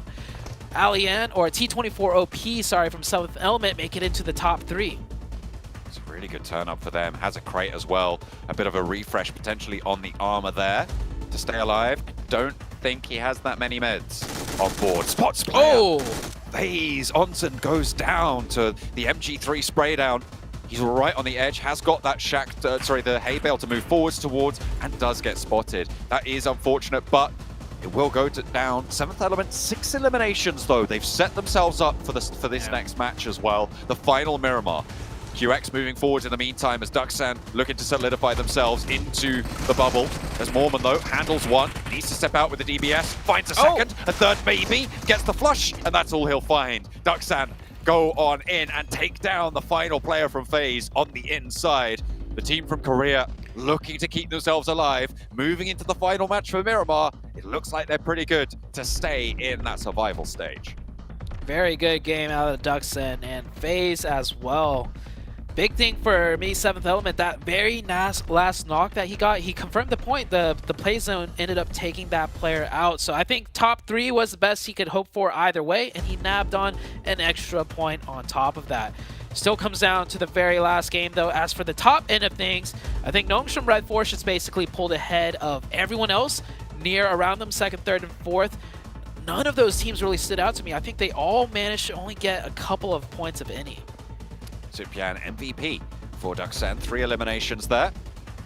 They should be pretty happy with their performance after that one. The bubble at the bottom moved a little bit after that match. Obviously, we saw intense game, not getting so... They got 8 eliminations, remember, despite going down earlier on, so they had a pretty decent game. They should be pretty happy with that, but teams like Inco, like NASA, didn't really get as much done, and 7th Element have really started to climb up, so it is still very much all to play for. But the top bubble, Zute, didn't really move that much. It's still very, very close. Yeah, nothing changed besides Nongshim being Nongshim, right? They're just going to keep getting points. They don't care what happens. No one else near that top end got too many points. Near the bottom end, you mentioned Inco, right? Inco got 4 elimination points, and I think they made it far enough to get 1 or 2 placement points, and they were outside of that qualification, so they're going to need this last game coming up to really go well for them. Yeah, those tables going to be super, super interesting moving into that final match. The last Miramar for Group Red, where it has been so topsy-turvy. We'll have to wait and see, though. We've got 1 more still to play, and plenty of teams still in the run. Can 7th Element make that mad dash? Are Morph going to be able to hold on to 3rd? We'll have to wait and see. Back over to the desk.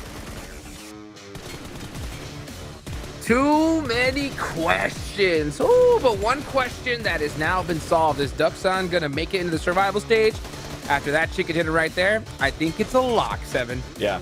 Oh, definitely a lock for this team. 2 chicken dinners, 2 today, as you were mentioning. We were wondering what happened to this team because, I mean, back day 1, they were just such a big surprise, and then the decline was insane. But for some of the other teams, I mean, 7th Element, the 24 OP, he actually put himself and put his team in a position where they could possibly try to strike for that 11th place. And then if we even go to the top 3, Enigma Galaxy, I think this is why we were all hinting, hoping to see Enigma Galaxy do a little bit better during the Erangel matches. because I just don't see them catching up at this point. Morph. Yeah, I mean, what, 1 point overall? This just not looking good. And for a second, it actually looked like U2 Alliance would be able to overtake them and, you know, put themselves in a better position going into the final game, but they couldn't get anything out of this either. So really, this game was a lot more about the team staying away from 12th place, which not just Duxon, but also FaZe doing good. And 7E, 11 points. If they come out next round with a win and a good number of eliminations, it is quite possible that they can overtake Inco and or whoever is currently sitting in 12th place. At this point, I don't even. Would they need to win just to secure it, right? Yeah. But if they came out with like good eliminations, if Nasser and Inco just absolutely throw, I can see it happening. Oh man, the storylines. All right, this is what I wanted for the last match. Oh my gosh, so many, right? I mean, you got to look towards the bottom, obviously. Still so many teams can get it done. You talked about 7element, Inco, Nazar, and at the top, you got Nigma Galaxy, U2 Alliance now, and Morph as we take a look here at the overall leaderboards. And it's looking pretty similar when it comes to both sides, right? Nigma Galaxy needs 11 points. U2 Alliance needs 11. Down towards the bottom, you got Inco there. 7element needs that many. And this is where I get horrified, 7, because last day, last game, too many teams need too many points. And there's only so many available. I don't feel too confident on either side, in my opinion. What about you? There's a team that I'm looking. They're going to try to save face. I don't think they're gonna try to make it to the top 11, but I'm just looking to see them do something crazy here to remind everybody that they are the champions of the region. And I'm looking at next Ruya because they have had honestly a very underwhelming PMGC. A lot of people expected this team. Even when we saw the content from other teams, they put them as top gunners and top teams to watch. And next Ria right now, I feel like they might try to do something in the last match, which we have seen in the past, Hodgix and Cam. We've seen some teams go absolutely nuts that have no chance in qualifying and absolutely hindering the spots there and the points there towards the top teams that are actually trying to make it, whether it's top 3 or whether it's top 9. The problem is they'll need to basically match the record of eliminations that we've had in PUBG Mobile Esports in order for them to qualify, or, you know, not actually match it, but like get close enough that they're challenging that record because they're just that far down. So I wish that they were only like... no, I'm not saying they're going to qualify. No, I know, but what I mean is that the fact that it is virtually impossible for them to qualify means that there's not as much inspiration behind them going for like a big massive final game, right? Because you can say, you know, it'd be great for the ego and everything, but if there was that one glimmer of hope, there was the possibility that it would ignite something in them to really go for those moves. Unfortunately, I think that glimmer of hope is just a little bit too dim. Yeah, the ignite is gonna be from the messages that Maxman and Kalaris are gonna be sending them. It's like, hey, you're making us look bad. Do something. Well, I will say, in my opinion, right, I'm a never give up, never surrender kind of person, right? Yeah. If I'm looking at them, right, if I'm their coach, I'm like, hey, you are forced to hot drop on Nazar or Inco. There's no choice at this point. You need 27 points to just tie them, right? And like you mentioned, that's tied with the record, and that's if none of these teams get any. So you don't have a choice at this point. If you're next Ria, I want to see it happen, just so I can be like, hey, you know what? They didn't give up. You know, in my opinion, if I don't see it, then they've already put their hands up and say, all right, you know what? Call their moms up and say, hey, what are you making for dinner? Because I'll be home soon. Yep. I mean, I said it. I want to see it, man. Come on, change up the strats, make it happen. Final game of Group Red. Time to heat it up, baby. Let's go ahead and take it over to our casters for the final time today. I tell you what, I hope it's for dinner for next Ruya. It's chicken, because we are hoping, well, we being me and the rest of Europe and Turkey as well, gonna be hoping that they can clinch this one out. But I am honestly not hopeful. I'm paying more attention to 7element, right? They have been on the chase. They have a lot of support. The team from Pakistan has, I think, it feels to me like I want them to get through towards that 11th place, but they're still 15 points behind, so I have to chase a little bit harder to be able to get that one done. A good result here could be great, but the top bubble as well isn't safe. There's an 11-point gap between U2 Alliance and Nigma Galaxy, both tied on 162 and Morph on 173. And we can't forget about Inco either, right? They're the 12th place team. The 7th Element is below them. Inco right now at 111, Nasser at 116. So both Inco and 7th Element have a shot at making it into this last match. And I know Inco, they had high hopes. They had high goals. I think coming into here, I mean, some of us even said it. We expected them top 3. So this is a far cry from where they hoped to end up at. Now, can they even make it into the survival stage? That's a big question. Certainly going to be weighing heavily on their minds. Their countrymen, intense game, looking a little bit more secure, but still not out of the woods. If both Nasser and Inco pass them up, they absolutely could fall out of this top 11 spot. I think from 9th upwards now, at this point, going into this final match, is looking safe. We are looking really at a 4-team block at the bottom and a 3-team block at the top that has some volatility. SCE, not impossible for them to go out as well, but a lot less likely. Yeah, the fact that Intense Game is still not safe really just goes to show how much McGrellan really did with all those points that he confirmed with that DBS, holding that compound down, right? If they went out any earlier, they're below Nasser Esports. So great job out of McGrellan there to keep their hopes and dreams alive, but they need just a little bit more to get that for 100%, because if Nasser and Inco both have great games, Intense Game will be dropping out. The final match is upon us. 24 of 24. Group Red has been blood-soaked across the battlegrounds, but Miramar will be the final one for us today. And the last chance for so many of these teams to try and make their mark, to try and progress to the survival stage if possible, and maybe claim a spot in those grand finals as well. A little bit of a knife argy-bargy there for Hale, but this time he gets away with it. Yeah, we've seen this happen before, and it was a Nongshim Red Force player that actually knifed the player out of the car. You see Hale trying to rotate here for some quick loop, but already beat into the punch from a guy who just parachuted in. It is NB Esports. That was also the other player trying to knife the player out of the car. So they will have to regroup a little bit here. Taking a look at that plane path a little bit to the east, I don't think should cause too much more issues though for teams, as they are spreading out here, and we do have a very western circle. Very, very hard shift, centering up to Monte Nuevo on the crossroads. No teams breaking out there just yet, but it is still the plane path going on, so we'll have to wait a little bit longer for teams to start to break out. I'm expecting to see Enigma Galaxy getting along that south coast nice and early towards Bahia de Mar, try and move up on that west road. Monte Nuevo also available for teams like Inco if they don't want to stick around in Picado, and we'll see what happens there. Morph, they're going to be looting up over towards Cruz de Valle, over on the northern side, and they'll move over past La Cobreria and try and swing in past El Pozo, most likely. Yeah, so a lot of wrapping rotations for the two teams we really want to focus on for that top 3. Morph in the north, wrapping around, and Enigma Galaxy doing the same from the polar opposite side. STE will be pretty much, if they want to go dead center, they can. We haven't really seen STE be a team to just rotate center, even when allowed the possibility. This game, maybe, maybe not. Nongshim Red Force, I don't even think it matters where they are. They'll make something work, and they'll clinch that first place spot for sure.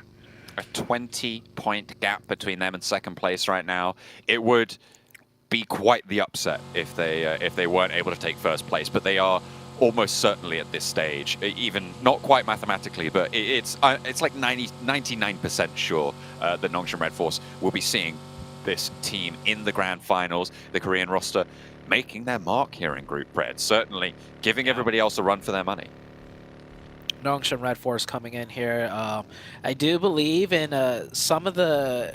Before the matches even started, we do have clips of players rating teams coming into this lobby, like Dark Horse, like Rising Star, Top Contender. I did catch that Enigma Galaxy put Nongshim Red Force under newcomers, along with another team that's near in the top. Morph as well, I think, if I'm not mistaken. But definitely, I remember them putting Nongshim Red Force down there as newcomers. Just not calling them like newbies by any means, but based on that rankings, they were put on the lowest. So Nongshim Red Force really surprising a lot of teams out here. Yeah, certainly a newer roster coming from the Korean region. Not many teams will have seen them play. They came second over in the Rivals Cup to qualify for PMGC, coming second to D+, who are playing next week. So we'll be looking forward to seeing if D+ can give us some more of that Korean power. Fabian Forrest and Saden, those are names that you'll be familiar with. Osal as well, very, very well-known players on the global circuit. That's the team that was able to beat Nongshim Red Force back in their more regional stages. So hopefully we'll see that strength come through next week as well.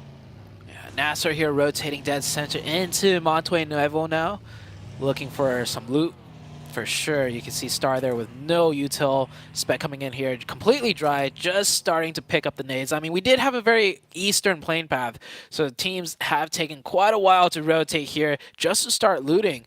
Inko close behind them, and Inko looted Picado, I imagine. So if Inko wanted to and crashed right in, they'd have a huge advantage fight, but that's most likely not going to happen. And Hyper getting shot at just a little bit as teams are making their rotations into the first zone now. And Hyper, 7th place, leading the pack right now in the middle. Duxan, with that last match, opened a little bit of gap over them, but maybe 1 point either way. We'll go. Intense game, looking to defend that 10th place spot right now. If you get 7, 8, 9 points, that might just be enough towards the bottom of these tables. But you never know. 7th Element, the team with it all to do. The biggest run for this squad to try and make it to that bubble. 15 points they need to make up over that bubble position. And see if they can overtake Nasser. Their work cut out for them. They're moved past Los Leones now. They're close to Nongshim Red Force with Hale on their north side. Yudo Alliance ahead of them. I feel like 7th Element has been the team that's been in the 12th to 13th place spot for the majority of this tournament. They started off a bit higher. Day 1 was probably their best day. Ever since then, they slipped down, and it just kept not, really working out for them. But they've always just been on the cusp this entire time. So if they can do it on the very final game of the tournament to make it into that survival stage, I'd be happy for them. That would be a huge relief. They've been under this immense pressure the whole time. So let's see if they could get it done. We see Hale there with the Golden Murado coming in from Hacienda. A lot of teams getting very close now, but definitely no full-out engagements as it's most likely the second circle that's going to bring about some of that action. And oh, just as I say that, he peeked out for less than a second and instantly gets taken out. Benny is like a laser right now.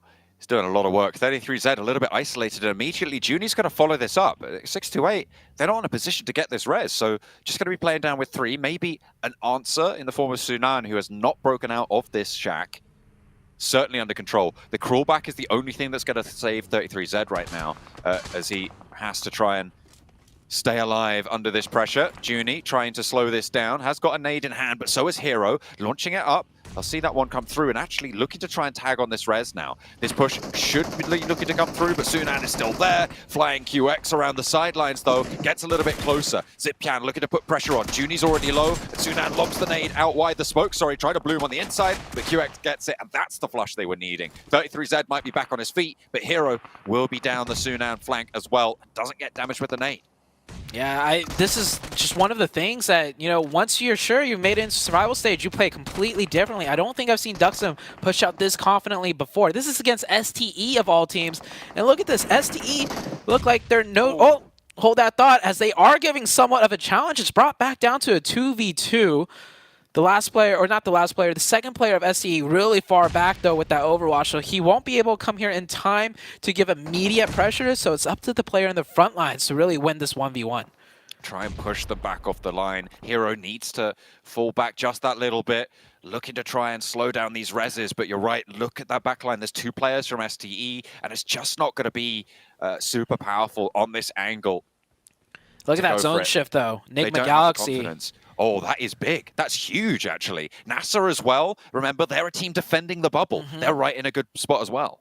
Yeah, this is a huge shift for Enigma Galaxy. Morph as well, if they could cut down before NB Esports, potentially sets up some sort of roadblock. We'll see how fast Morph can get down there, but big zone shift for NASA and Enigma Galaxy. And, of course, Nongshim Red Force is just in there in a great position, because why not? You got to have it. In the final match, there has to be a little bit of a raid boss, doesn't there? Just get them in the middle, see who can take them on. With STE going down to 2 this early on, no eliminations as well, there is a chance that both Morph and either Nigma Galaxy or Udo Alliance could leapfrog them as well. It's not out of the question. If either Nigma Galaxy or Udo Alliance get a chicken dinner and Morph have a good game, they don't need that many points to catch up, only 5 in fact. It's definitely possible that STE could drop out the top 3 in the last match. Yeah, suddenly it's very scary for STE, and it's suddenly very scary for me because I predicted after day 1 that they'd finish in first. So if they drop out of top 3, that would be... I'll get some DMs, most likely. Some very heated DMs. And rightly so, because you did it, and it's not their responsibility. 7th Element trying to move in on the south side. I like this rotation, but they've come up against Nongshim Red Force. I mean, if you're going to prove yourself, why not do it against these guys? Although Divine is very low already, trying to divert with the buggy, out and low on the ground. Nigma Galaxy may be looking at a third party, but Nongshim Red Force, they're a little bit split. They're a little bit cut off. They have managed to regroup now as XZY gotten back on in. Alian spotting wings potentially underneath the buggy, but taken low, hits back immediately. That is insane. He timed that pre-fire so well. Alien had every advantage there, and then down to half HP. Alien didn't even get to peek enough to fire a bullet. Nongshim Red Force. Like a homing missile. That looked like the easiest nade ever for him to throw. No hesitation, and gets the confirmation as well. I mean, this is Nongshim Red Force, raid boss. That's the perfect way to describe them. And their 7th Element down to 3. Their chase might be over here as Nongshim Red Force have smelt blood in the water. And they will be swimming around now on the top of this hill on the north side. But there's a third-party potential from Duxan. Sorry, over on the north side. That's the opposite side of the map. I was looking at the wrong part, and it looks like 7th Element really struggling to hold off the push from Nongshim. Intense game maybe have an angle or two, but there's the 1 player left now for 7th Element, and their run will be drawing to a close here. Victims of the Titans of the lobby, Nongshim Red Force take 7th Element out of the tournament. Well, there goes 7th Element's run. They will be exiting from the PMGC stage. Valiant effort for them. Man, that fight was just like, if you were heavily under-geared for a raid, that's what it would look like right there. That did not go their way, unfortunate. It's just sometimes what happens though. They needed a miracle. It was not to be this time around. Hopefully we'll see them again, but I feel like they've gained a couple of fans here in Group Red. I'm sure that plenty of people in the chat are still going to be looking forward to seeing them next year over in the 2024 seasons back in South Asia. They'll have plenty still left to do. I'm sure we haven't seen the last of them. But we have to now focus over to the other teams racing for those bubble spots. You've still got Inco right on the doorstep of NASA's 116 bubble spot. Yeah, Inco currently their position on the map. I'm taking a look at this. They're kind of just in the mix of things on the northeastern side. I think they're on the low ground. So most likely Circle will shift away from them and they have to push across from Nasser, who's holding that high ground. So Inco not in a very good spot whatsoever. Nigma Galaxy, of course, in one of the better positions on the low ground, away from all the fighting. They will be staying alive. Morph coming in right over the top on the north side of them. You can see right here, they've been popping off shots, picking up elimination points as well. Not good news for the side of Nigma Galaxy. Those were knocks that Nigma Galaxy wanted to take away as well, and Morph for extending their lead. 2 extra points now on the tally. That's 13 is the gap. Next Ruya in the meantime against Kanina Power, trying to take control of the position in the church. Yekta on the inside, Palucci putting these nades on through. These 2 teams have been fighting off against each other back in the European region as well. And now, next Ruya, really quite far away from this bubble. Don't really have too much to do, but a nice spray from Frozen. Finds Becca on the shot. The first knock to go through on this scrap. As said, Wolf looking for DGR. Hector sets up the crossfire. Another point going over to next Ruya. 2 points on their tally. Still very, very far away. A 4th point now found. They're looking for Palucci last. Not even a casualty sent back their way. So 5 eliminations found for next Ruya. That's 94 points is their total, but they are still 22 points away from the bubble. It's just not going to happen for them, unfortunately. The European champions. the first place team, the team that qualified from PMGC points from the Türkiye region, potentially getting knocked out in Group Red, all the way out, not even into the survival stage. It's really a fall from grace. Oh yeah, Kanina Power as well. Of course, you mentioned earlier they came in here with their coach playing, so they started off at a huge disadvantage to begin with, but they will be knocked out here.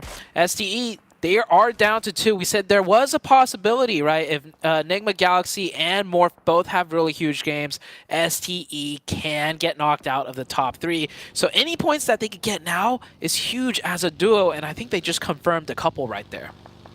See how many points they were able to accrue. STE, yeah, they did get 2 points, so 180 is now that second point mark. Enigma Galaxy and Yudo Alliance both having 13 points to make, but Yudo Alliance are down to just 2 players.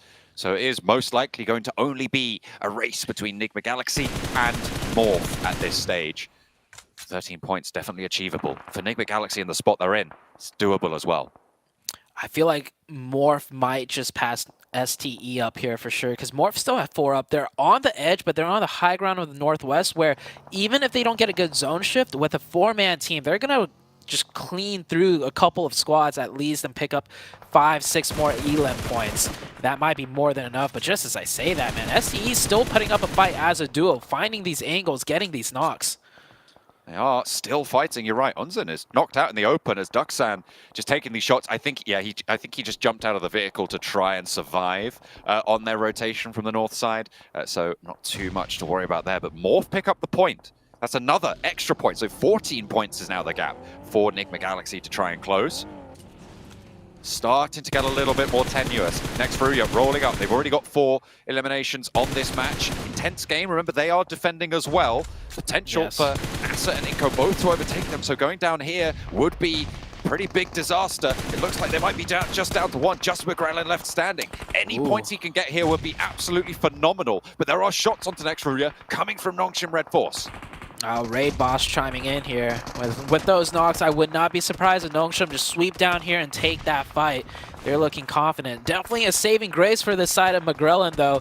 Slow down that push completely. McGrellin will stay alive with the help of Nongshim for now. And Nongshim playing it very steady, not pushing up any further. I mean, they have every advantage possible. They even have one player on the far back line with full vision of everything. There's no chance of Nongshim to get third party, yet they remain very calm and collected and just holding them off from distance.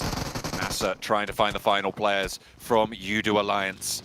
On the inside, Yudo Alliance's run. They've saved themselves into the survival stage, but with their last player falling, it's very unlikely that they're going to go any further as well. Yudo Alliance fall. 5th place will be theirs, and now it's up to Enigma Galaxy to try and make it work. But they've taken 2 knocks in the meantime. Hale have rolled up from the south side. They've taken Ralph and Freak. Next Furia still on the warpath. 9 eliminations, and that's intense game out. 118 points is the mark for the bubble now. NASA 117, and Inko just behind them. Yeah, Inko did somehow manage to get into a great position. They circumnavigated the high ground of Nasser. You can see right there on the southeast, just a little bit east of Hyper. They're in great compound as well. I didn't catch how many they have up. We'll soon find that out. But Enigma Galaxy, that's the big thing for me. They're down to a solo. This is it. They will not be making it through in the top 3, I don't think, because Lord, and there's a huge point gap. Morph still have 4 up. Enigma Galaxy falling from grace almost to say, because we thought they were for sure a top 3 with their performance in the first 2 days, but Lord, unless he pulls out the greatest miracle of all time, it is done. On that south side of the circle, across the road, Lord, a solo player for Enigma Galaxy. Hale ruined their day, their chance to try and leapfrog against Morph, but Enigma Galaxy will make it to that survival stage. There is no question about that. With the 1 point they've been able to get, they are ahead of Yudo Alliance, free and clear, which means that they're likely going to be in that 4th place, getting the maximum value for a team not in the top 3. And Morph, they roll down the hill, but they don't know they're victorious just yet. They'll have to wait and see. At the end of this game, Cleon looking to hold it up. Can they surpass STE? That's the question. I think so. I think they can with 4 up. NB Esports, their closest challenge. I mean, going past that roadside will be difficult. More than likely, they might end up playing the ditch. We'll see how this plays out. They do have 2 players to take care of here, and they do need to, because if they drive past this, it's just going to be more sightlines onto them. Quick opening by Rocky. It's good. Nades coming through. No return knock, so Morph Koi does get one from distance. And I believe, did Morph lose that player? No, he's still knocked. Oh, he's knocked on the far outside, though. I don't believe he's going to be able to get revived here. As NB's still up with Fistboy. He's got 3 nades. He could cause some trouble, while InHyper just looking this way like hawks. They are ready to take these points if they present themselves. Morph moving forwards. Fistboy, solo player for NB, steps out, sprayed down, handled. And now Morph can play on. They should be able to get the res onto Bubuhu, but he's a little bit out of the way. Actually, I think that one just bled out. No, not quite. So Rocky's going to reposition through the sightlines for NHype, but not quite able to control that. Just too far out of range to land consistent sprays, unfortunately, this time around. GK first tonight, but look at the taps over onto Yoru. How did you make that happen? Goodness me. A sliver of the helmet, that's all he needs. Yeah, this is just slowing them down for their rotation because that's not in zone. Blue zone is going to slowly push them out. It's slow enough that they could maybe get that revive on Yoru and still drive in, but all of the players of InHyper are looking this way because they realize this is the team that's got to move into their sightlines. Hopefully they have some vehicles left. We saw GK first, I believe, was taking out the wheels of one. They should have a couple more on the backside. Nongshim Red Forest down in the south, still with 4 players up, right next to Nextria. Nextria, I mean, this has been like one of their better games, and of course it's going to be the last one when everything is on the line. Up to 9 eliminations. I mean, they still have so much further to go. Lord has a little bit of a say into the hail position. As he does go down, and finally Enigma Galaxy will be eliminated fully, guaranteeing Morph that 3rd place spot. They have done it. They've held on right until the end. It was close, but in the end, they weathered the storm.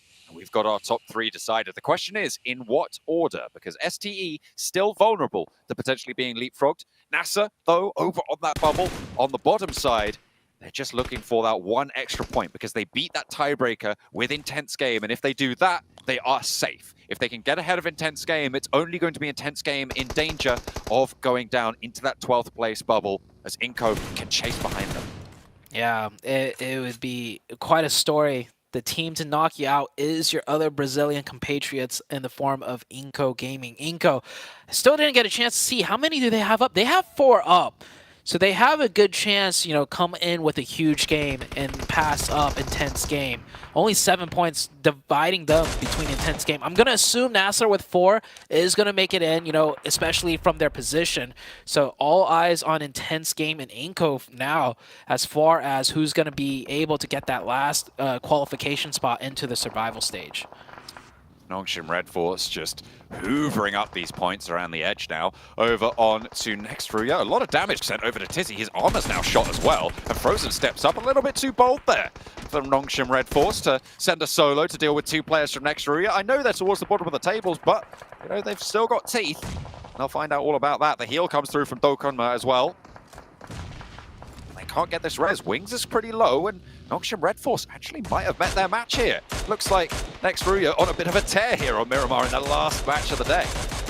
Koi firing off some shots, actually leaving the safety of the compound. I like InHyper getting a bit aggressive here. They have the safety to do so. And I think Nongshim Red Force, they're out. They're eliminated. 4 elim points, top 8. They are going to secure that #1 spot pretty safely here. So congrats to Nongshim Red Force. I would have liked to see Nongshim be a little more aggressive earlier against Nextruya. We saw that, but hey, they're in first place. They get to do whatever they want. STE still putting in the points, and with Morph out, STE, 2nd place. Here's the outside chance. Nextruya, they are currently on 100 points. They need 118 and to clear the next highest team. So if Inco go down, and they get a miraculous game. So if Nextruya take on Inco, there is a chance. But it is so slim. Here. It is so slim. They could find NASA, but NASA have already done enough. They've got enough points to get over Intense Game, meaning that they are no longer under bubble threat. Yeah. Unless Nextruya get this, I think it would need to be like 25 points, maybe actually a little bit more. It might be 29 points. I'm not entirely sure. I have to double check my maths, but still, they would need a massive, massive game, a record-breaking game, but there's still that chance. On the south side, they have moved up. STE starting to falter now. Ching, the last to fall. STE are out. The top 3 decided. Yeah, disregarding math, next Ruya, if they win this fight against Nasser, this is the spot to get the biggest of chicken dinners. You take that out, you have full sight lines on all your enemies, pick up all the elims possible. That is their only chance, if there even is a chance, right, mathematically. This is the first step, and it is a 4v4 engagement. This is not going to be an easy one. This is going to get messy, and most likely they're going to be losing points elsewhere as they try and find these elim points here.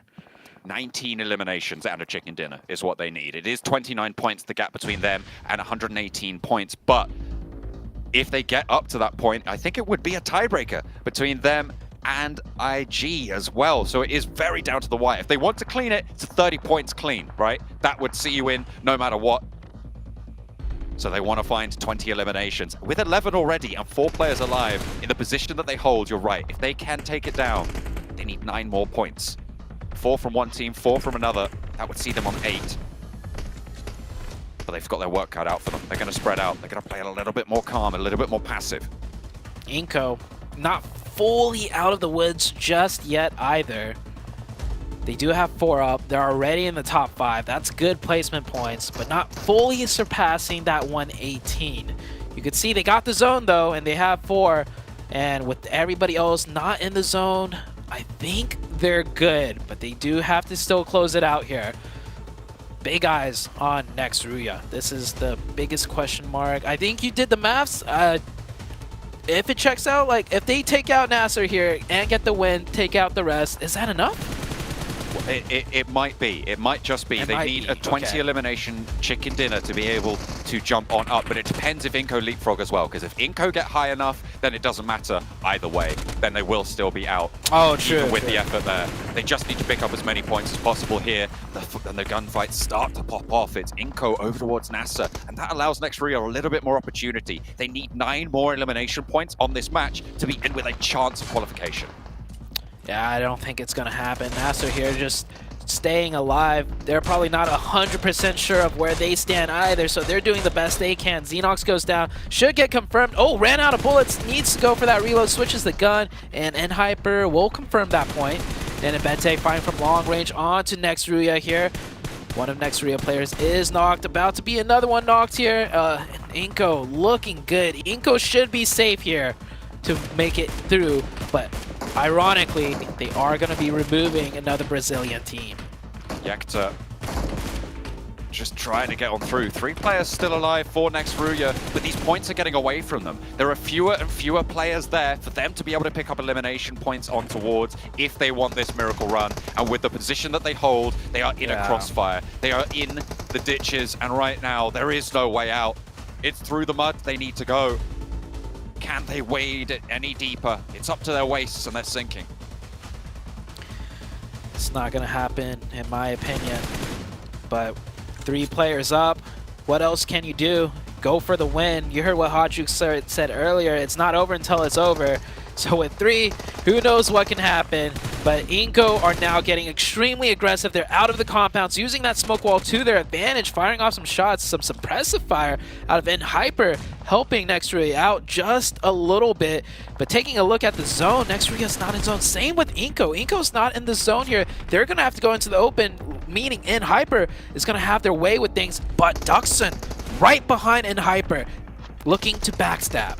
Next Ruya need to find every single elimination apart from 1 in the rest of this lobby to be in with that chance, to be in with their shot towards the survival stage. Yekta still surviving behind this tree. Nenebeche is low. As Nasser goes down, it means that next Ruya need every single point here. 1 for 1 on the trade, and it's up to the player on the close spot, but it will not go their way. Only 1 player to be found now, and I think Duxan were able to pinch another shot away, and it's just not going to happen for them. It is impossible. The door has been closed, and Inko are the ones to do it. And with that death blow, they jump up as well. They move up the tables, and Inko are going to be seen in the survival stages. They have knocked out their Brazilian brethren over on Intense Game as well.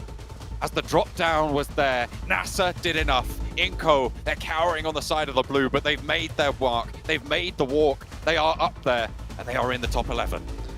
What a way for Inco to clutch it out at the very end to make it through. Bittersweet victory, of course, with knocking out Intense Game. And Squash last up. He is getting flanked as well onto that high ground. Unless he could get a really nasty knock onto the one flanking him right here, and then just winning the duel 1v1 in the open. We'll see what he can do. Zepien has been on point. This should be the Duxen victory. Duxen, a team that played really well day one. Then we haven't seen them, but they're finally showing up on the last and final day, and they will close it out, getting the very last chicken dinner of the tournament. Happy faces, high fives all around. That's great for them because it's not done for all of these teams moving into survival stage. They're going to go from one frying pan into another, and it's going to be even more difficult. I said that Inco have knocked them out, but I didn't quite get their elimination total. I'm imagining it was 2 or more, though, which would be the mark that they'd need to be able to leapfrog over Intense Game. Look at that, clutching his heart. Duxen, they made their moves towards the end of today. They have absolutely secured themselves into the survival stage. They will be seen again, but they didn't quite manage to make that bubble. However, certainly a team to fear. 2 Korean teams really starting to show up in Group Red, with Nongshim Red Force and Duxan both having a good impact so far. Yeah, Nongshim Red Force, the standout team here for this group, securing first place by a good margin. And not just that, it's the way they did it. It wasn't through big wins or like circle shifts in their favor. They just slow and steady, just kept finding them points no matter what the situation was. Everyone else had kind of an ace card they had to pull out, right? STE had to get those third parties in, the huge eliminations. Morph needed the Miramar games in particular, you know, to find those huge gains, but Nongshim Red Force, the team that, you know, took out first at the end of the day, doesn't matter the situation, doesn't matter the map, an all-around team.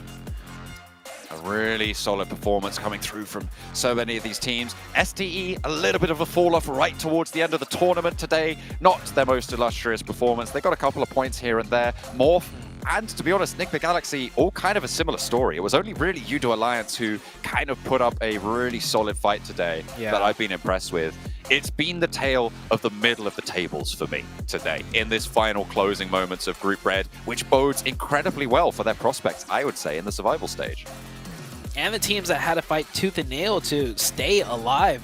At one point, Nasser was knocked out. Remember, they were knocked right into that 12th day spot. But that concludes the tournament for Group Red, the survival stage. We will see them again, so don't go anywhere. We'll be right back with the desk. What a historic performance here right at the end.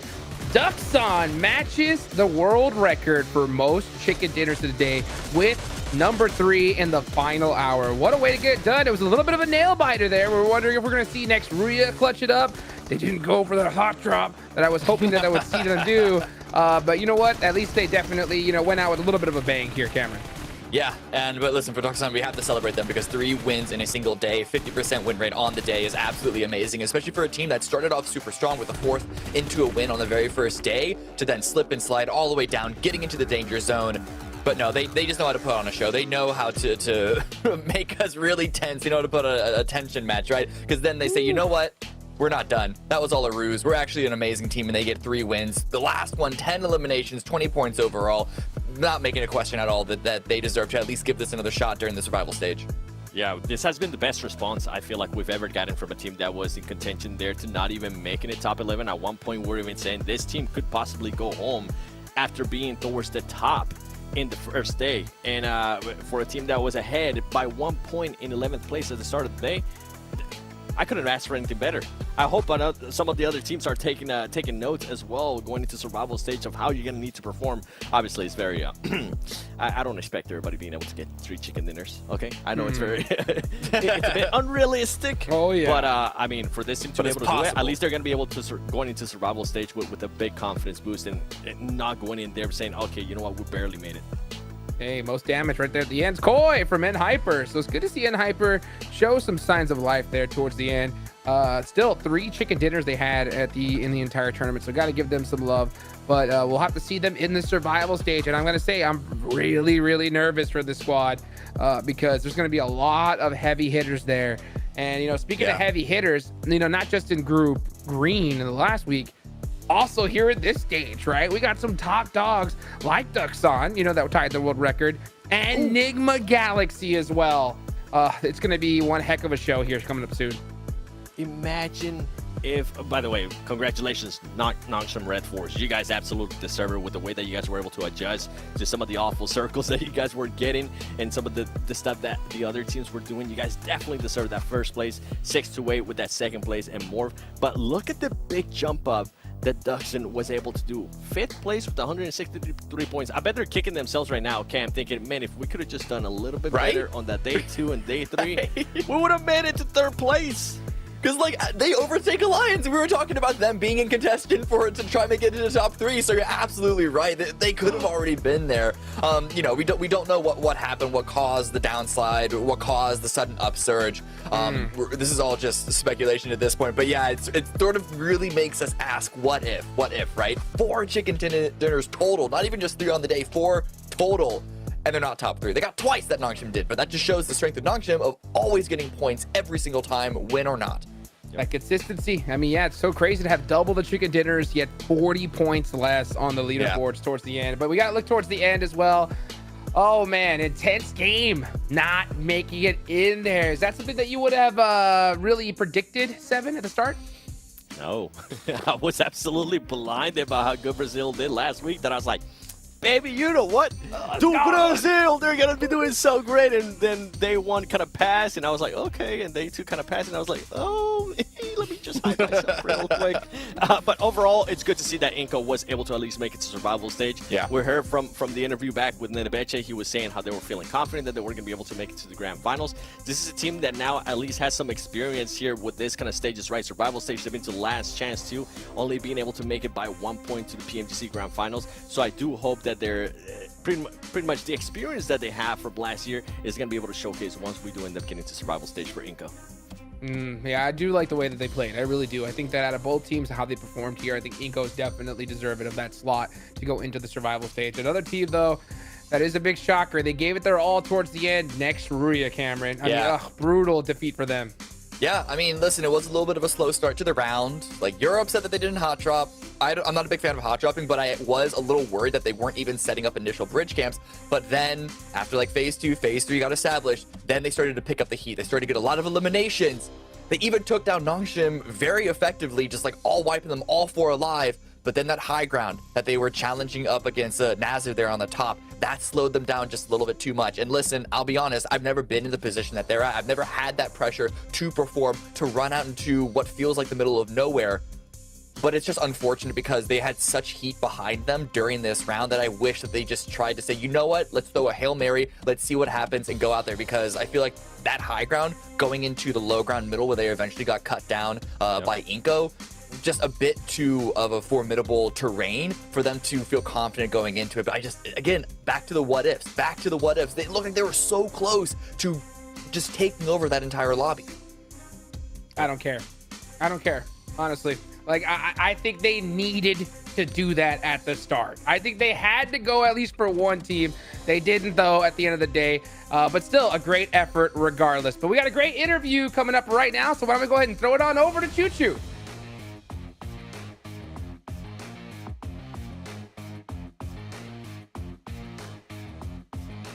We're ending our week 2, and this is the chance for week 2. It's down to neck and head to head, ear to ear, whatever, you know, body part you want to compare. But congratulations to none other than NSR or Nongshim Red Force. And this is going to be a big time win. We talked about them before. We interviewed them before. With me on stage, I'm your host, by the way, Choo Choo. Sporta, the Russia for Nongshim Red Force. Congratulations so much. And this is going to be the Russia talking himself. How is your team and your feelings now? It's confirmed that you will be in Grand Finals. 네, 우선 축하해 드립니다. 그리고 오늘 그랜드파이널 진출하는 게 확정되었으니까 팀과 같이 한 소감이 있습니까?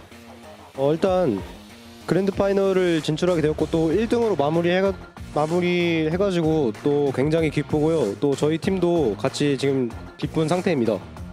So definitely we feel very happy and excited to get into the grand finals, and yeah, now all of our team members are very excited now. I don't see his face showing any excitement. Can he smile? Can you at least smile? Can you like give us like yeah for once? Just 지금 얼굴 보니까 기쁨이 안 보여서 혹시 좀 기쁘게 할 수 있는지 궁금합니다. 원래 좀 표정이 그래가지고 네, 그렇게 보이는 겁니다. Yeah, he said like usually his face is like poker face. That's what. I saw your face when you were winning. You were cheering. Don't lie to me. Okay. Now, alongside with SZSTE, Morph GPX, Loops, Alpha 7 and STE who are already heading into the grand finals. I mean, Star Wars Esports are confirmed for finals, grand finals, including yourself. Out of the teams that I already mentioned and confirmed just now, who do you have your sight locked onto? Who do you think is going to be the strongest fighter against you and why? 이제 그랜드 파이널 진출하는 팀 L7랑 룹스 6개 팀 Alpha 7 까지 네, 다 포함해서 혹시 그 팀들 중에 가장 같이 그랜드 파이널에서 약간 제일 강하는 팀이 어떤 팀입니까? 그 팀들 중 강한 팀이요? 네네. 근데 이게 아무래도 세계 대회이다 보니까 다 각국의 나라에서 정말 잘하는 선수들이 모여서 온 거기 때문에 누가 잘하고 누가 못한다를 가릴 수가 없기 때문에 다 잘하고 그래서 다 견제해야 된다고 생각합니다.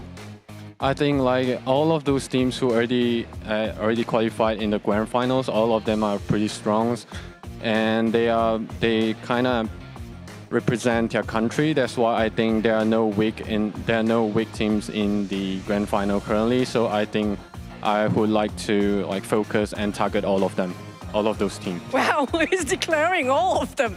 I'm like, I don't think you guys are that weak, but we're gonna fight you guys.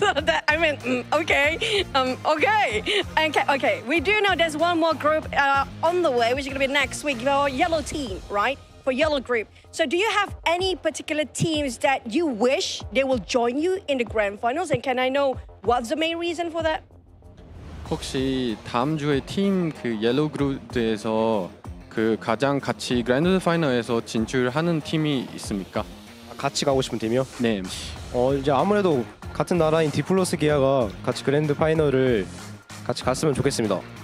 I think we support D Plus Kia from the Korean because we are the Korean teams. Oh, I like that. They're gonna support their brethren. Of course they want. Why not, right? Okay, now since your guys already qualified for the grand finals and you don't have that pressure anymore, right? And you have a long time before getting into the grand finals. What are your plans next? What do you want to do tonight? What you gonna do? 이제 그랜드 파이널 진출하는 게 이미 확정되었으니까 혹시 오늘 어떤 계획 있습니까? 약간 좀 즐겁게 아니면 좀 더 연습 많이 하던지 궁금합니다.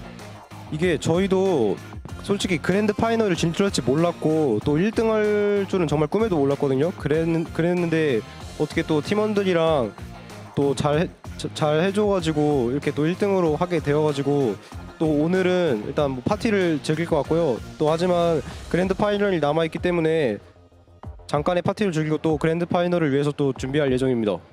We are really excited. That's why we'll have kind of small party because we didn't even dream about we actually get into the grand final, and also that's what we dream about, getting the first place in the grand final. That's why we are going to have a party tonight first. Now I will add one more question, yeah, just because I can. What would it mean to you, even in the grand finals, if you can score the championship? 네, 혹시 지금 추가적 질문이 있는데 혹시 만약에 그랜드 파이널에서 우승을 하면은 어떻게 할 건지 궁금합니다. 소감 말씀하신 건가요? 약간 뭐 할 건지 궁금합니다.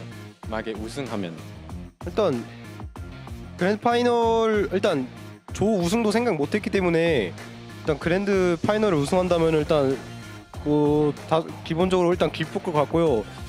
지금으로서는 상상 못할 엄청난 기쁨과 엄청난 또 일들이 일어날 것 같습니다. So actually, we will be really excited, and it is like a dream come true if we get the champion in the grand final. So we don't even dare to think about it yet. So we'll try our best to make more practice during the rest days. Think about it. You might actually be the first Korean team to take the championship for Worlds. Think about it. It's okay to dream, right? And also, maybe it will be coming true, by the way. And any words for your fans and supporters out there that has been cheering for you since day one, since the birth, even for Nongsim Red Force? 네, 그리고 혹시 팬들에게 세계적으로 팬들에게 한 마디 있습니까? 작년에는 저희 팀이 굉장히 부진한 성적이었는데 또 이번에 PMGC에서 또 많은 걸 준비해 와가지고 저희도 예상 못한 1등을 하게 돼서 정말 기쁘고 팬분 여러분들의 응원과 격려 등등이 아주 도움이 되었고 또 그런 게 많이 쌓여가지고 우승을 할 수 있지 않았나 싶습니다. 정말 감사드립니다, 팬분 여러분들께. So we wouldn't stand out here if we don't have our fans supporting all the way to here. And I think we will try our best to get the champion in the grand final for this PMGC. And I really appreciate for everyone who always supported us, the NSR, until now. Thank you. Okay, can you shout with me, even you? NSR fighting for grand finals, is that okay? NSR fighting, that's it. Can we shout it together? 혹시 우리 NSR 파이팅 이렇게 지른 소리 하는 게 어떤가? Okay, 1, 2, 3. NSR fighting! Okay, that's the champions for you, okay? They're waiting for you guys in the championship later on, but that's gonna wrap up our week 2. I mean, it has been explosive. It has been starting with a bang, with a boom, and kapow! By the end of the day, it's still gonna be only one winner and only top 3 will qualify to the grand finals, but the ones that are relegated, we thank you for joining in for this season, but we're not done yet because I miss our casters. Casters rounded up for the day. Hopefully we can see each other face to face. And back to casters. See you guys again next week. Bye! 100% Choo Choo. Wow, what a way to finish it off. A huge congratulations to Nongsim Red Force winning it out, and the MVP as well, going to XZY. What a huge performance from these guys, and the first Korean team to make it to the grand finals in years, 7. Yeah, since 2021. And by the way, what a performance too for XZY on the last day, being able to get 12 eliminations and being able to edge out for the MVP. That's what you love to see, man. This team, I feel like a lot of people, it wasn't in their radar. Now it's definitely going to be in the radar, because considering that they only ended up with one chicken dinner throughout this whole 4 days, they were just so consistent, they were so quiet, and they were just striking at the right time. Their rotations, their pacing of the game, everything worked out so well. And I can't wait to see what they're going to be able to do in the grand finals. Yoru with the most eliminations from Morph. Wow, it's so crazy to see just how well all of these teams performed here, Cam. Yeah, I mean, I'm looking at the overall rankings again right now to remind myself, but Morph only have 1 fewer elim than Nongsim overall. So really, for them, it's just the placement points that are the big gap between Nongsim and Morph. That means Morph, these are big fraggers, and we knew that, right? They have some really huge games. A little bit of high risk, a little bit of high reward, right? Play style, but still, they can deal the damage. But I want to focus just a little bit more on Nongsim once again, because part of me wants to say, part of me really, really wants to say that going into the grand finals, their low risk, low reward, like they've only had 2 wins and it was on the very first day. How is that going to translate? But I think actually this consistent play style, not having to go for some big explosive titles, is only going to be even better for them when the grand final, because it's going to be filled with even better teams than this group so far. So I actually think that Nongsim have another gear they can click into, and they're going to continue to do a lot of damage. 100%. It's going to be really difficult to get a 19 elimination chicken dinner in the global finals, 7, right? I mean, what do you think the odds of that are going to be? I mean, it's very, very unlikely. But to be fair, I mean, even going back to PMGC of last year when we went to the grand finals, the team that ended up winning it only got 1 chicken dinner, which was S2G. It was a very consistent team that caught a lot of people by surprise. If Nongsim can actually do that themselves as well, that's going to be even better. But I feel like we got to give some props too to 628. What an impressive team. I feel like once we get to the grand finals, we might be able to see them frag out a little bit more, especially with some of the other teams that are already there that are quite aggressive. And then Morph, Indo Pride, baby. It's good to see that we're finally going to have an Indonesian team as well in the Grand Finals, as we are going to be getting ready for next week, because next week, I know a lot of people were saying that Group Green was the group of death. There is some stunners in this group right here. Look, Vampire Esports too. Oh, I'm ready. There's some killers here for sure.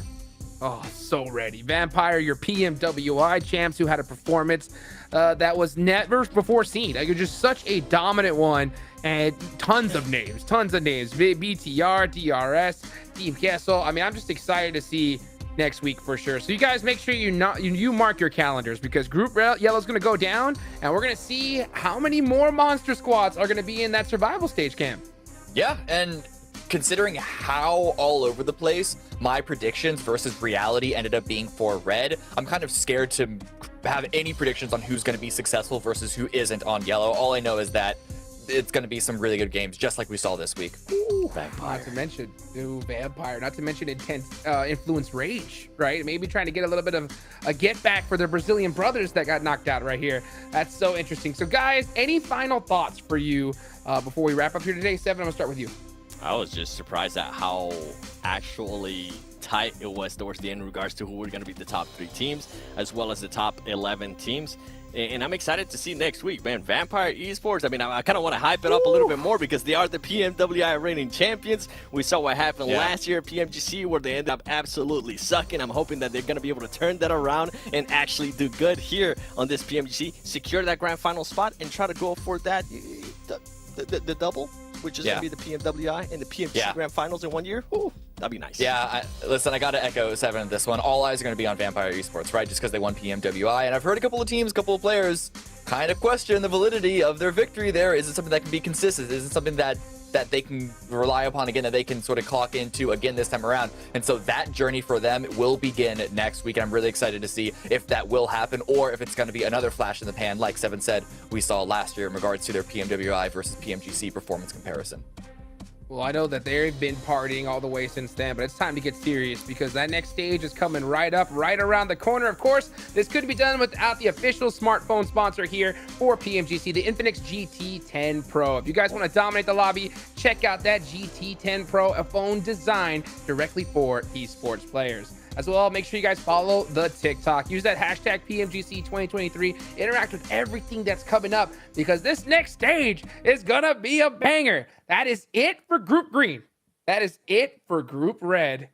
And now it's time for one more stage. Guys, thank you so much. It's been Hot Chooks, none other than the 7WG, Cammy D, as well as our casters. That is it for us today. We will see you guys at the next stage.